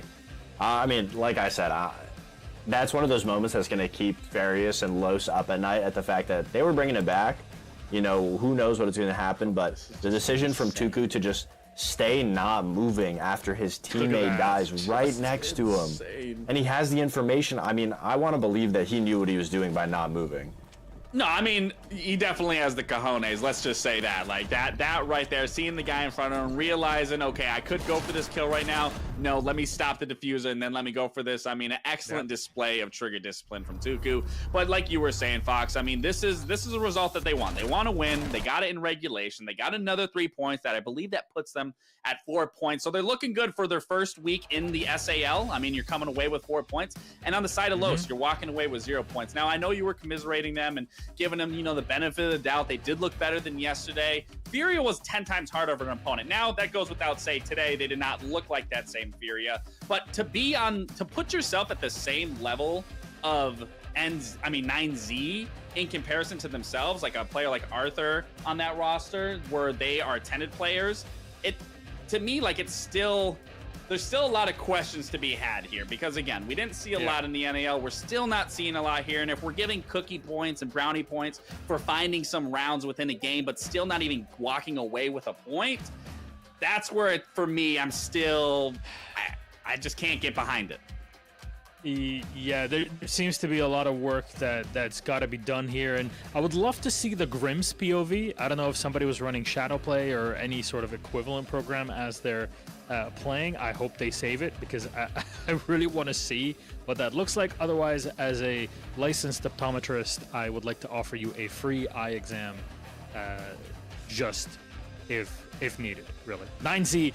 With the fact that they're sticking through with a majority Argentinian team and they're doing what they're doing right now, which is pushing Loud to the edge yesterday, getting 1 point off of them. Today with a win against Los, I mean, this is big praise. Really, and I mean, absolutely.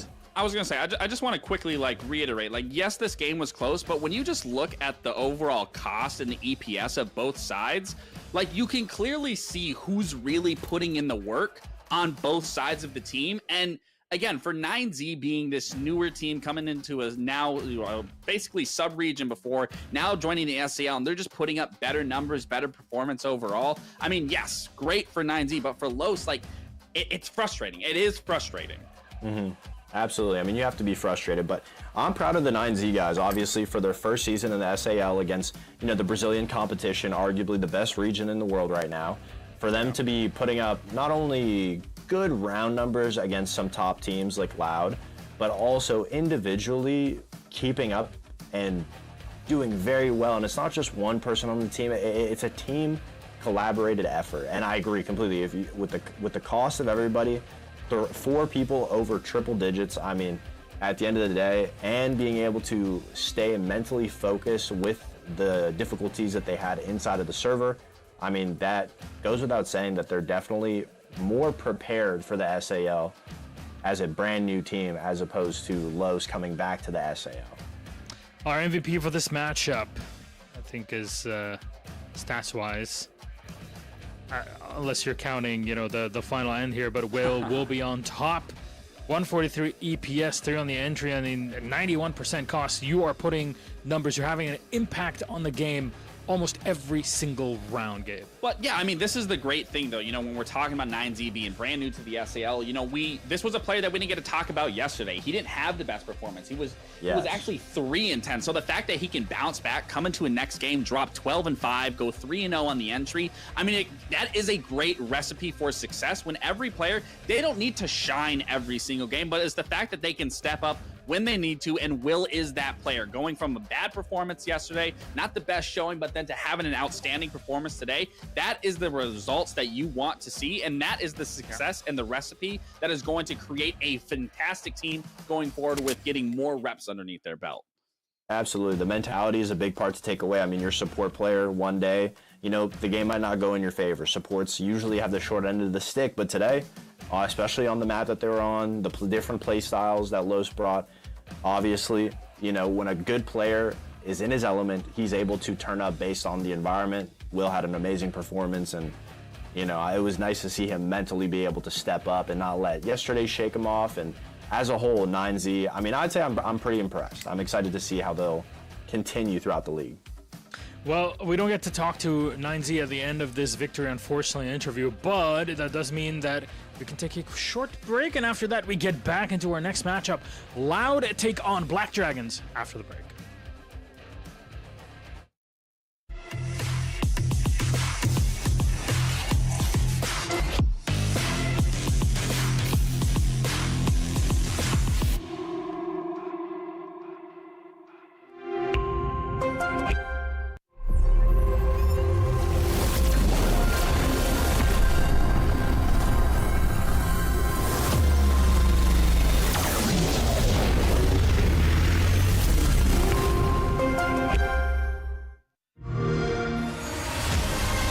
How they say it's not the destination, it's the journey.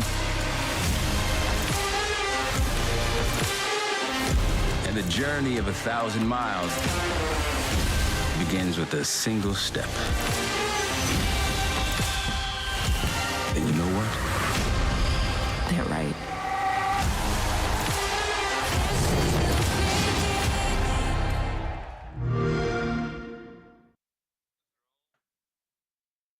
We've had a moment here to mentally recover from our previous matchup as we pan over the beautiful city of Sao Paulo, if I'm not mistaken. What happens then in game number 4 out of the 5 that we have scheduled for you today on the South America League? SAL continues on its second day, every day on the weekend. Now it's game 4. It is Loud versus Black Dragons. Welcome you back on the desk. I'm Milos. With me are Laxing and Foxy, and let's just dig right into this here. We're expecting a bit of a jump in quality, just given how Furia played earlier on today, and just looking for something, grasping at straws at this point. To start off with Loud and what the team can bring in today, because yesterday they were pushed to the edge by 9Z, going to overtime, which was absolutely not an expected result to gather only 2 out of the 3 points of the game. Yeah, not at all. I mean, I don't think we expected Loud to have that much of a struggle when it came to 9Z, just because it's their first time in the SAL. Loud is a team that we expected so much more from, especially since they had a very good run at Reload. Obviously, they were the #1 team coming out of groups, going into the Phase 2, into the main stage, and then as soon as they get the main stage, they lose to the tournament winners, Furia. I mean, it just happens, you know. Sometimes you just go against a team that's on a run and ended up winning the tournament. But Loud had an amazing performance. It really impressed a lot of people, showed everybody what Loud was bringing to the table. A lot of underrated players from this lineup. I mean, these are players that have been in the SAL for a little while now, and they've been able to develop their skills. But when it comes to statistics and individual skill, they match with all of the top teams, and hopefully we'll get to see them a lot more consistent this stage so that they can make it to the next event. Well, I think the biggest thing, too, I mean, when you look at them in last stage, when they were E1, I mean, they had one crazy run. They were looking like the best team throughout the majority of the league, and then all of a sudden, we start getting towards playoffs. They immediately fall out. They miss out on me at the major. They did end up making a showing at the SI, but that obviously was short-lived. They didn't make that main stage presence. But, I mean, they are a dominant team. So the fact, I mean, commiserations to NZ for being able to bring it to them, but I am expecting a lot more coming into this game versus Black Dragons, where they did show a lot of dominance through the last stage previously. Now, what happens on the Black Dragon side? Because yesterday they were up 5-1 against NIP, and then it just slipped. They should have had control, and well, they got nothing out of it. Yeah, I mean, that's part of the game, right? Sometimes you got to bite the bullet. You got to really take from that of, you know, how did we lose that 5-1? Because it starts somewhere, whether that starts with the communication, whether that just starts with moving around a little too much. There's clearly an error there that they have to fix and bring into today's day so they can capitalize on that. More often than not, you run into the same situation. But with this roster as a whole, I mean, they have some impressive players. Flash Ray is originally part of that Loud roster or E1 roster, so I'm sure he wants to get a little payback going against this team here and show them, you know, you dropped me, you made a mistake, now you're playing in my world. We aren't playing in your world anymore. So there's definitely some rivalry here. I am expecting a lot. And Flash Ray yesterday, I mean, he was putting up some numbers. Granted, they ended up losing, but I think we're going to have quite a show match going on. Yeah, absolutely. I mean, when it comes to Black Dragons, you can't have such high expectations when it comes to closing out games and the little things that you figure out with time, because 4 of the players were essentially picked up before this stage was started. They were picked up for this stage. So at the end of the day, it's a pretty much brand new team. They're trying to learn everybody. I mean, they have amazing individual players. I would say almost similar to NIP in a way, where it's a team built of very good individual players. They need to have time to be able to figure out what the playstyle needs to be, what their identity needs to be. And so, yes, they have hot starts going into matches like we saw yesterday. Obviously, the teamwork issue, when things start to go wrong, how do we improve? How do we stop it? How do we change the flow? That's still the first step to Black Dragons figuring out how to solidify themselves in the league currently. And actually, speaking of solidifying themselves in the league, we can take a look at the standings and really flash that up to see, as you know, things are definitely starting to shape up at the end of this second day with all 10 teams present in SAL. And Loud are there with 2 points, Black Dragons with 1. Of course, they went to overtime. Both teams went to overtime yesterday in their games. That's the difference between winning an OT, 2 points for Loud, and 1 for Black Dragons, as they lost in overtime. However, our map veto is set and ready, so Gabe, please, could you take us through it? Yeah, I mean, well, let's obviously avoid a clubhouse here if you're Black Dragons. I don't think you want to try to repeat another comeback. I think you want to go back to where you're comfortable. You want to find yourself in a scenario where you can be able to move around the map, and Chalet is a no-brainer to me. They enjoy this map, so it's not very much of a surprise. As for Loud, I think this is also a very good map. So like I said, this is definitely going to be a good showdown, but I think where Black Dragons really excelled last stage was how aggressive they were, and not just how aggressive they were in their hyper-aggression, but Makina was really impressive for his first debut in that SAL season. He was phenomenal on that entry. So especially starting on the attacking half, that is going to be one player in particular that I am really going to be watching, because as we've been getting to see him develop over time, he's really finding his stride. And going back to Chalet, when I first ever watched him be introduced into the league, he put up one hell of a performance. So for that being one of their main entries, I think he's going to be a very pivotal factor here starting on their attack. But it's going to start on the attack, and it's going to end on that defense, where we're going to have to really see a strong performance coming out of them. Yeah, I absolutely think the map veto went in Black Dragon's favor, just because Loud hasn't shown Chalet too much. It is a comfortable map for their play style, but if you don't play a map, especially in the last event, you're just scrimming it, sometimes a team can really catch you off guard because you don't really know the fundamentals on it, or you lose comfortability when it comes to a map like that. So I think Black Dragons got a good map for them to put them in the best seat possible. At the end of the day, I do believe that Loud has the better individual players. So it's going to come down to if Loud can just maintain that comfortability and play their game. I mean, it's their game to lose at the end of the day, but Black Dragons is looking very sharp and prepared for this matchup. Well, let's bring up Des and Demo here. I hope they had some time to recover from that end of game. I'm glad that we were around very quickly just to bring it in. Derry, it seems like it's like somebody rang a bell, a massive church bell, on top of your head. It feels like it sometimes. I've been sat here since the end of that last game, just a bit delirious, to be honest. That was the most ridiculous hour and a half, 2 hours of Siege I think I've ever seen. That was mental. In a good and a bad way. I did thoroughly enjoy myself, but it was mental. Yeah, a game was played. Demo, how are you holding up? Yeah, just the normal, isn't it? Just the normal. Come on, man. Just another day in Siege. Yeah, let's, I just sit there and think, yeah, this is good, but cast Korea and then come back. No, that's the best way to look at it. We saw what happened there earlier today, to be fair. Yeah, I watched the Xenox clip. I don't think it was as bad. I don't think that was as bad. I think our situation here was unique. I'll say that. Hey, we're trying to one-up one another. It's like everybody watched PSG Talon today, and they're like, you know what? I could do you better. We could do way better than that on Clubhouse, and we absolutely got it in. So now, hoping with the last two games, we've had upsets, we had crazy, just unexpected matchups. What do you expect to see out of this, Derry? This one's a hard one because Loud yesterday didn't play the best. However, they were against 9Z, who, despite all the craziness earlier on, did play well for a good few rounds, and I was impressed with them yesterday as well. This one could be one of those games where, because of how BD also played, both teams are kind of trying to find their footing, and I feel it's honestly come down to who's kind of got themselves reset, ready for today, who's focused, locked in, so to say. It will come down to that. It's very fine margins. I think it will be another close game. Well, I actually won't dilly-dally too long because it seems like our game is ready and starting. So, Demo, Des, please take it away. Thank you very much. And I'll ask you, Demo, given we didn't have time to ask it there on the desk. What's your expectations for this game? I would like to say Loud. I would like to say Loud, yeah. You'd like to, but are you going to say them? Yeah, I am. Well, why Loud then? Why Loud? One, I think yesterday, if you kind of assess it, is a case of they're up against a team which they've never played before. And again, 9Z, I think, have already shown that they've actually been a bit of a surprise team, especially with the win they've had today.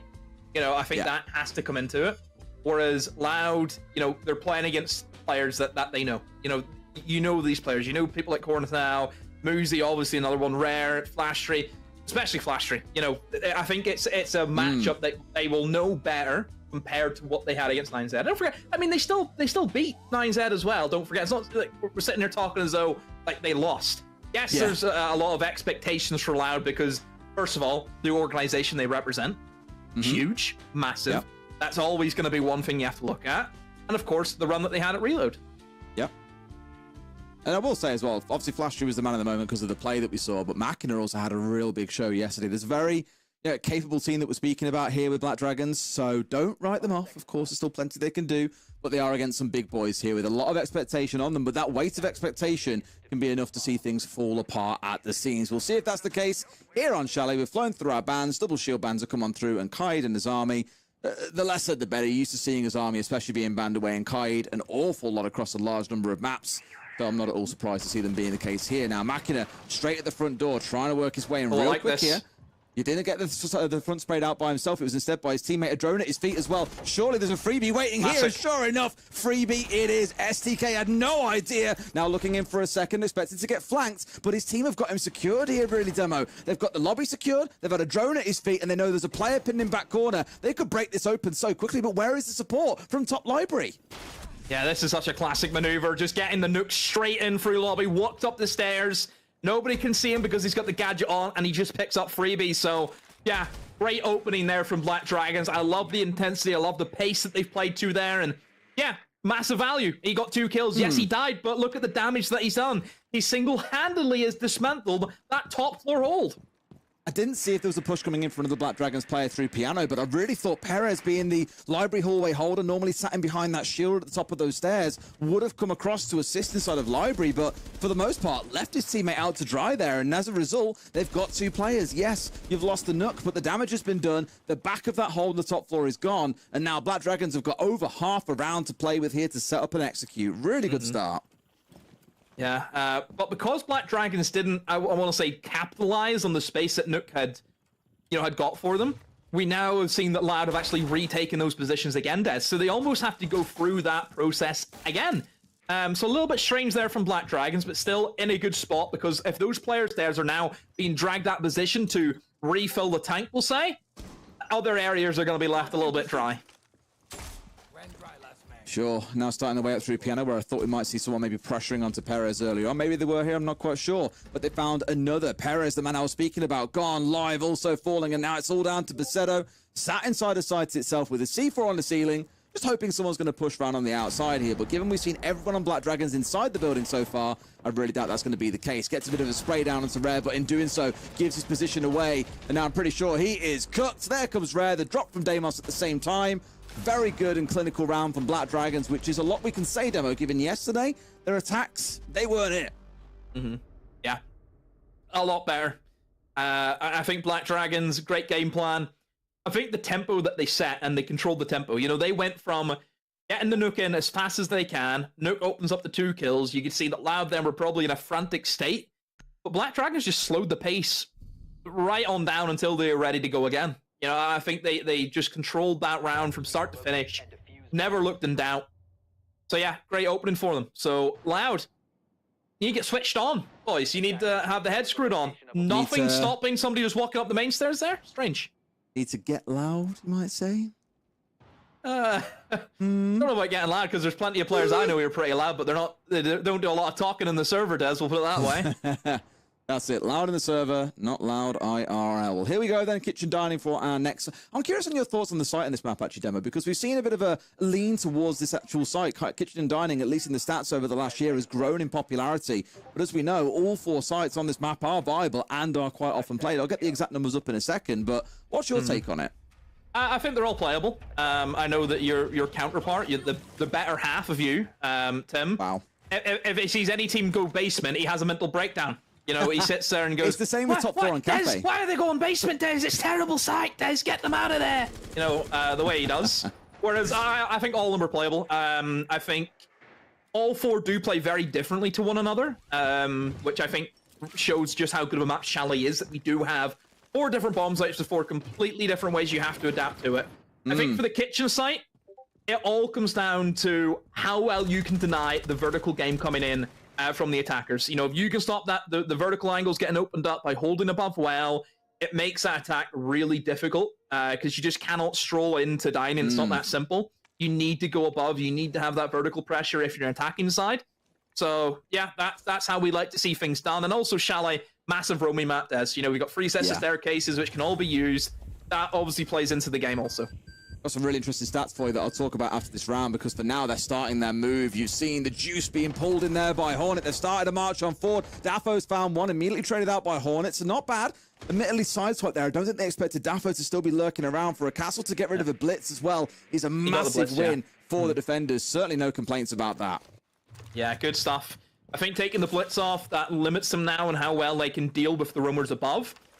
Blitz is really good on this map whenever you're looking at areas such as the bathroom window, for example. You can just get him lapped in there and take that point off the map and then just open up options for his team. So certainly whenever you know you're up against a roam hold, which as we see, Loud have taken up that mantle upstairs, you would love to have that blitz. So yeah, very important kill for Daf. And don't forget, you're not losing any util with losing the castle there, Des. He already placed his equipment earlier on in the round. Exactly that. Things like the Goyo, Mira, all the kind of operators that once your gadgets are down, you can go off and do your thing. It's why Jaeger was so popular as a roaming entry, I guess you could call him, for the longest time. Yeah. Similar story here, just a little bit different. Maybe not quite as good a gun, admittedly, but headshots, they count all the same regardless. Hornet showing that you don't need one. Gets rid of Perez, now looking for a second. The drown is there. They were so focused on the one. The Muzi got the side swipe. Gets rid of 2, and yet again, Basetto is left in a 1vx. And I said this yesterday on broadcast, I was like, I feel bad for Basetto because, yeah, his stats don't look good, but it's because he's so often left in situations like these where he's got to clutch up. He's the site player, but everyone bears down on him. Either his team win the round and he gets nothing in the round, or he's stuck in a 1vx, and this is often the outcome. Muzi collecting his 3rd kill of the round. Yeah, Muzi, a player who at one point was flying high, Des. I remember back at SI21, we had, talk about duos, we had Paulo and Nesk, I think, in their prime. And you also had Pino and Muzi, you know, these 2 young gunners coming in from Brazil, you know, going up against those sides. Of course, a very famous final Brazil v Brazil, the first one that we've seen at SI21. So yeah, a player with a vast amount of experience has won a hammer, for goodness sake. That tells you all you need to know. I said I was going to roll out some stats for you, didn't I? You were. So there's 2 stories to Chalet. There's the story over the last 12 months in which Kitchen Dining is the best defensive site. The worst defensive site was Bar Gaming, interestingly. Over the last 6 months or so, since the start of 2025, though, that has changed quite a bit as a story. The worst defensive site is Kitchen and Dining at 51%. The best is Master Bedroom on that top floor at 63% defensive win rate. So you kind of had look back towards last year. You're definitely in towards Kitchen and Dining being fantastic for the defenders to go to. But so far this year, it's been awful. But the actual spread of sites has been good. The least played site was Master Bedroom at 76. Most played was Bar Gaming at 93. So a really good spread on this map of all 4 sites being played. But 2 very different stories based on the data that you look at. Yeah, and that's defender win rate, yeah? Yep. Yeah, I was going to say, because I think Chalet's attacker-sided. It is, yeah. Which I think is also something you have to take in consideration. Haven't been that way. It's really interesting. Yeah, I think teams just need to get a grip on how they attack it. I'll be honest, I'm in that camp. I think it is, you know, fundamentally pretty easy to attack. Yeah. It's attacker-sided in the sense of, like, it's one of the most attacker-favored maps. It's got I think 52.4% is the defensive win rate right now. Bank is the only map that is better than it at 52.3.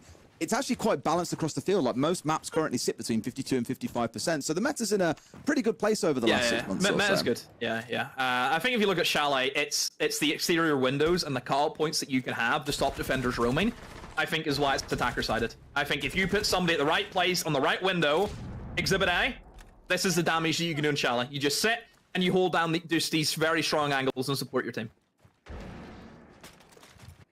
All right, see if we can get the march on forward here. Black Dragons have already started strong. They've got themselves the entry in this round. They're up 2-0. Surely there's no one coming on, but do they know about this? Basetto, a chance to strike early in the round rather than at the very end. Misses his chance there. Could have been a kill. Could have been maybe 2 getting lined up, but just about misses off on them. And there's still one more lining up here. No!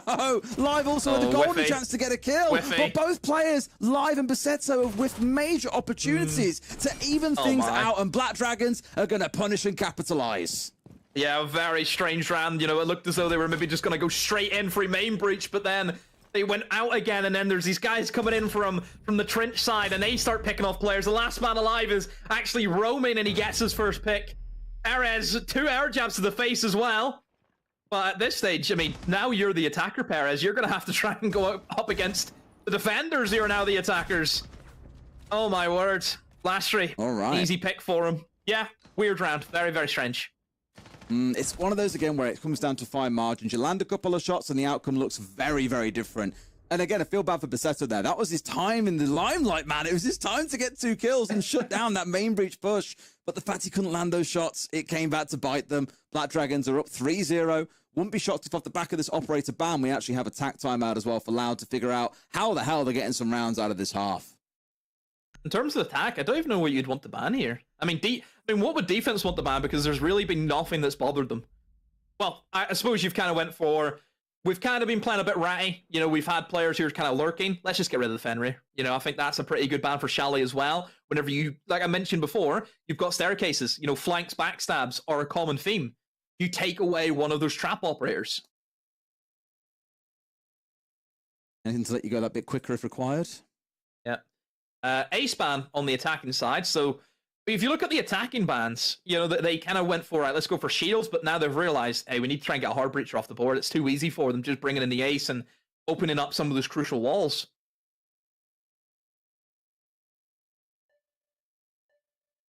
But look at the coach as well. Yeah, I mean, I'm not surprised that he's got a few words to offer. He's getting stuck in. That's not a happy coach. Yeah. We spoke about this a bit earlier on. Like, Loud as an organization, I think it's the most followed esports organization in Brazil. Like, it is the epitome of Brazilian essence, right? It all comes together under this org. I think they're the second most followed around the world. Not sure who number 1 is. I'd say G2, but I don't quite think that's right. Either way, there's a lot riding on these players. There's a lot of expectation there. Not forgetting, of course, just a few months ago, they were Raza Company Academy. They were the orgless team. And also remembering that in this exact game, what? It's Team Liquid, I'm pretty sure. Is your... In fact, that would make sense. I think it's your number 1. Yeah, I think it is. You reckon follow most followed around the world? I mean, I've typed in most followed, and it's gave me most watched, which is Team Liquid, but I don't know if that's the same thing. Well, most watch is not most followed demo. They're different things. Okay.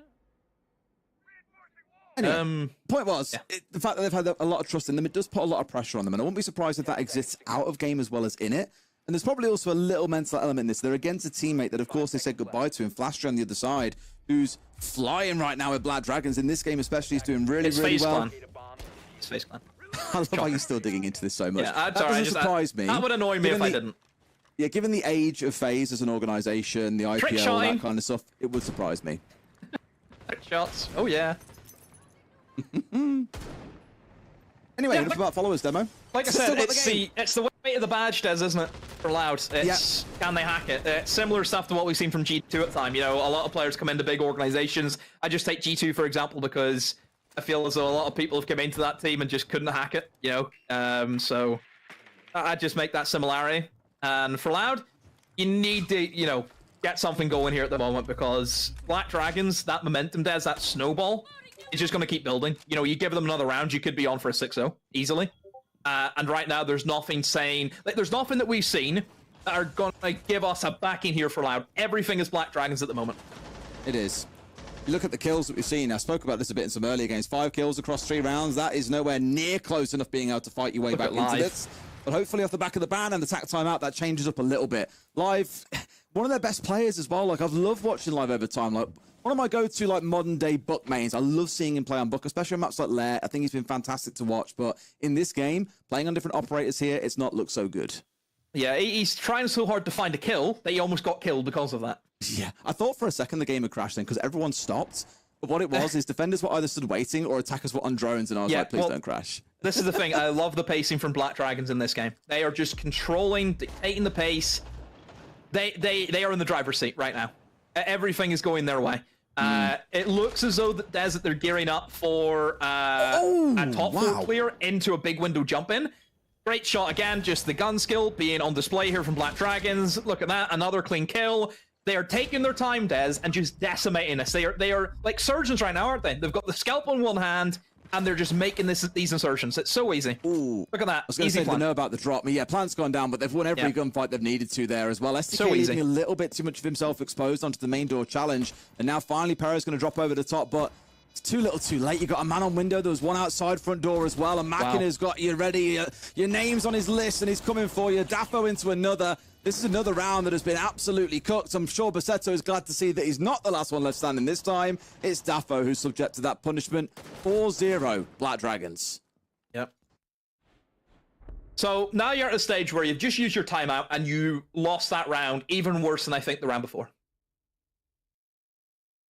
Yeah. It's... like, you're out of options at this stage. Painful. What do you do? Cry? You wave the white flag?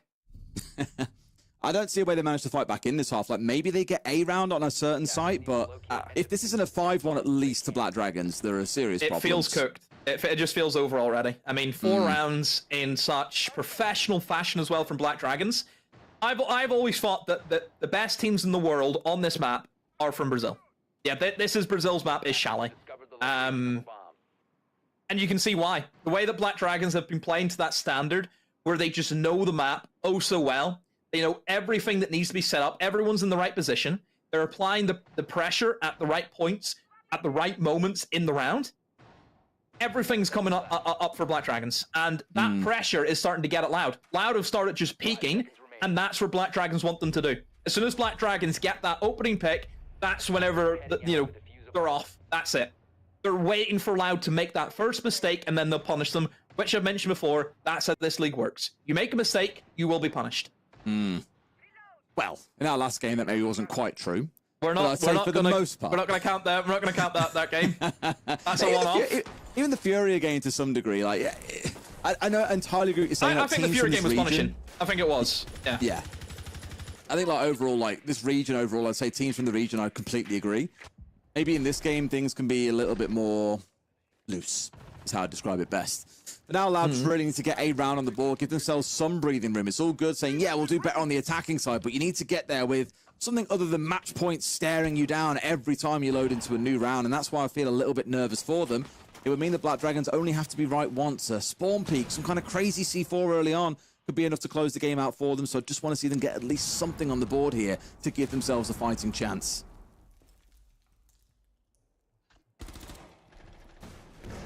So Solar Take seems to be the idea from Black Dragons. They will be dealing, though, with a bit of a hold, though, from the Wamai in towards Solar, but oh, just a quick jump in! Timing! Oh, it's perfect, though, from Black Dragons again. Everything Dez is going the way, and he gets the reverse kill as well! He's just walking around the site, picking off whoever he wants. But now, Black Dragons, you need to get the diffuser in, help the guy. He's still got a track available, let's not forget as well. If he wants to find another victim, then it's there available to him. Oh my word! I say that, it falls into his lap. Machina is walking through the middle of sight, killing whoever he wants, and he hasn't even had to use many of the gadgets that he's got to his disposal. Wonderful stuff, and once again, Black Dragons in full control. Machina, as he performed so well yesterday, is carrying on today. And Rare's getting that diffuser down. STK can do as he wishes. There's no stopping this train. This is by far the best performance I've seen in a long, long time from a team. Like, everything is just perfect. They're doing everything correct. They're playing on their laurels. You know, they just know. They're just knowers. That's the best way to put it. And yeah, STK, I mean, he can get the exit as much as he wants, but just look at the patience from the other two players. They're just going to wait for him. There are no rush. Yeah. Oh, for Machina. Take a bow, Machina. Like, 4, it's, wow, incredible. And really, Dez, it was 4 just kills on his own. Didn't really get assisted by his team. He just did it himself.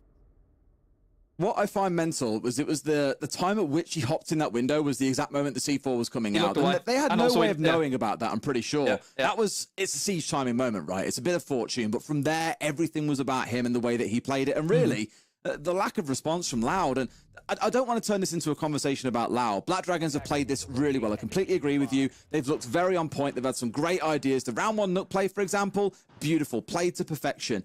But it takes 2 to tango, and when your dance partner ain't showing up, there's not really much more you can do than just stand on your own and do what you got to do, and that's exactly what Black Dragons are doing. They're playing the game before them, but it feels a bit like Loud haven't turned up to play. We've still got Live and Basetto without a kill to their name. Perez has got just 1.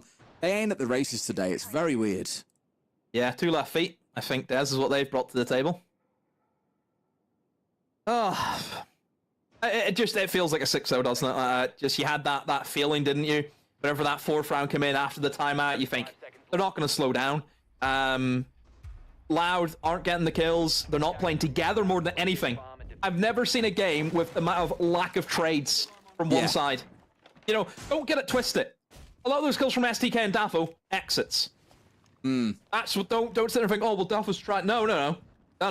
He's been, like, just exit trading. I think he had one opening pick, and that was he killed the Blitz one round. That was on the castle, wasn't it? Yeah, early on, and then they immediately got traded out straight after as well. Yep. So even when it feels like they have something going their way, it's immediately snatched back from them. It's looking like it's going to be a 6-0 half, potentially even demo, moving on towards being our first 7-0 of the stage. We had some 7-1s yesterday, but no 7-0. 7-5 for Loud. Wrap it up. That Stairs has cursed it. Just chalk it. We've seen more crazy turnarounds before, is all I'll say. It could yet come to pass. It does look very unlikely with how things are currently positioned. Our Dragon's taking things nice and slow. What I have enjoyed, you were mentioning about their pace earlier on. What you tend to find about a lot of teams is they have a style. They like to be fast or they like to be slow. We think about APAC teams as being quite quick. We think about teams like Faze as being quite slow. What I have enjoyed about Black Dragons today, and it's definitely helped by the map, is their willingness to go from being slow, everyone's on drones, no one's really moving, to then suddenly all 5 players are exploding forward and making things happen. And that constant change in tempo makes it so hard for Loud to adapt. Yeah, as soon as they get that pick, it's just game on, isn't it? Look at this, 2v1. Look at it. Yeah, where's the support for it? Like, no one's here. I'll tell you what, their player's got a kill. Almost a second as well. Might die here if he's not careful. Perez doing what he can, but has finally got support from the window. Damn. Yeah. It took 3 players to bring him down. I think he would have killed him. He actually would have killed him, I'm pretty sure. But he just didn't have enough in the magazine. But a little bit better from Loud. But still, Des, you have to say, Black Dragons still have got the map control now in a 4v4. Yep. And the key thing to note is, of course, they played that as a 3 versus 1. It's more that Perez has played well there than Loud have done something exceptional. Otherwise, they're largely sat here on site here, waiting to see what comes in next. Live being the one towards blue, it might cause a bit of bother. Trying to force the challenge out and almost catches him on the exit there. Machina looking for him on the fadeaway. No Doc will be cool, available, worth mentioning as well. They've got the Blitz that can charge forward, but Rare is low. Machina's now gone. It might well fall apart. Muzi starting his march of death onwards, but it's looking like it might finally fall Loud's way here. 2 versus 3. Yeah, what's Flashery cooking up? He's by himself. The other two are connecting over towards the blue side, but instead they're now falling back. Yeah, it doesn't look as though that Black Dragons have any real idea about where they actually want to go. They've been here, there, and everywhere, Des, which I think is probably why Loud look to be in the better position, because just Black Dragons haven't got a Scooby-Doo right now where they're going to go. And you're going to walk down the main stairs into the shotgun where your teammate already died. That's not a great play, and yeah, there we are. Bassel walks up, able to take out the diffuser. Yeah, but he's dead. He drops... That's a death box in there, Des. We know that. You drop connector hatch, only one way that's going to go. Finally, they get around, but... So question more Black Dragons there. They didn't really know what side of the map they wanted to attack from. Yeah, and this kind of comes back to what I was saying earlier. Black Dragons are 5-0. They've played well, but they've played as a solo partner in this game. Loud haven't really been present. That was the first time it felt they had something to offer. Like Perez in that 1v3 upstairs, fair enough. He's played well there, and they've got something off the back of it. Cool stuff. Even on those push-down lobby stairs when largely Loud was sat there waiting to get pushed, they still didn't find themselves conceding players to silly things like Machina on the main stairs when he was trying to bait a swing from the player behind that bookcase. So overall, it was good play. They've done it well there. They've played it out. They've got that round on the board that I said they needed. It at least gives them a little bit of breathing room here going into the second half, but it's not a lot of it. Oh. Here we go. Side switch. And for Loud, it is a big mountain that they have to climb. And Black Dragons, yes, they may have just took a bit of a tumble the last round. You still like to think that momentum is still on their side. Bans, shields are up, which straight away Bassel onto the Monty, not even thinking about that. And I think a Monty is probably what they need. I think whenever you're a team who are just struggling for kills, you bring in the Monty who's going to be able to feed that information in hope that, you know, your teammates will be able to get that information fed through and get some easy kills. You know, just get yourself on the board. Monty takes that ground, takes that space. You know, we always talk about it, Des. I know certainly me and Ollie did.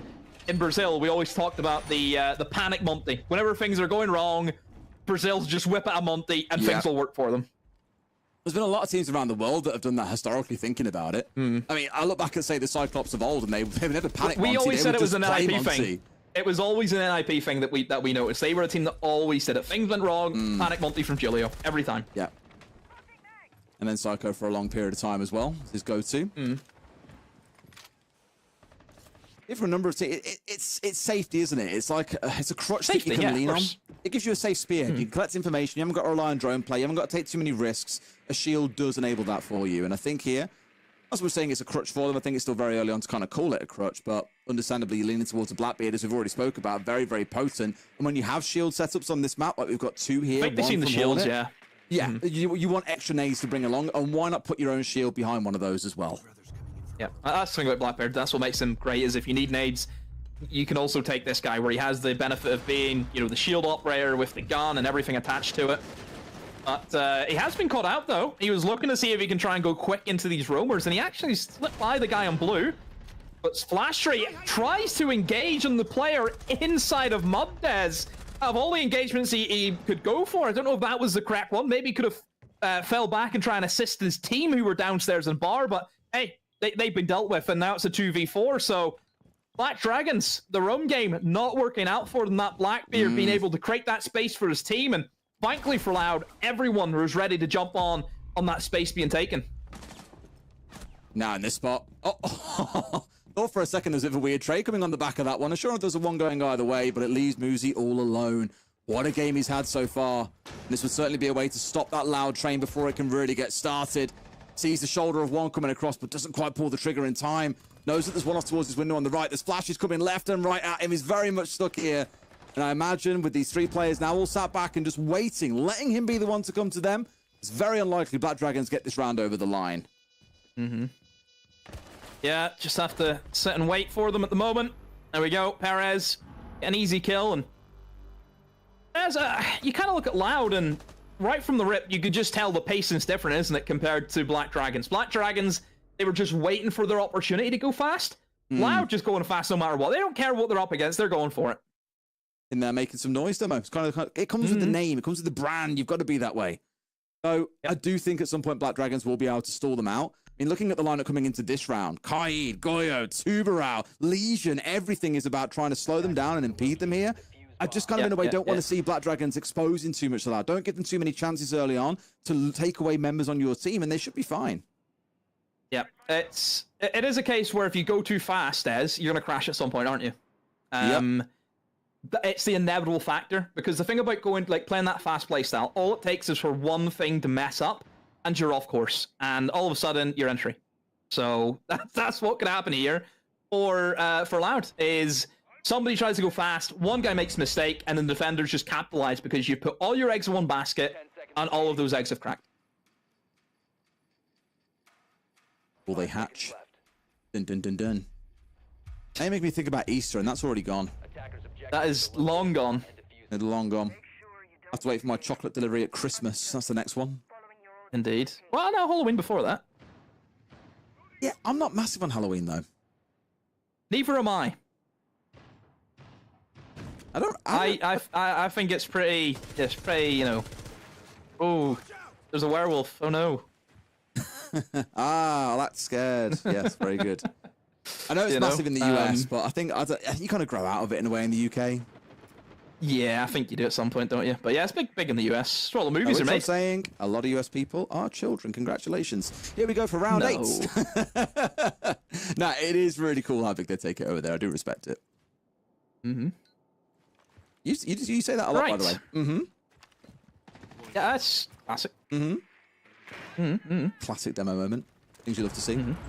Now, Dafo's got a lot of responsibility. I was going to say Dafo's got the responsibility of dealing with these Goyo canisters, but maybe instead you can just trust the Maverick to get in there and do it. There we go, and do not get caught in the flames. Basetto is out of there. Machina, I'm pretty sure, has just thrown himself out somewhere and got himself a kill onto Dafo. He has. I think, is that a jump out from, was that Mud Window, maybe? I think it might have been. I think he jumped out of Mud Window, Des. I missed where he was. I'm pretty sure he was now and has gone down to the basement. Yeah, probably Mud Window.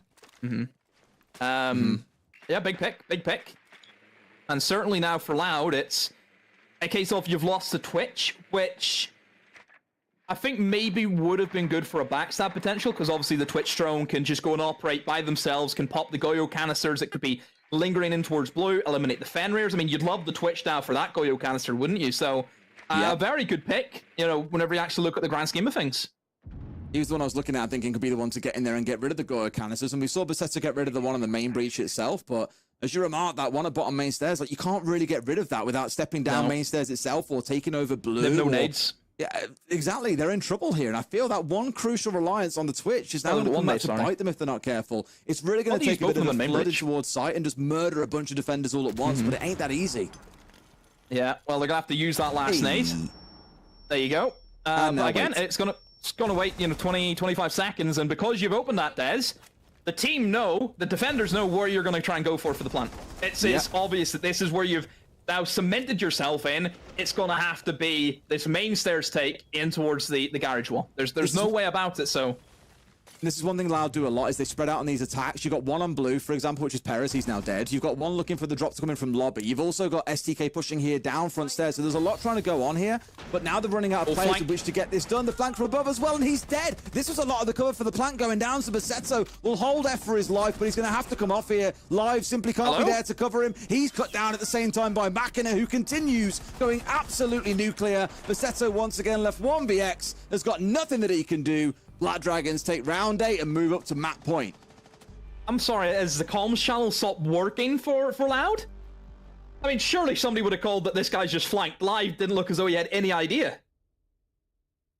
Huh. That's surprising. Because again, who knows, Live kills the guy flanking. Could maybe try and cover the diffuser going down. Maybe. So that was quite strange, but yeah, just the flank happened. Probably shouldn't have happened, but it did. I mean, that's the thing. We've seen, I think there was at one point 3 people inside of Blue Des. They doubled up and they doubled up and they were able to take out the player who was like lingering over towards blue, and immediately they just went up for the flank. I'm really surprised that nobody. I'm surprised that nobody would have thought, hey, they've killed the blue guy. They're probably going to flank. They're probably going to retake from that. Attackers have discovered the location of a bomb. So. I don't know, the comms seem a little bit off for Loud there in that attack. It can happen. As we've seen throughout all the other rounds, like, they've been a bit off their game compared to usual today anyway. This has not been a performance that I think Loud would expect of themselves, or that most teams would expect of them. Yeah. What's kind of weird is that they've had this very, very quick, like, rise in a way. They were about E1, what, 12, 18 months ago, known as E1. And they made it to Manchester Major. Yeah. Everyone was a little bit like, huh? What are these guys doing Who here? are these guys? Yeah, I think they came third place, didn't they? Yeah. They did really well, but then they were knocked out, and that was it. No real worries to come off the back of that. And then it's kind of been this ascent towards becoming Raza Company Academy, having a good showing at SI. And then obviously now here we are under the Loud banner, arguably the biggest name that you can be under Brazil. And you're almost seeing the wheels come off a little bit. Live's having a really, really quiet game, and without him, they're lacking to find the next answer. Like, Daffo has been a real good player for them. I think he was top rated over the last few months for them as well, and back at SI. Even he's not having a particularly standout showing, and at this point, Machina is quite literally running the show. I was going to mention that. You've got one guy who's just playing out of his skin, and that doesn't help things. So whenever you yourself as a team is playing bad, which Lad are, they're playing bad today, but then you've got a guy in the other team who's playing incredible. Just makes things go from bad to worse. So, Panic Monty, I think, is a good point to talk about it. Gotta be, because, you know, your match point, things aren't working for you, you're clearly lacking information, just, yeah, bring him in. So, the Monty, straight away, look at the ground he's been able to take Dez, isn't going to worry about getting shot from any perspective, you can just clear this top floor, you can now move in towards the office side, in towards bedroom, and the main thing about the Monty is he's always going one way. You know, that I like to call it the 180-degree cone. You always want to make sure that you never expose yourself from anything less than a 180-degree angle. If anything slips into the 181 zone, 270, you're going to get shot and flanked from behind. So making sure that your flanks are covered for the Monty is the main thing, because he will go in one direction, you know, just front first. He's fantastic. So you always have to make sure you can watch his sides and behind him. Machina definitely playing with fire there and staying in the flash and hoping that they wouldn't push him immediately. Well, he paid the price for that one. Now, a nade at the feet here of Flash Street, almost getting picked up from the window at the same time. Nothing comes of it. He's got a Monty off to his right, a player on double window. Loud has set up so many excellent crossfires here that there is no place that is safe up on this top floor. 3 now fallen, 4 down as well. Loud should be able to convert this round comfortably from here. Yeah, this is the thing with Chalet and the attacker-sided nature, Des. It's the angles and the windows that you have, creating those devastating crossfires, and Brazil know how to do them oh so well. And again, you combo that with the Monty who can walk in. And the thing about the Monty is he naturally puts pressure on you, don't you? You know it does. You play Siege, and whenever a shield starts getting closer and closer to you, you start to panic. And then whenever you panic, you start moving, and then you move out of your safe position into the crossfire angles that have been set up from the other attackers. That's the combination. That is why it's so deadly, having the Monty on Chalet alongside these Brazilian gunners who know how to play their angles well.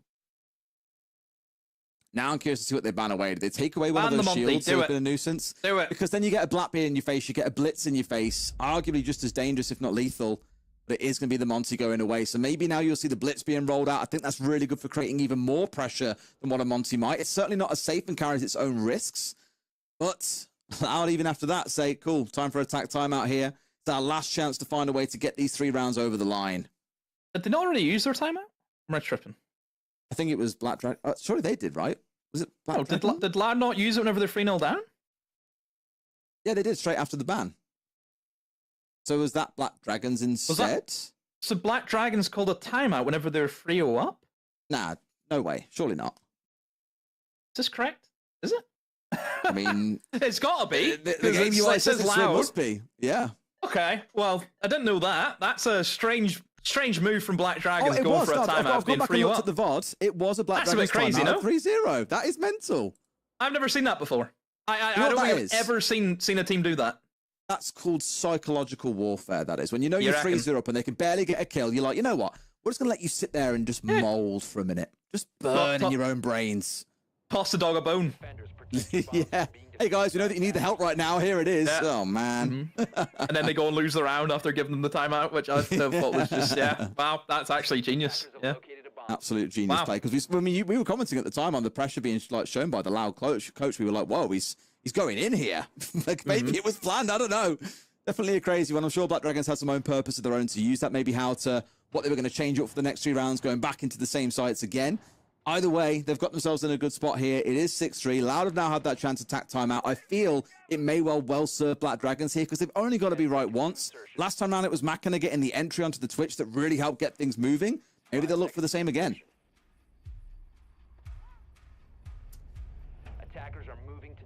In we go to our bar hold next.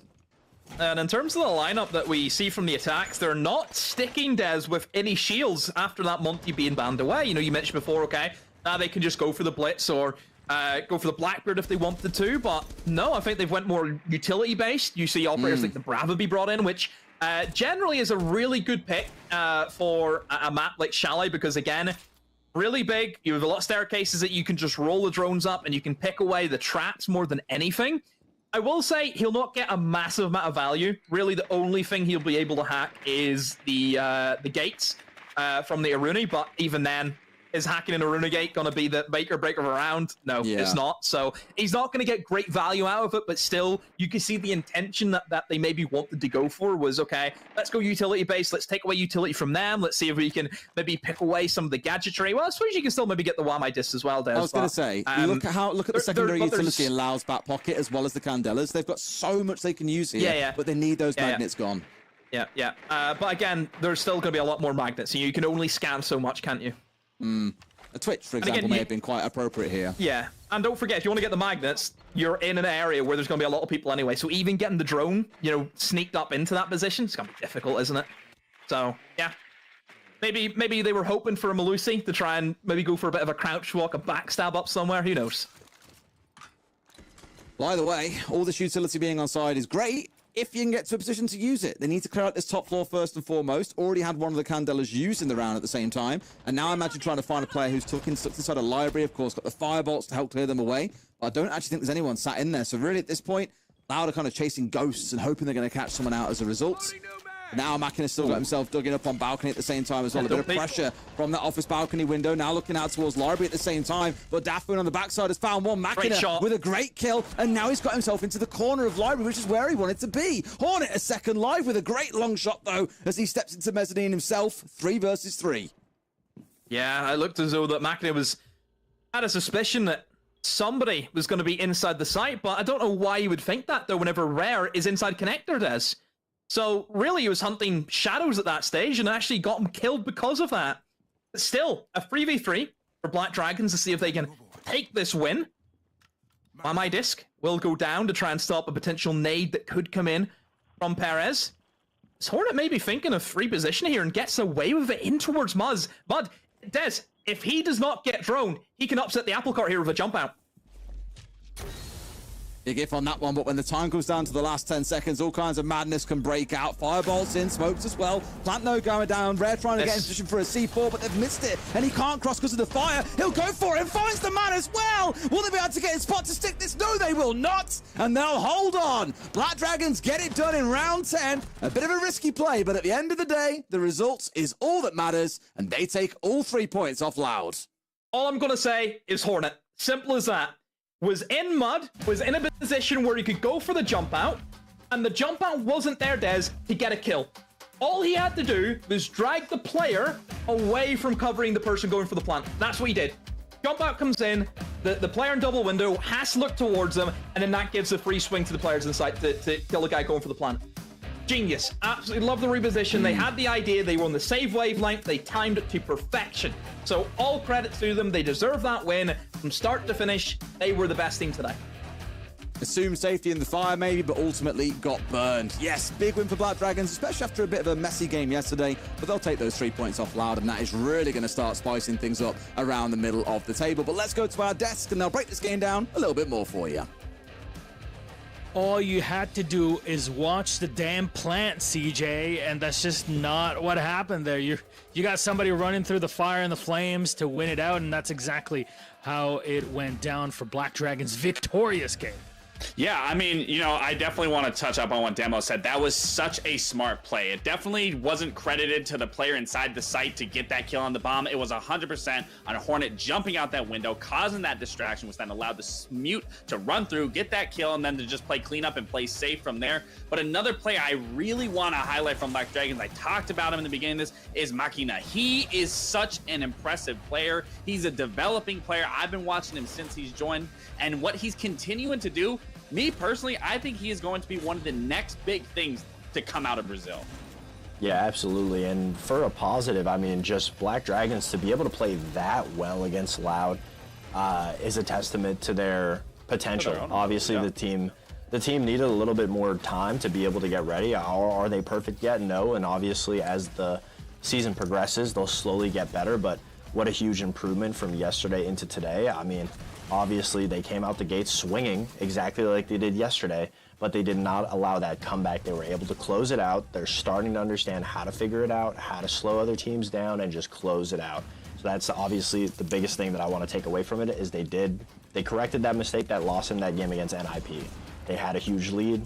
They focused on the objective, forcing Loud to go for the executes, and that's where they were able to stop them and cut them down and get the win.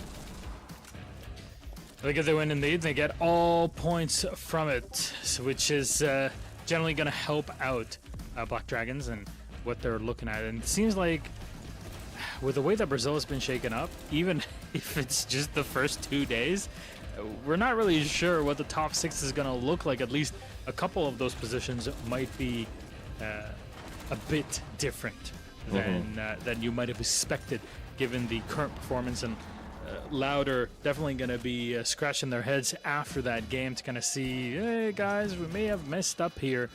Want to recover for the next game that we have, and indeed they'll be playing against, if I'm not mistaken, Los on the next play day. But for now, Black Dragons looking great. They got Makina that, as Gabe was saying, is playing excellently on the squad. The next big thing. Honestly, I'm seeing it. I hope that it happens with Black Dragons as a full unit, but if anything, you're just showing your talent to all these teams that are the best in the world right now. Yeah, I mean, absolutely.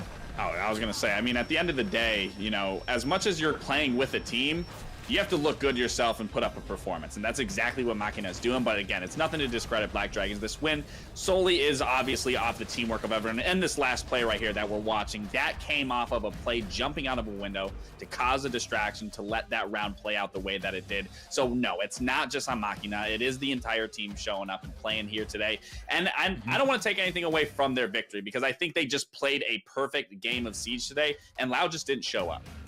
Yeah, absolutely. I feel like there is a lot of pressure on Machina, though. I mean, it's a team effort, but the way that they were using him on attack to be able to solo clear out areas with that Deimos, even though he had such an amazing game, obviously there are some areas to that will need to be improved. That is something that can be targeted, because at the end of the day, an amazing player will still make mistakes, but Machina played amazing. And the fact that I was really impressed with how good his vertical play was with the Deimos, even if he wasn't using the tracker, constantly putting pressure on the teams above from below by counter peeking the vertical holes that allowed him to make two watch him jump in and push everywhere.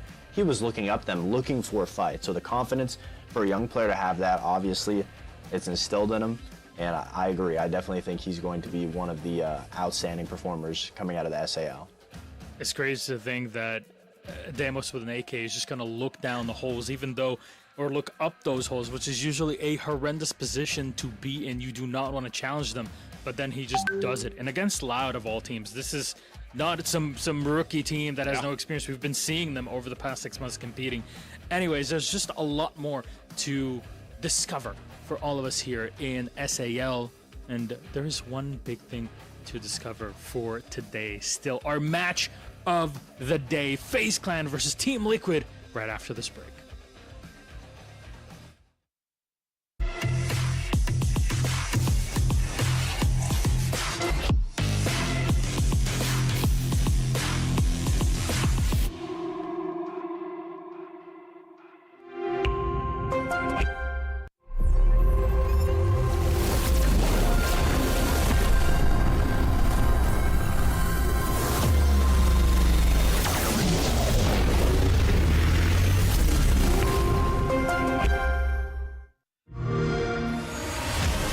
You know how they say it's not the destination, it's the journey? And the journey of 1,000 miles begins with a single step. And you know what? They're right.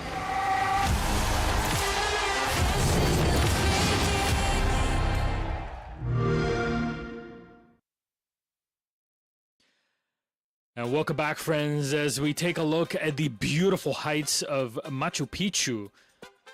It's incredible, genuinely. The level of skill taken to build this on the tippity top of a mountain. And, well, it's a good analogy because at SAL today in Palladium number 2, we hit the tippity top of the mountain directly onto FaZe versus Team Liquid. It is El Clásico for this region. We get to enjoy it all together. Hopefully with a bit more oxygen is what you could get here in Machu Picchu. Welcome back to the desk. I'm Melch, your host. With me are Laxing and Foxy. Gentlemen, let's just dig into it immediately. These two teams, they've got a lot to offer. You know, Liquid comments and all that, FaZe and how strong they've been recently. But let's just dig right into FaZe initially, because this team could be easily argued to be in the top 2 of minimum top 3 teams in the world. Yeah, I mean, this is the matchup, and for FaZe Clan specifically, I mean, I don't think there needs to be an introduction across any region, across international play. These are your SI World Champions. They could have got it, you know, over that game of W7M, but they ended up going the next year and winning it then. But I mean, these players, and Handy that you see right there, that is the player that was the MVP. He absolutely deserved it. He is a phenomenal player. I mean, we talk about all 5 players on Furia being phenomenal players. That is the exact same here with FaZe. I mean, these guys are the best of the best. They show it in their gameplay. They show it outside of the matches as well. They are a scary force to be reckoned with. And when I always look at Brazil as a whole, whether it was started way back then or even now, FaZe has always been so fundamentally sound, where the other teams within their region slowly were developed, but FaZe has stayed consistent across the board.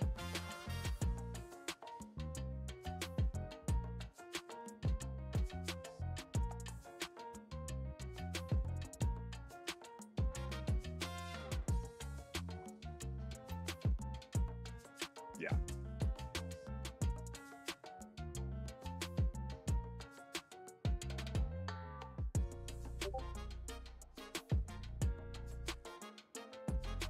a position, and Faze is just so consistent with the fact that they are 4 supportive cast players setting up the map. Cyber's somewhere on the other side causing that distraction. You never know where he's going to strike, if he's going to be with the team, if he's not going to be with the team.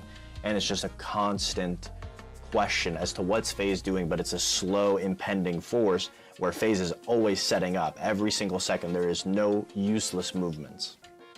And you know, if I were to twist that argument around, consistency is something we also find in Faze's opponents. Team Liquid, they are consistently disappointing and have been for the past few years. Through now the changes that they've had going into Reload, expectations still again not met on home turf in Brazil. Ask looked pretty excited at the start of the stage, but unfortunately it didn't come to fruition in the opening matchup yesterday against W7M. Not at all. I mean, you almost had me at the start. Liquid with consistency, but consistently disappointing. Absolutely, I can completely agree. I mean, they've been on a slow decline, and especially losing Paula. I mean, people had so many questions about this roster and what changes could they do to improve, right? And they pick up Ask, they pick up Diaz. Obviously, they don't have the performance that we expected them at Reload, but we would hope that they would come back to the SAL, have more time to prepare, more time to practice. And again, they fall flat. Very underwhelming performance yesterday against W7M. But then you look at it again and you're asking yourself, what are the issues with Liquid?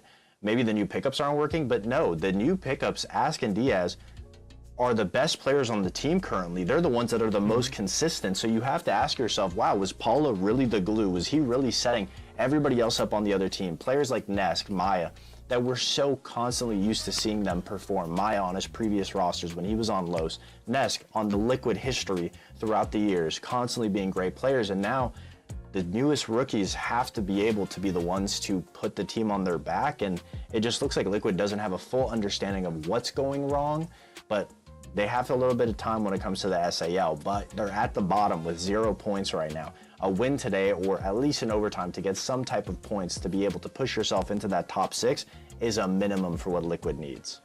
Yeah, it doesn't get easy at all here in SAL for any team, especially not Liquid, with the opening 2 games being 2 of the best teams in the entire region, which is already stacked in its own right. However, our map veto, what does that look like for this matchup is my question again. Best of 1 series all throughout these weekends until we hit the playoffs and it all turns into BO3s.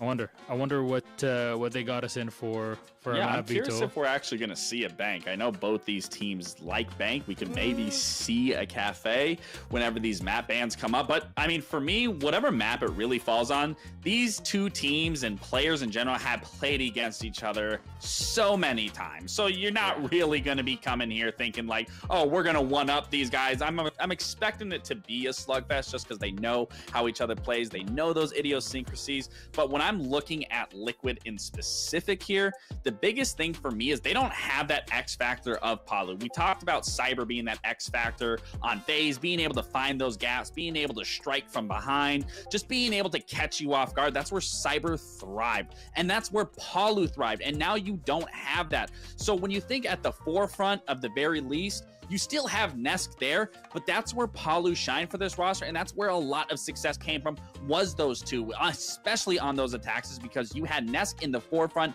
leading that charge, and then you had Palu sneaking around where they would end up meeting in the middle and then just closing it out on those attacking sides. You don't have that X factor anymore. And Diaz does have a similar play style to that, but I don't know if you're going to be able to find it, especially looking at the map coming to Nighthaven Labs. This is a very strong map for FaZe. They're going to feel extremely comfortable. Not a bad map for Liquid by any means, another good map for them. But really, again, I'm looking at that X factor, that a potential, that sneaky rat plays that Palu was playing. They just simply don't have that anymore. I'm not excited for the map pick for Liquid. Honestly, Liquid went for a bold move. They went to Border yesterday. Now they're going to Nighthaven Labs. Obviously, in my opinion, to put it bluntly, I just don't think Liquid has the firepower that they used to have.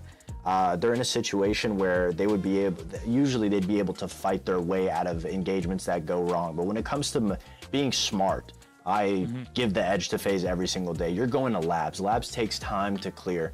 If you are already having struggles getting into a map like Border against W7M, which is a super small map, and if you can't get past that simple step, how do you expect to adapt and anticipate what Faze is going to do on labs when you could essentially lose every attack round based off of having not enough time. So the time management for Liquid is what I'm going to be looking for here, but Faze, so good, so consistent on a map like labs. I honestly don't really have much faith in Liquid going to this map. A lot of people that have been watching for a while, but maybe have kind of slacked off on the amount of time they're spending on the broadcast. They might remember, they might think, you know what, FaZe Clan, they lost it in the grand final of SI24, blah, blah, blah. Then you forget that Nighthaven Labs, it was so close going into OT with how close this game was. They're comfortable, and they've actually cemented their position over the past year and a half as a team that will consistently perform on Nighthaven. And I feel like just watching Nighthaven, it's very quickly becoming one of my favorite maps to watch, because much like Clubhouse, it challenges you to understand Siege on a fundamental level. How do you cut off rotations? How do you drone and put your kind of late round drones in as an attacking team? Where are you breaching from? Are you playing the vertical down or not? How do you clear into more confined spaces if you're going into basement, or if you're charging into Animus or whatever it may be? It's just such a fun map to test your fundamental skills as a team and your communication on. And I think this is a great test to see how good Liquid are, because there's not a lot of time, 24 hours between their game yesterday and today. Gabe, like, you guys have had this experience in the past. It's not a lot of time to kind of refocus after what happened. Yeah, and you're also not changing up anything crazy from your strats. You might bring a different operator for something if you're going to end up playing the same map. Thankfully, these guys aren't playing the same map they just recently played, so it is an even playing field in that sense. But again, when we're talking about these two teams and what the expectations are, FaZe is always meeting those expectations on their front. Where Liquid, it's still a little bit of a question. Now, if we were focusing on what they did last stage for Liquid, they looked great last stage. But from what we continue to see, it's still an ongoing trend. They're making roster changes. So the foundation still isn't there, where you're looking over on the other side of the playing field, where the foundation is cemented and it keeps getting built upon. Yeah, no. Well, it seems like, go for it, Davide. I was going to say, I feel like we always talk about time and time again the FaZe Liquid El Clasico, but I really can't stress it enough that Liquid's game plan going into this week was not the best. I mean, they completely jumped into it thinking to fight aggressive. They want to be that attack-heavy team that they always have been, go for guns blazing, and I don't know, it feels like if they're falling flat on their face this week. Wrong system, wrong game plan, and they played against an aggressive team yesterday. Now they're playing against a slow, passive wall of FaZe, and you're in a situation where you just don't have the outstanding gun skill that you once had to be able to shoot your way out of a problem. And it doesn't look like Liquid has the problem solving set up right now. And I really hope that we don't go into this with them still thinking that same mentality, because you're right, it's only been 24 hours. So if they come into this thinking we're just gonna shoot our way through this wall, it's gonna go terribly wrong. If I'm going to be honest here for a second, this is a bit of a reality check.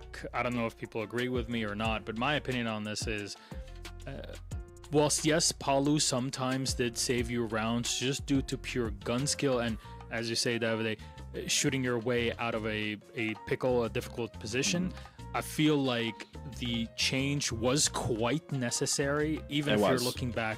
Of course. You look back 4 years, this was a change that was supposed to happen. However, is the replacement really up to par? Does it fill the gaps that you need as Team Liquid? Yes, Palu now is thriving. We've seen it over in Reload. We've seen it now in the first 2 days of competition here in SAL.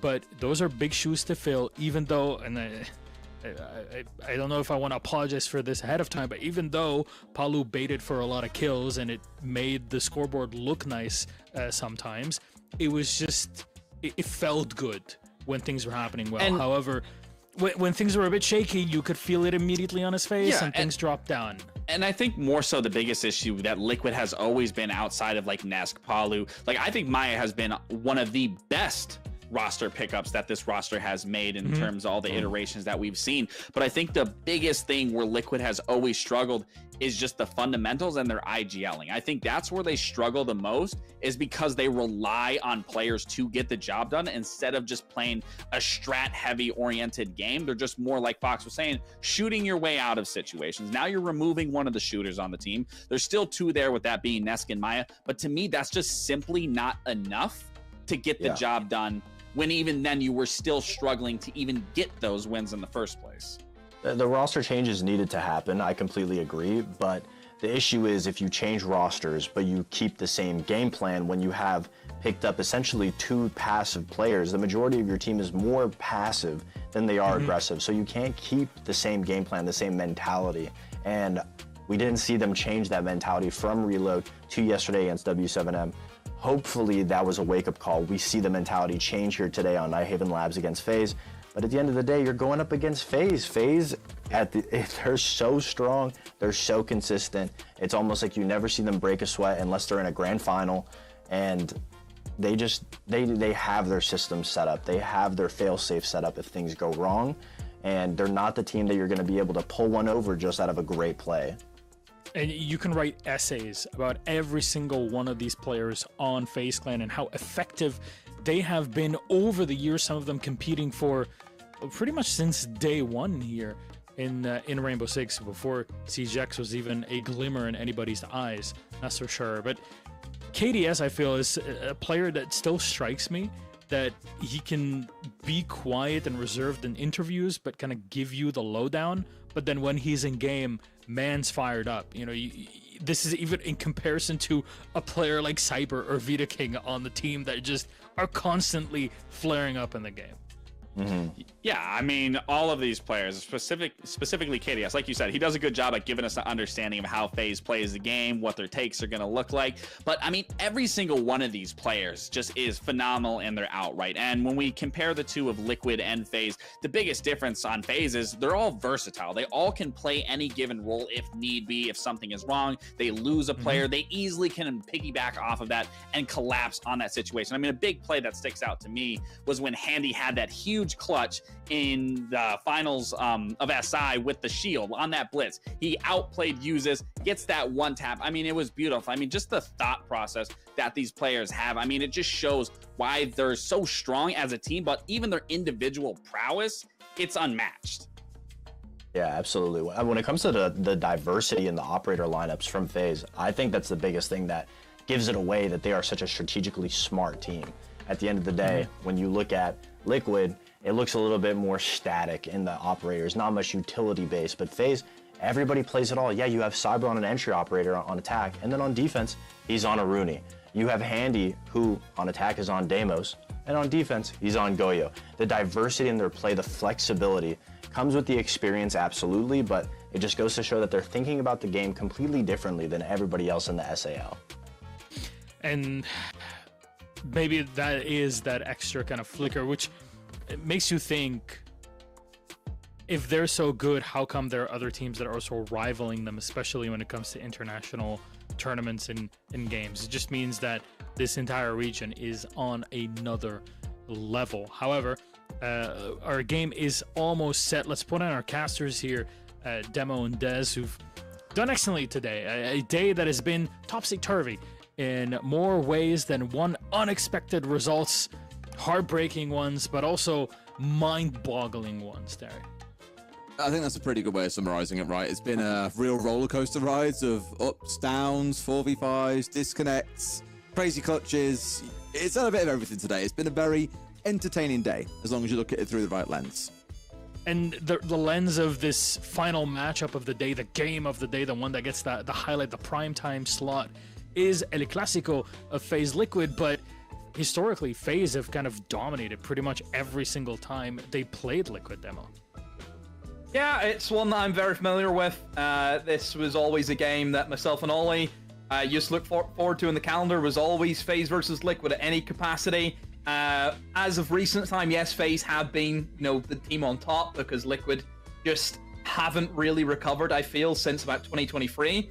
And yeah, they just had a lot of issues chopping and changing players, which I think that kind of shows that a team they can't get things together whenever there's a new player coming through the door, another player leaving through the door every 3 months or so. But still, I always think it's going to be entertaining. FaZe versus Liquid, it's the biggest rivalry, I think, inside of Siege. This is the 45th time that both of these teams are going to take on against each other, so there's a lot of history there. It's 22 for FaZe, 20 for Liquid, one draw in there as well, so it is still tight in terms of the all-time stats, but still FaZe winning. We'll see if Faze can continue on that streak, or will it be flipped on its head. Gentlemen, please, our final matchup of the evening is Liquid versus Faze Clan. It's Demo and Des. Enjoy. Thank you very much, Milosh. Yes, a big game to end things out, Demo. Hopefully one not too full of too much hijinks. Something a bit more focused and to the point, given, as you say, such a storied game between these two. That stat when you rolled it out earlier, I was just like, wow, the 44th meeting. Some orgs in Tier 1 have not even met each other once. It's crazy to think about. It's been 44 times. Yeah, it's a lot. And yeah, just the one draw as well, which I don't know why. It always annoys me that we've got like the one draw in there. But that was back whenever we actually used to have draws in professional play. Both teams would have walked away with just like a point because of it. So, darker times, Des. Dark times back then with draws. Yes. Thank God there was only the one between them is the key thing to look at there, I think it's fair to say. Yep. All right, talk about these bans for a second as well. We've had double electrification bans come out. We had this on the same map earlier as well today, so similar conversation. But a key change we're looking at here is the Monty and the Thermite ban. We had the Maverick, I believe it was, and the Ace ban earlier, but this time round, Thermite.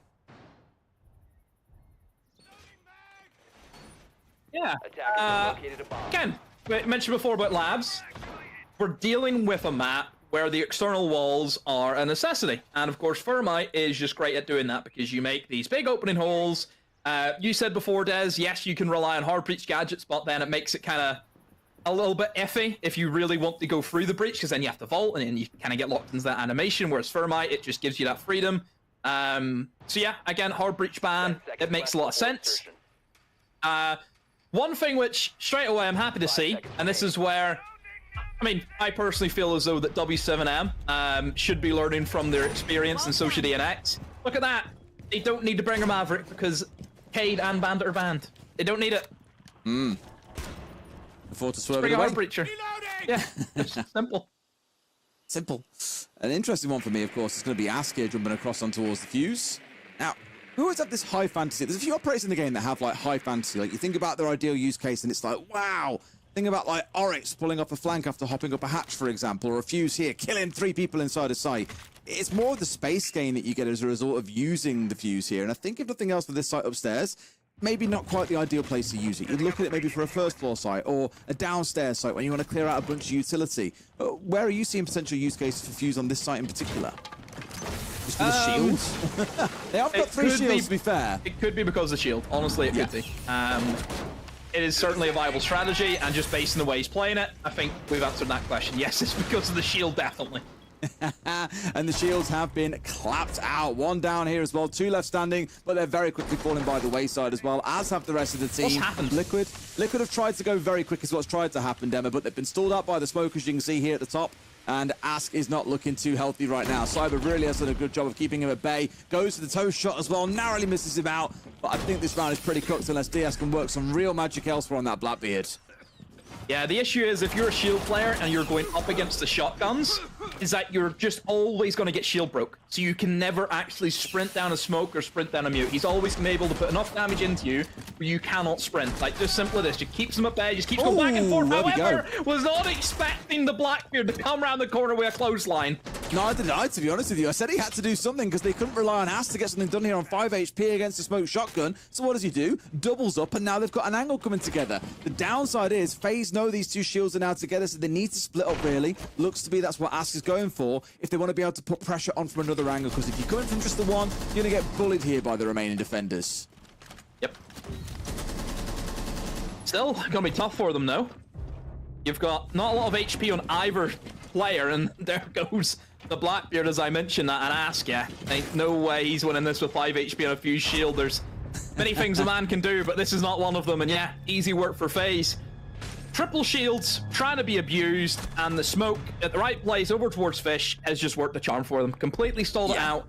You can see the power of that operator up against the shields, can shield break them, can stall them out with the smokes. Yeah, pretty easy stuff. Yeah, I think the big one for me was the fact that they've tried to rush in first round. They won't try it again in the second round because that's not making any like bones about it. That wasn't like a triple shield, slow, calculated round. You could see even later on how Ask was running inside top Aqua and was still hitting off against those Fenrir mines. They hadn't cleared any utility. It was a rush attempt. And now that that's failed, we'll go back to trying something more standard. Now, I expect the comp in this round will be a lot more, dare I say, sensible, but more focused on the objective.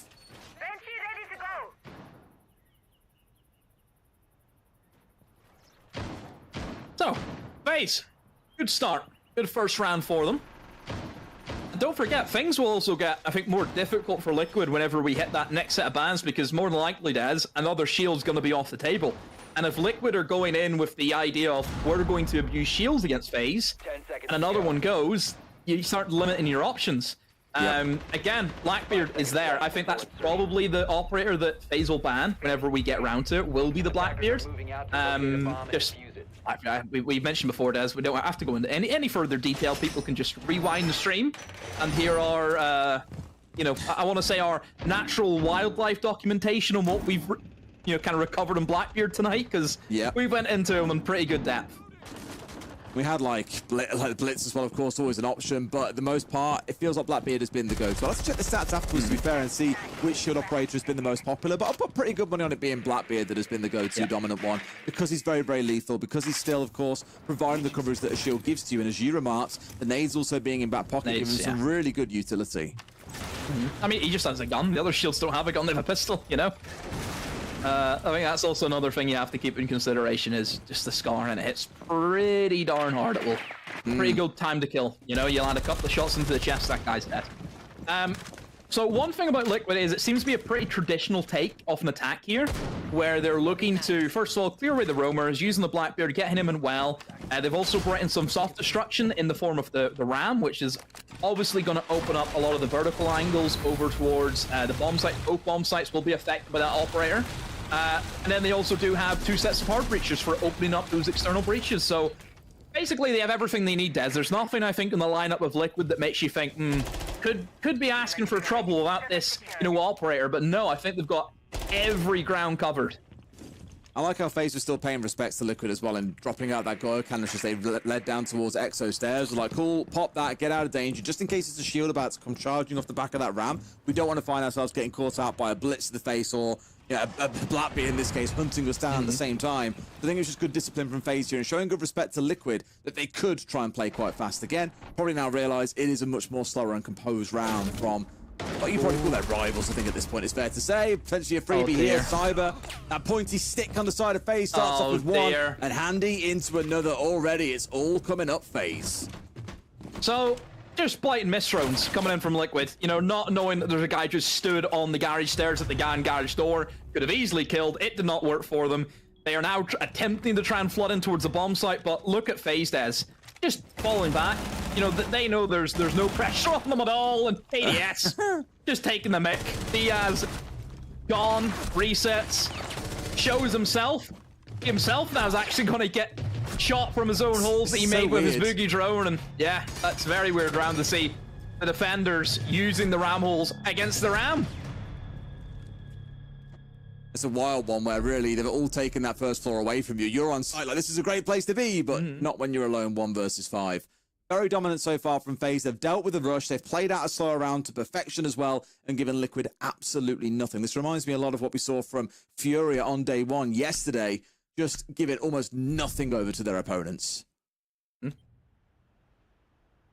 Defenders, protect your bombs from being defused by attackers. So, good from Faze. Again, nothing has really worried them at all. Everything seems to be pretty run-of-the-mill for Faze. Liquid, on the other hand, missing some key components. Droning seems to be a big thing. It's weird that you're bringing in the Blackbeard and you're clearing that side of the map, but then you just completely ignore the garage side, which I find quite strange. It looked as though they were almost trying to do a minimalistic take, Des, where they took in towards kitchen, and then they just tried to walk down in towards exo stairs, which... 10 seconds remaining. How can you do that whenever there's roamers above? Ow. They were so focused on it, because when you saw they've immediately got that wall opened up inside of Freezer, 2 drones fly through ahead of the Blackbeard, and they are checking out that side of the map, but as you say, they then lose a player for free inside a garage, and it's a little bit like one-track minds in a way. They've got one thing they're focused on as a team here, rather than trying to solve multiple problems at the same time. I'd say we haven't clocked this round demo, and I feel like we have to talk about it because it's on your screen. It's Cyber running around on the Caveira. If anyone's going to run it, it's going to be him, of course. As I mentioned earlier on, he's the pointy stick of this Faze side. They're always regarded as quite a slow, composed team. It's always been their play style, and clearly it's successful and has been falling for many years. But Cyber feels like that X factor, the kind of player that will go a bit bananas, that dare I say, will play a Caveira, and I think having someone that has that capability so you can still introduce something else into the mix here is really important. Now, I don't know if you would know this or anyone else. Am I right in saying that the only esports skin for Cav is Faze? It would not shock me in the slightest. Because I own it. It was from the 2018 set. One of the first ones. They got Cav. I can't think. Is there anyone else who has received Caveira? We have a look. I honestly don't know, but the only one I can think of is the face skin, because that's the one I actually use. Phase 2019, yep. I can't see any other ones. There you go. So that operator is linked to him, and speaking of the Cav... oh, of course. Of course. As we were saying, if anyone's going to play it and make something happen, it's going to be Cyber. This team's just silly, isn't it? I was watching them yesterday as well, Des, and I thought this Faze team just taking the mech, aren't they, this league? They really are. They just... It's their playground. They're making Liquid look silly across these first 2 or 3 rounds here, and it's not looking like it's going to get much better unless they can really turn it around. Handy at least falls. Still a man disadvantage for Liquid to work their way through, mind you, and Vidiking is posted close with a shotgun, daring him to step across. Timing! Unlucky. However, Alf still on the flank though, Des. Maybe look for a second one.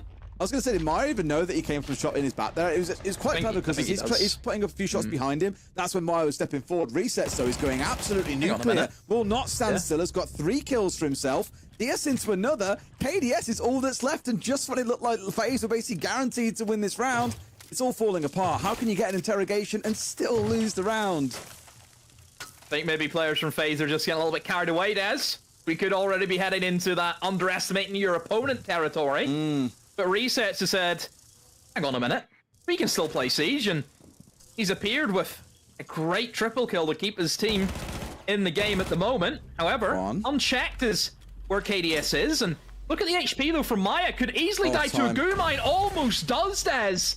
Had to stop immediately to take that goo mine out of his leg. But look at the time, 5 seconds to go. Do they have information on where the diffuser is? He's going to wrap all the way around toward Garage. He finds one, and he should be able to clean up, and he does! KDS with a triple kill! Just to ruin the hearts of Liquid. They thought, you know what, guys, we can get in here, get into this round, but no! No, no, no, says Faze. They will find a way, Des. KDS, man. We said no silliness in this game. We said, let's see a good, top-level, quality, competitive game. What a and that round there, we're already into silly season. Beautifully played by KDS as well. I think identifying the smoke coming off, knew what the next play was going to be, and did expect to get challenged. I thought for a second Liquid were going to kind of bait him out and push through the smoke and try and plant inside of that room in storage, but no. They hold firm, and KDS plays it to perfection. That's probably a little warning to Faze, though. Look, come on now. Let's not start throwing away rounds in silly situations here. Let's keep it together. Oh, KDS. Deary me. And the Liquid timeout. Not surprising at all that we see this come in. Yeah, Liquid. That's going to be a kicker, isn't it? Losing that round. Because you just shouldn't lose at that stage. You know, a 3v1. All they had to do was just take a little bit of time and just figure out where the guy was. Yeah. It's a case of, again, of lack of droning, like you were saying in the previous round, because I forget who the first player was that came into storage and died in the doorway without knowing where KDS was. Resets. The man who did so much work. He was really feeling himself, right? He walked to 3K already and thought he could go on and find more, but again, it's kind of cost your team there. You can be back on the drones at that point. You've got a bit of time to play with, but they've just got a little bit desperate, I think, a little bit undisciplined, and it has cost them a round. We're now going to probably play back through those same 3 sites again. So Liquid with attack timeout here. You played out that first quarter. You've seen what you're against on each site. It's a good time to have attack timeout. I do like a post-round 3 or a post-round 9 attack timeout here. Let's hope they can get something in the second quarter. Oh, boy. Well, Faze. Just gliding right now. 3-0 up. Liquid. That is going to be a gut puncher losing that round. And now they need to do the cycle all over again. Site's going to be unlocked now, Des. We go back to the top floor, and this one was just a lockout, really, from the first minute. We've seen a triple shield being ran from Liquid. It did not work to its effect.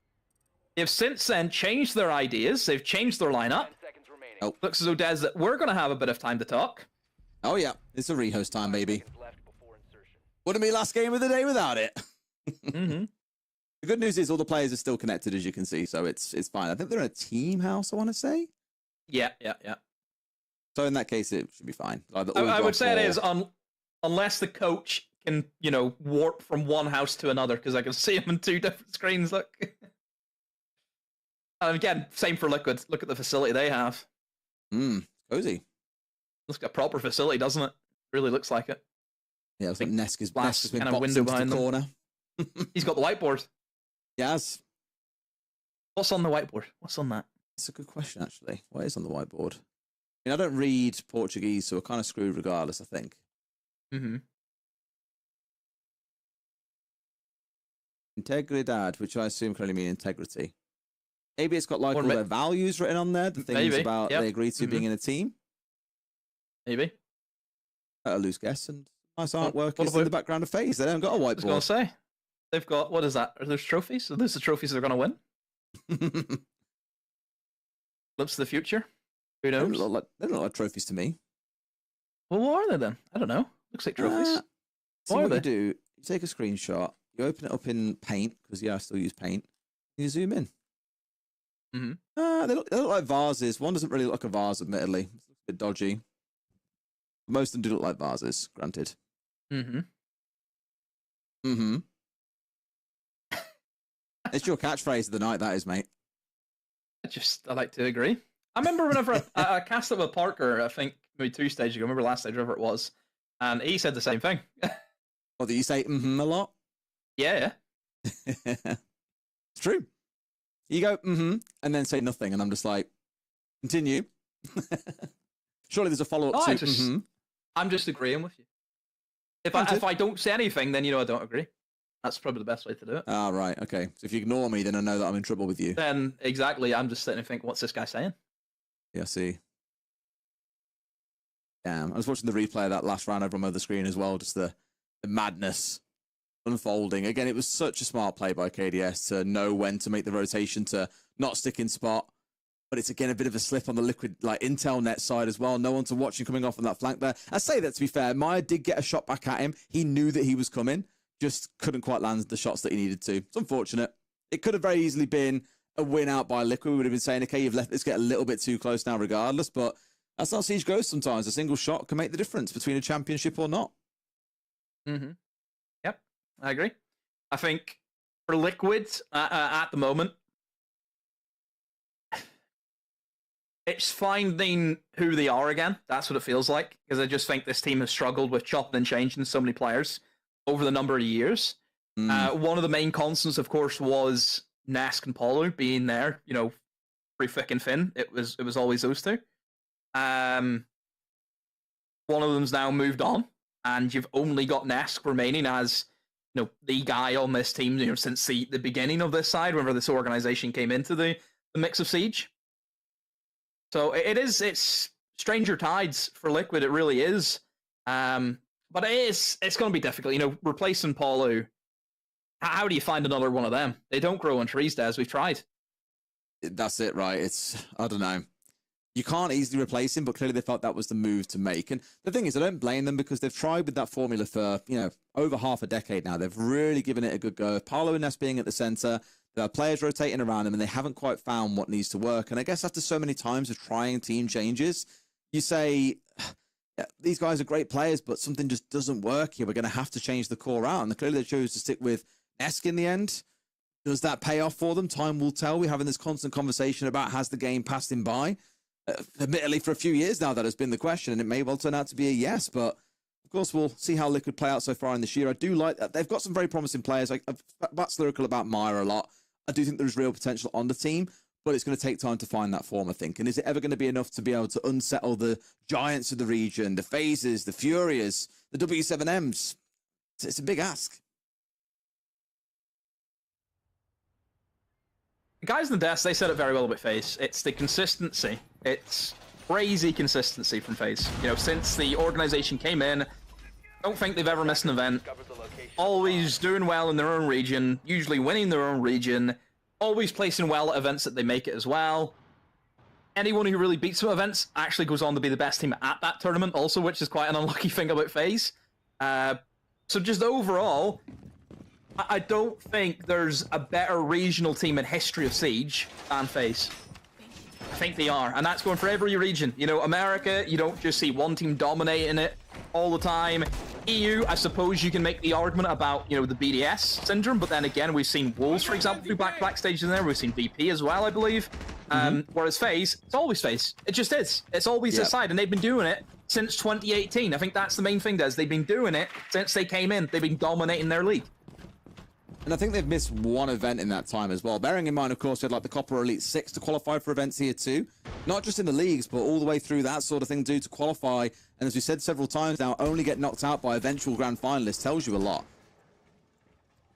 I think Resets knows that he's been sniffed out here as well. That default cam behind him was still on. Saw the barrel of a player not far away from him at the same time, so knows he's in a bit of a precarious situation. Sure enough, he's getting swung on, but he wins the fight. KDS after such a good round last round. Not quite getting away with the same joy this one. Now, Resets is just trying to carry his team through the mud, isn't he? He's really the player stepping up to the mark. Other players from Liquid need to try and follow his lead and get stuck into the action. But immediately, really good early map control coming in from Resets. Being able to establish that control over towards Connector almost. And also whenever you combo that with someone outside of Electrical, you've got that, you know, control. Nobody's going to be able to flank you now. You've got Electrical window unlock. And this is where the walls start to close in whenever people can start pushing in from different angles. However, what a shot coming in from Souls, using the Keep now to reinforce himself in. He's aware that players inside a catwalk, and he was switched on for it. Really good positioning, aware of his surroundings. So all credit to him. I think that's a very important kill, because if that kill happens, Des, we're Phase B. That would be the problem in it, but they've really largely planted their feet here. Faze and just farmed kills for fun. A good one from DS onto Cyber, but there's 3 more to get through. And that ain't going to be so easy because Bitter King is there with the shotgun. One thing I do want to touch on there is I appreciate Myers on the Flores. Once you've used the drones, you're basically a free gun. You can do as you please. The problem is, he goes in for that swing and dies. If he collects that kill, they've got control of IT, they've got control of left side, everything looks fine for them. But he dies, and then 3 seconds later, there is a Blackbeard right behind him. Why are we running in blind here when you've got a shield that can spearhead this attack for you? It's specifically why you bring these operators along. And I'm just a little bit concerned that I get seeing a gap in the defense and believing there's an opportunity, but think about the resources you've got available to you there. It's just a bit too much too quickly, and they're paying the price by losing players because, as I said, FaZe largely planted their feet in that round and picked up kills as Liquid walked into them. FaZe just trucking away, aren't they? Seems to be pretty routine from FaZe. I think it's just that confidence that they have. Obviously, like I said, they you kind of big up the El Clasico, don't you? With both teams, you think, you know, historic. This is the rivalry. The amount of times they've played each other, nobody comes close in any other really derby that we have in Siege. But you really can see times have changed, can't you? Oh, 100%. You really can. If you actually look at the head-to-head, yes, the last time they played each other was at Reload, and Liquid were able to win 8-7. However, if you look down the list, that was the first win that Liquid had against FaZe in 6 games. You know, that kind of sums it up, doesn't it? It was the first time that they beat them since Copenhagen. So you basically, they didn't beat them at all during 2024. The whole year did not beat them. Yeah. And look back to the higher days of Liquid, you know, 2021, for example, when things were looking good for them. Being Really close good, during one of the COVID SIs to win the whole thing. Obviously, NIP came out on top back then as well. Those are the glory days, and it feels like we're quite far away from that, whereas FaZe have just kept on sailing ever higher. So, although, as you say, the record looks very balanced between the two, recency could not be more different for the pair of them. It is, and at the end of the day, trophies do the talking, and one thing that FaZe have that Liquid don't is a hammer. Ooh, okay, Resets is still doing Resets things. Another opening pick. Onto Souls, who's normally a backline player for this team as well. Like, very, very safe, a high survival rate when you look at his numbers. But here, they've had the backbone completely snapped in half by Resets. A second kill for himself, and I love that pairing, right? I speak about it so often. Dokkaebi and Deimos, it is so effective. Yeah, there's a lot of operators that just make the roaming a living nightmare. Jackal not so much because he's actually been nerfed as. I don't know if you're aware of that. The ping, it just gives the one ping now and it's It's not the greatest compared to what he was, so running the Jackal really is not worth it. So certainly your Deimos and your Dokkaebi, maybe throw a Blitz into the mix as well, is a dangerous combination, but Faze obviously went for that Blitz ban anyway. Surely but not. Look, the damage had been done. Yeah, it's not going to happen. He's top for goodness sake, Des. What's he going to do? They're in sight. Resets, you have to mention him. He's trying his best. He is constantly getting that opening pick. Constantly. He needs help. They need to help him. They need to get around him. They need to follow his lead. I think that puts him up to like 8 kills. The rest of his team have got 6. It's been all resets so far. Not good. 100%. Not good. I mean, really, the first 4 rounds were not good at all, as we've remarked several times now. They were a real struggle, but at least they're on the board, Demo. That's the important part. It's a bit of a confidence builder. I said this when we were back on Chalet. For teams to have that 1 round coming out of the half gives you at least a little bit of a lifeline, a chance where the other side won't do something too crazy just to get that single round win that they need with 6 bites to the cherry to try and make it happen. So at least be happy with that. They do, I think it's fair to say, very sorely need this next round, though. It'll feel like a smash and grab given how the first 4 went, but Liquid really need a bit of breathing room, and I think a bit of confidence coming out of another round win will be exactly what leads them there. However, if you then start staring down the barrel of a 5-1, Des, you really got to dig deep, and you have to play almost perfect C's to try and just get a regular win. Don't forget, you know, overtime, you're still going to be dropping a point no matter what. Every team is obviously going to try and play for all 3 points if they can. And don't forget as well, for Liquid, you know, they lost their opening game. Can they afford to already, after the first week, be sitting at 0 points? They're going to be associated with the likes of Loss and ENX, and we see how those 2 teams played today. Are we really going to start grouping Liquid in with the likes of them? Really? No. There's probably like 3 tiers of teams, I think it's pretty fair to say, in this region, and I'll put ENX in tier 3 at the moment. I'd put Liquid probably in tier 2. Even that, why are we saying Liquid's a T2 team? Why, like, even that sounds weird. It's Team Liquid. Again, we talked about organizations. It's Team Liquid's one of the biggest in the world. Yeah. But Faze, Furia exists, W7M exists, and you wouldn't put Liquid on the same level as those guys. Again, the players that they have, they should be able to. I agree. They should be able to.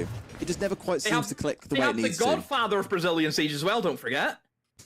They have, like, in my opinion, I think the most famous Brazilian we have is Ness. That's not even a contest. Ooh. That guy. Is he the most famous? Bobby. I mean, who else are you going to say more famous? You say Carl, I'm going to hit you. I mean, you said it, not me. Now, I think there's more of a debate in my mind between Nesk and Palu, but I think Ness definitely has that X factor about him that has made him more popular historically and more known. Well, there we go. Again. We got the track on with the Deimos. And there's a shotgun waiting. Vitter King has been in this spot now for several rounds and is picking up kills from it. Has been challenged on the other side sometimes. This time round, he's spotting a dime again and got a second kill before finally there's an answer there. Liquid falling apart a bit in communication, and it's not going to be the round that they were after. Mistakes here and not learning from previous mistakes, I feel, is the main comment I'd make on that one, Demo. It's a 5-1 half. They've got a big hill to climb. That was actually a really good adaptation, I think, from Faze that time around. You know, you're going in for that top floor hold, for that mid floor site. Last time Resets was able to catch them by surprise and get some of those opening picks. This time, they played more structured. They sat back. They were using their utility that they had at their disposal. They were not allowing Resets just to walk in and find easy picks. If he wanted to get kills, he would have to be put into pretty difficult positions. One of them is, of course, swinging a shotgun, coming in from the breach. You know, straight away, good adaptation from Faze.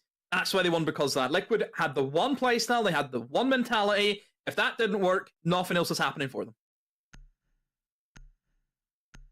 All that hasn't fallen, to be honest with you, Demo.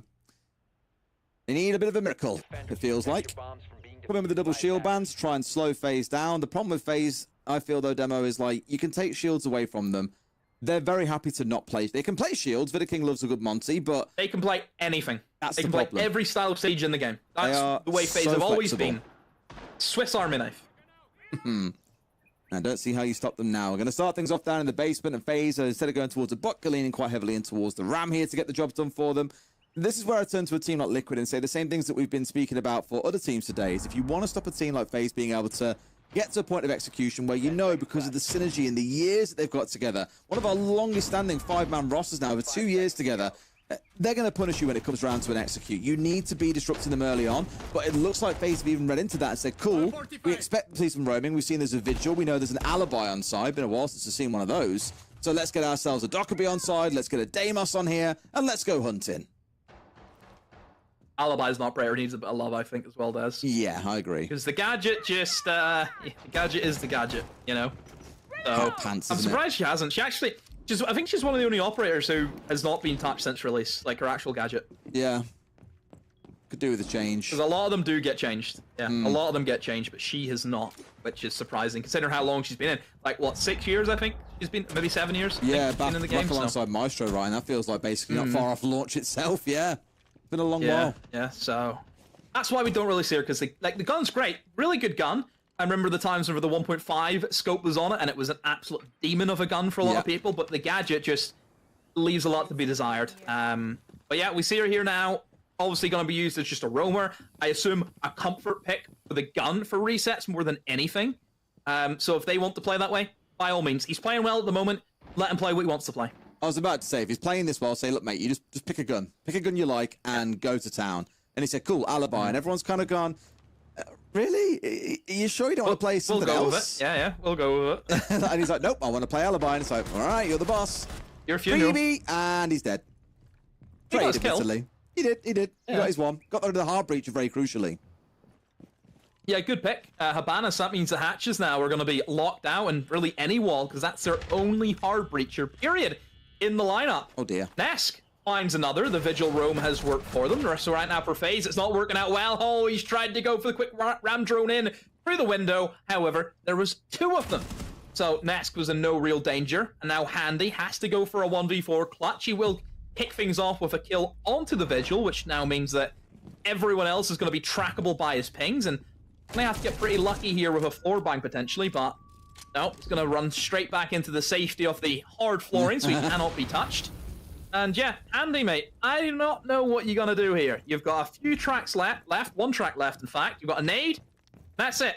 Nothing else.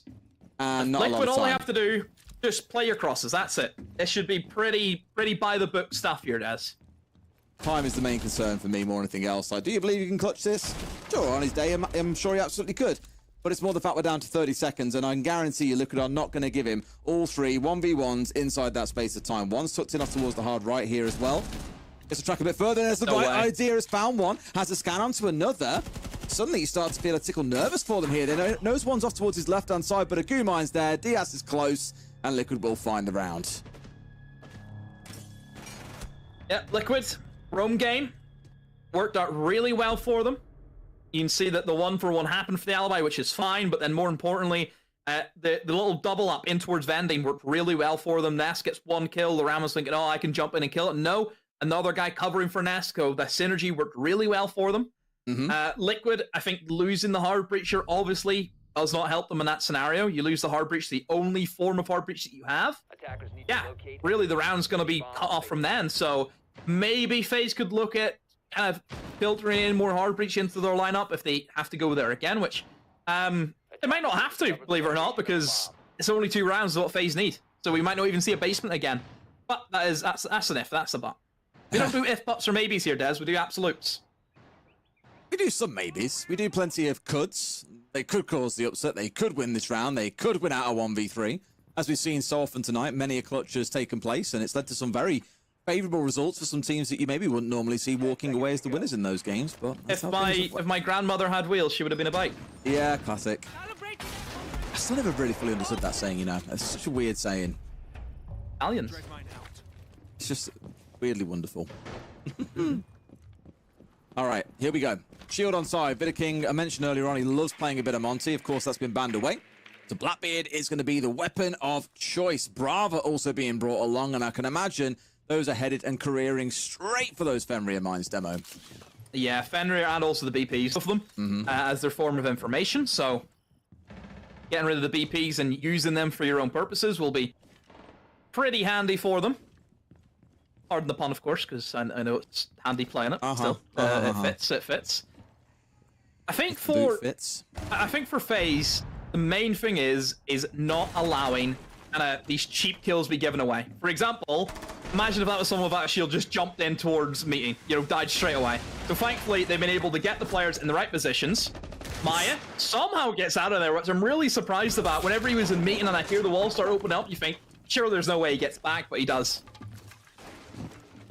Took a shot, I think it was from Cyber, we can see out here outside the breach. Of course, trying to assist his teammate as best he can. And the pressure from Vidaking is enough to force those roamers back again. Where a shield can be so valuable is the ability to force players away just by the sheer virtue of existing near them. He wasn't looking to take a gunfight, he was just sat there watching very happily, but it was enough to send the defenders packing and gives Faze a bit of control on this side of the map. We're about halfway in though, they need to get some more going, and look at this, he's tucked right in there. He could be in hot water unless it's an assist coming on through. It's Ness starting out with the killing and he gets rid of KDS. So Liquid holding firm at the moment and reset. Again, this guy is the savior for Liquid. He is going toe for toe up against Faze, and another one for resets. You can't stop him today. You can't. I mean, somebody does and it is handy, but again, he's already been able to take out half the team before he goes down. Faze really struggling here to get anything going on their attacking half. Liquid and the defense is a lot better than where they were. I thought for a second Ness was really going to miss out on that one, but they know exactly where he is. Could be a little bit of a precarious situation. But no, there's a shot coming in. It's handy to find Ness first. And again for Liquid, they had this man advantage. They still maintain it. It's worth stressing. But now you start to worry. There is only 30 seconds to play. If they can play to time here, they might be okay. But it only takes another kill to come out of Faze, and suddenly they're in hot water. This surely is a free kill. Every day of the week. There we go. Shotgun to the face and a second from Ask as well. Liquid with another round on the board. Are you starting to feel that momentum coming, Demo? Are we not thinking maybe we could ace that somehow?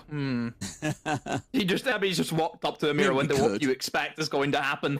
You're up against somebody who can see you with a boomstick on the other side. You know, it's no real surprise to see them lose that. And Faze, rightly so, gonna have a timeout because the attacks have not been up to scratch.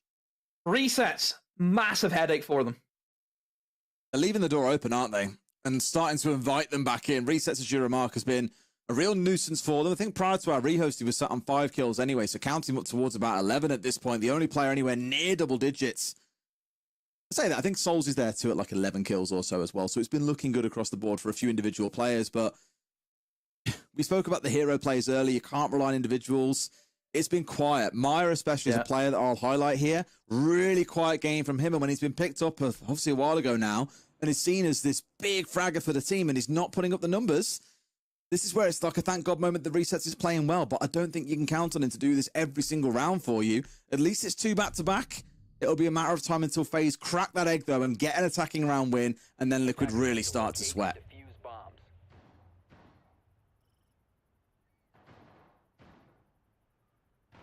You didn't go, does that mean you disagree with me? No. I agree. Sorry, have I hit a bit of anxiety into your speech now, because you don't hear them, you're thinking, you made me paranoid. Oh dear. That's it. I'm forever paranoid, mate. I'll be going to sleep like Demo, please. I'll say I'm tired, good night, and then I'll need to hear need to go to sleep. I do actually like how someone in chat earlier was like, take a shot every time Demo says, It's speed run to getting drunk. It wouldn't last long. You wouldn't last long, I tell you. Yeah, I think for Faze, whenever you now look at the mid floor, they've got kind of 2 options. Do they go a little bit off script, Des, and attempt a rush? Because they haven't went for one of them yet. Not. So you could try and up the ante and go a little bit faster. Or you just hope, okay, was that a case of the rehost was used as a mental reset? You're still going to go with the same formula of the plan. But you've had a bit of a talk with some players thinking, come on, we need to get things going, a bit of motivation. Maybe that's what they were missing out on. Based on the lineup, you think, okay, same formula. You know, there's nothing there that says, we're going to go fast, we're going to go quick. It seems to be pretty standard. You've got double hard breach, you've got the ram as well to open up the vertical flooring. It will come down to see how well they can deal with these roamers above, as it always is for this bomb site. Goes back to that earlier conversation that we had about Faze being this more slow, composed, controlled team, and there's absolutely nothing wrong with that. I mean, when you got Cyber, it's a great example here to come back to our early conversation about Doki on Ace, for example. You're at a stage now where flexibility amongst the team is arguably the best thing you can have. And you've got one of your leading entry fraggers who has used both exothermics, come off there to try and make an entry happen, and has been absolutely slapped about by Nesk here very early on in the round. That 2-minute mark, they've lost their main man. Not good. Not good again. Faze struggling on that opening pick. Picking.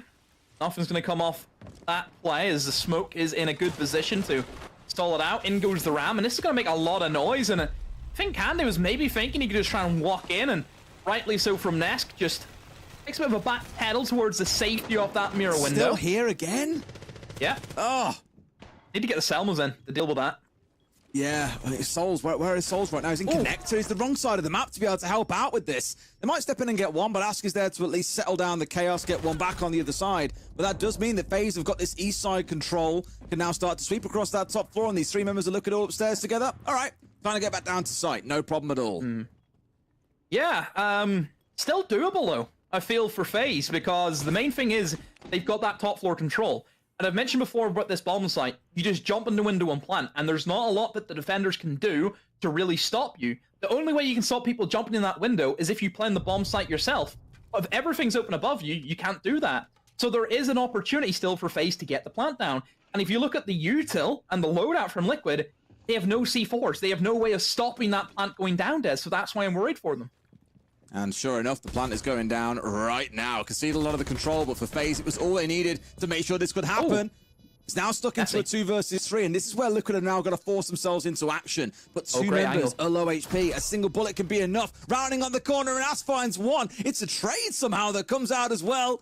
Souls with it all to do. We've seen him clutch many around historically, not so much in this game, but now we've got the defuse going down. They've got to get the timing right here. Nesk isn't coming off. Can they stop him in time? No, they can't. He's found his man. This is why Souls is one of the best support players in the world. Gives nothing over to the other side. Doesn't expose an inch, and now he can step forward for the 1v1 onto Resets. Spray comes out, and I really thought for a second there, Resets might have his man, but Souls comes up big, and FaZe move to match point. Yeah, look at the way he's planted that as well. He planted that in a position where the defenders cannot long arm that. They have to expose themselves to that long angle that he was just sat on the entire time. Yeah, FaZe, I said it before, it's still going in their way. That all-important kill from Handy, you eliminate that player upstairs. Once he's gone, that entire connector electrical side, it collapses. We've seen the defenders just had to give up control. They had to leave. They all ran downstairs, and at that point, the attackers have what they needed. They have the top floor control. They have the vertical open. Like I mentioned before, it is a bomb site with a window connected to it that you just jump in and plant from. There's not a lot you can do to stop it. They didn't have any C4s. Just every star aligned for FaZe there. And they played that oh so well for a man disadvantage. Attackers need to locate and defuse bombs. I think having Souls on your team definitely helps. Souls 1 is the only support player where one round he's playing Ace and the next round you can see him play Ash. Even kidding, that's the way he operates. Souls 1. Souls 1. You must be the only player on the planet to call him that. Ollie has a go at me as well for calling that. Why would you call him Souls 1? I just do. Do you think all of his mates call him Souls 1? I don't know, but it is a 1 in his name, Souls 1. Shall I call you Demo 7? It's like Air Force 1. That's what he is. He's Souls 1. He's the carry for FaZe. This game he definitely is. He's absolutely frying this game for sure. Him and Handy have put in a real shift to keep his team going. Now we'll see if they can get it done in round 10. 3 more bites of the cherry though, Demo. They can afford to get it wrong here. Liquid have really got to find something here. Dig deep. They've had some good rounds throughout the game. We've had a Souls 1v3, a KDS 1v3. If those rounds went the other way, Liquid will be the ones in the lead right now at a 5-4 scoreline. So it's been a matter of fine margins. But as I've often said tonight, all that matters is that score at the top of the screen, and no one will look back at this game and go, oh, well, they were 2 rounds shy away from winning it, and it was 2 1v3s that led to that. That won't be the story everyone remembers. Just remember that it's another game that FaZe have got the better of Liquid. Did you just call him Souls 1? No. Yeah, you did. You said Souls 1 and then V3. Souls 1. Souls 1 version 3. That's what you said. That's exactly what I said, Demo, yes. Resets on the alibi again. He only got the 1 kill, but as we've kind of put it down to, look, he's playing well. Just let him play what he wants at this stage. And Andy using the Dokkaebi call to try and muffle the sound of him walking in towards garage has not been allowed to happen, as Maya is quick on the trigger and will eliminate him. Another player has been spotted out as well, who's entered in from that garage window. Oh, Nesk able to find out souls, but then in comes a big trade from Viking with 2 though, Dez, and now we equal things up, 3 versus 3. That was just a real siege timing moment, as well as Maya and Resets were focused elsewhere. Viking just got that slither inside a garage and has got the sideswipe onto Maya. And now we stand in a spot where storage is free because of that play that is made. Really good stuff. 2 separate 1v1s being won out. He dies there. Very good chance Look could have been in a great spot to win this round in a 5 versus 2. Instead, things are all even. 3 versus 3. And FaZe could still close this out here and now. Minute to go.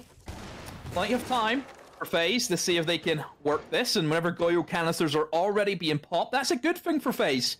It's different if those are still up around the 30-second mark, then you would be sweating, but at the moment, it's okay. They will commit, though, Dez, in towards Animus room. Oh, Cyber. Free. Oh, dear. So free. And Vidiking's just sat there above as well, waiting for it to come the through. GG. Handy in there with the early call. The disrespect to Diaz. No belief that he can get it done, and sure enough, he will not. Cozy for FaZe. Yes, there were a couple of moments where it looked a little bit ropey, but all that matters is the score at the end of the day, and they walk away with 3 points. What a start to the stage for them. Yeah, a couple of rounds, a little bit nervous. It didn't look too good from FaZe, but then all of a sudden there's that timeout come in and they had the attacks on lock. Especially the round before, whenever we seen them on storage. I mean, that was probably the best round I think I've seen all night. The way that they were able to maneuver that 3 versus 4, just everything was perfect. You know, you could not play that round any perfect if they tried. Everything was going for them. So yeah, FaZe, just like yesterday, walk in the park for them. It's their league at the end of the day. This is what can you do against them? They are the Titans. It's the power of attack timeout as well, right? Coach buff for a second there. Comes in after losing 2 rounds, have a conversation, and you know what? It's not all about that, because Souls did have to clutch out a pretty big 1 versus 3, but that was all they needed to get themselves moving again, and they've taken that win. That now puts them, I'm pretty sure, very firmly at the top of our standings as well. Unsurprising, it's FaZe demo. As you say, they're always there. Yeah, always there.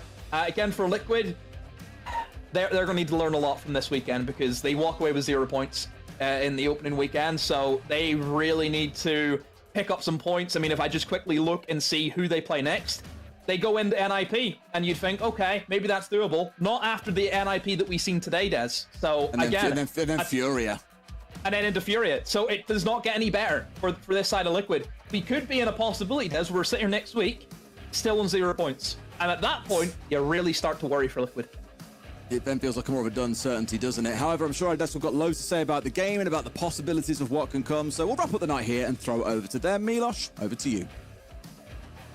Thank you very much, Des. Yes, it does feel really good to receive the throw and to say it back. But yes, gentlemen, we are back here on the desk after a game. Again, showed FaZe's dominance here in SAL, translating into this game in against Liquid.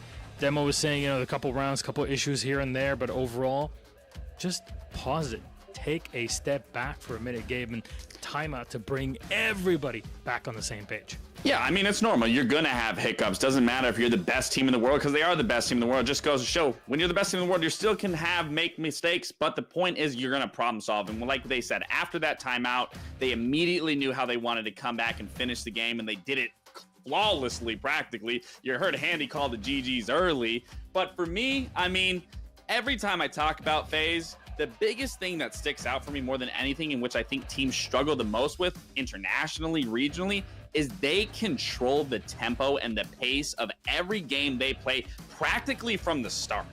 Yeah, absolutely. I mean, FaZe, I mean, you saw they had it, especially in their attacks. It was just lights out, and obviously, like, it took some time to be able to completely close it out. But that was the issue on Liquid's end, right, is their attacks. They couldn't get anything to answer. It was a certain death moment. Once you go down 1-5, you just give FaZe that much of a lead for them to have time to counter strat, use the brains that everyone praises them so much for. They gave them the ability. And I mean, FaZe, we know they're a good team. We know they're going to close it out. They're going to make some mistakes maybe here and there, but at the end of the day, they're as close to perfect as a team can be. Consistency is their key, but as Liquid, at the end of the day, they get 0 points at the end of this week, and there's some positives for Liquid. Like, they know exactly what they need to figure out. They know that they need to improve their aim, they need to improve their teamwork, they need to improve their coordination, they need to improve their communication, they need to improve their planning. But like, jokes aside, straightforward. Jokes aside, it was a pretty rough week for Liquid, and it doesn't get easier at all. And again, it just comes down to it when we said in the pre-desk that this map is not going to work for Liquid in the way that they want it to, because Liquid's playing too sporadic, too aggressive. They're not playing as a team. They're not taking their time. And Faze knew that. Faze just suffocated them out, and that's what Faze is amazing at. They control everything, and they make you make the mistake. And add on top of it, Liquid players just, maybe today, just not really hitting their shots on top of it, and that kind of...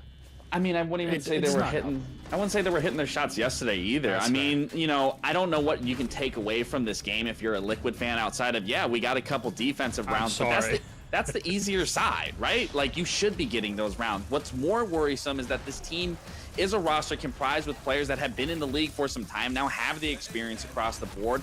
But when you look at their attacks, they were just getting dismantled. They look disjointed. They look discombobulated. In so many instances, they were never in a scenario where they could even trade to keep life in the game, in the round. I mean, it's just a night and day difference in terms of the skill gap between Faze to Liquid. Yeah, even when Faze would give them an opening kill or give them some type of an advantage, it was all for a reason, whereas Liquid completely forced to play individualized. You can see maybe the confidence in their strategy going into this week was not there, because if you watch yesterday, if you watch today, it looked like there was at no point the team play wasn't there. There wasn't the communication, hey, let's double up here, let's focus on this area. Everybody's doing their respective job in the strategy, but nobody understands why or who it connects to or why they're doing it in the first place, and that was very apparent. And Faze, they just played their positions. They knew that they could win off of time. They knew Liquid wouldn't be able to trade enough. They wouldn't be able to communicate on how to focus one person out. And at the end of the day, once the sides swap, you have a 1-5 lead. Faze just needs to take their time. They're sitting pretty. They don't have to worry about anything. And even in that last round, that's what we talk about when Faze controls the tempo. They bring it to a 3v3. And instead of, you're watching it right now, instead of going for an aggressive play, going for the site, they wait because they know Liquid is going to panic. They know Liquid has to make the plays. They all just sit, they wait, they force Liquid to lose themselves the round. And that's just the genius behind Faze. They are one step ahead because they understand exactly what they need to do, when they need to do it, and they're responding to what Liquid's doing. Liquid was not responding. They were just walking around hoping a big play would save them.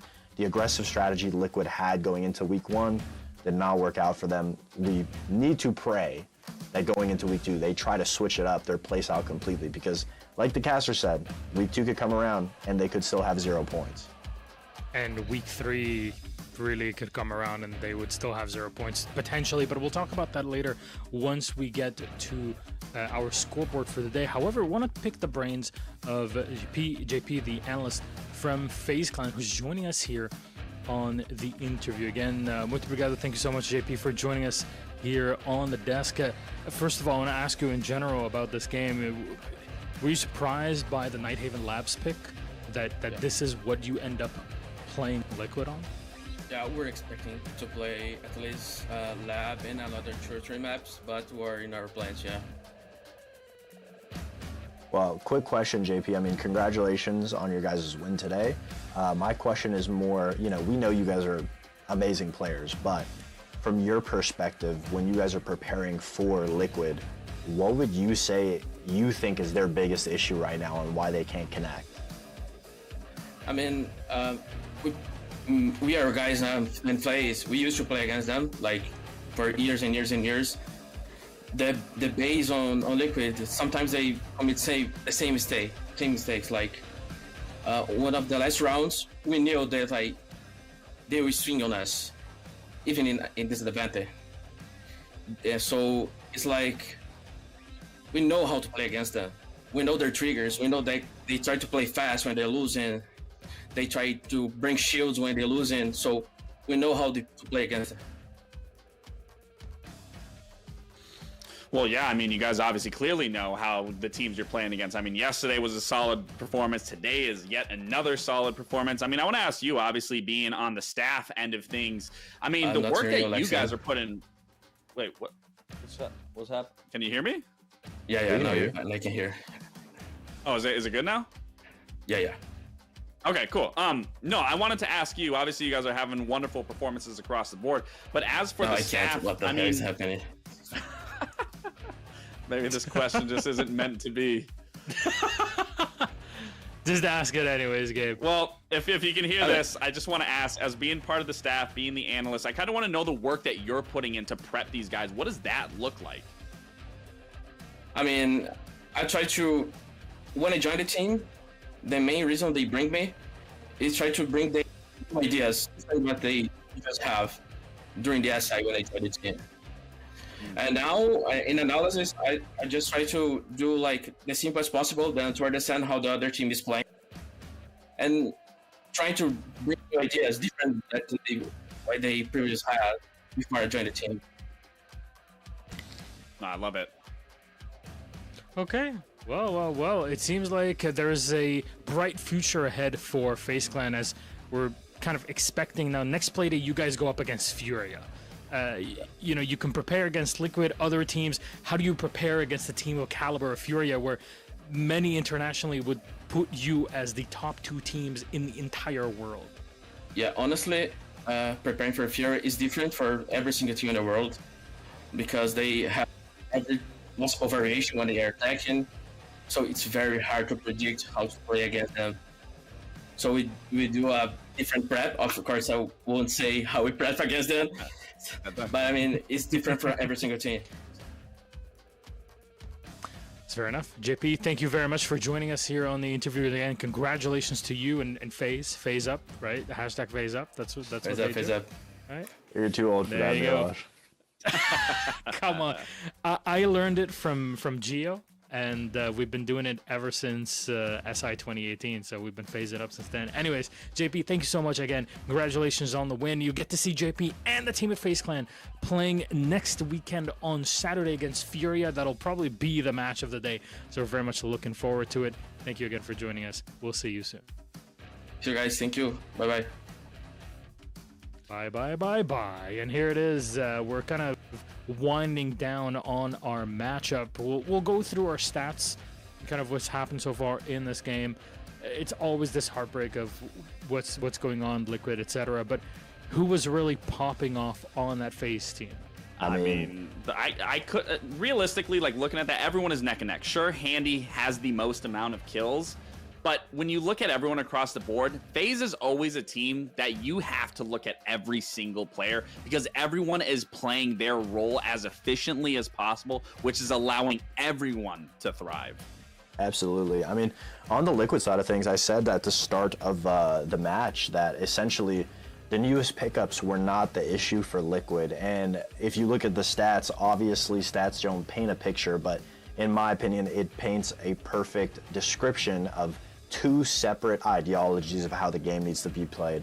The passive side of the players, which is like Reset, Diaz, and Ask, who are more passive sided, and then Nesk and Maya, who are more on the aggressive side. And obviously, that's the biggest thing right now. It looks like there's a huge disconnect in the way Liquid wants to play and the way they're setting up, and in the positions the players who have similar play styles are just not able to connect. And obviously, it's a drastic change from the top of the leaderboard to the bottom of the leaderboard when it comes to Liquid side. Where you look at FaZe, everybody, one ideology, one system. Yeah, Cyber's the lurk. He goes for, his plays, he goes for the disruption, but when the team needs him to go into a specific spot, you can count on Cyber to be there.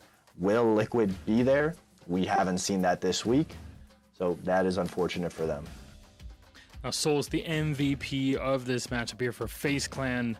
Again, like we both were saying, it is a spread out, close to even performance from FaZe, all together as one rolling storm above Team Liquid on Nighthaven Labs. And we could see it. Soul's here at the top. Great to see. Wonderful. However, it's time to move on. Our Predator play of the day. Let's recap this entire play day with what we had, because KDS especially was incredibly impressive, and he earns the title of the Predator, the Predator Play of the Day player, I guess. And this is from our final match against Team Liquid. Yeah, I mean, in round 3, this just speaks into existence of how well each and every single player is on this spot, that they can clutch up, they can be at the top, they can get it done. And in this play, KDS is realistically in an unwinnable situation. He's in that 1v3, but he plays it so smart and methodically, takes every 1v1 engagement down to the T, and then just takes it to the diffuser. Guy hops off, cancels out the round, ends it for Faze on a 3-0. I mean, these are the players and in the situations that you want them to find themselves in, to be able to muster out that win when realistically they shouldn't. Diaz and them did a great job at realizing where he was and then immediately transitioning instead of pushing into the site to try to go for that. But it just was on KDS's shoulders to say, hey, okay, I got this first pick. He knows time is dwindling. Where's this next player? Let me not look for the diffuser. Let me look for the coverage. Finds the coverage, realizes now it's going to be even a simpler 1v1 because either the player has to stick the diffuse or hop off. They end up sticking the diffuse, pops off the diffuse, grabs the kill. I mean, it was a phenomenal play and why he deserves that. And just like what JP said, essentially, you know exactly when Liquid is going to push, when they're going to overextend. There's 5 seconds left, and he's still in the back of the site. KDS does not need to move. He makes Liquid lose themselves the round.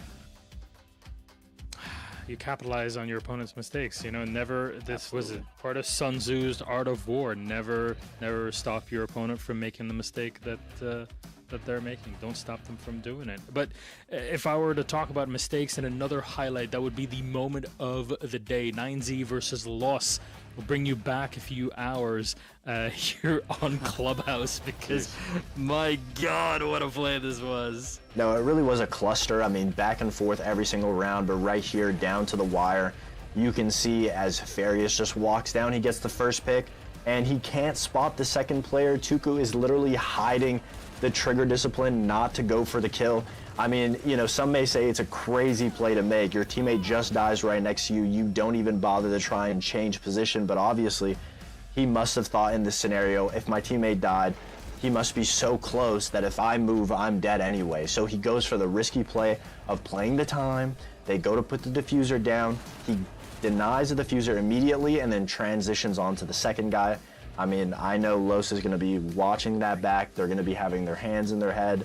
Obviously, it would have still needed another round to bring it to overtime, but it was looking like it was getting there until the big blunder. Yeah. And what a blunder it was. Yeah, I mean, again, you know, the trigger discipline from Tuku right there was impressive. Let's not ignore that. He easily could have panicked. He easily could have spun around. There's many different scenarios. It's all hindsight 2020, but in that moment, he stuck to his plan of staying perfectly still, acting like he was a dead body on the ground, and it paid off, and it paid dividends of that trigger discipline. And that's high-level stuff right there. A lot of people, like I said, the casual player in some situation, you're panicking. He stuck to it and made it work. Pros don't fake. And in that moment, it just playing it like a rock. And, well, moving on then to our standings. This is what our Rock Hard standings will look like. 6 points at the top for Faze and W7M, who are pretty close when it comes to the rounds and differential overall. NIP, a big surprise with 5 points. 4 for Black Dragons, 4 for 9Z, as we were just mentioning their game against Los. But Furia, they're at 3. They took an L earlier in game number 1 for the stage. Loud at 2, Liquid at none, Loss and ENX as well. And this is going to be a rough time because from standings, I want to move on to next day's schedule. Next Saturday, it's going to get real tough. Liquid play NIP. Having watched NIP today, having defeated Furia, that might be an upset. You know, Faze versus Furia. How does that game also go? It's gonna be nuts for that next Saturday, gents. Yeah, obviously the standings being where they're at, having Furia, Liquid, having them all the way at the bottom of the leaderboard right now, having to fight for scraps, essentially Loud's down there too. It is a scary situation to battle for that top 6 spot because besides Los and ENX, which obviously they're getting situated into the league, figuring out their footsteps, but 2 other teams will not make it into that top 6, and every point counts. And the league is stacked with amazing teams, so it's not going to get any easier, especially for teams like Liquid that definitely need to start getting some points under their belt. And if anything, I'd rather get my easy opponents out of the way first, because those typically tend to be the hardest statistically once you get to that end, because you've already fought and fought and fought, and then you would think something that should be easy ends up being even harder than the harder opponent. So, I mean, I'm not very envious of Liquid's situation in particularly here. I am super excited for that Faze Furia match. I want to see what that looks like. But yeah, I mean, this entire series in the SAL is a bunch of stacked teams. And again, as for those newer teams, just with more experience, I mean, the sky's the limit, right? Mm-hmm. And the total that you can actually collect points-wise, if you were to be perfect every single playday, is 27 points.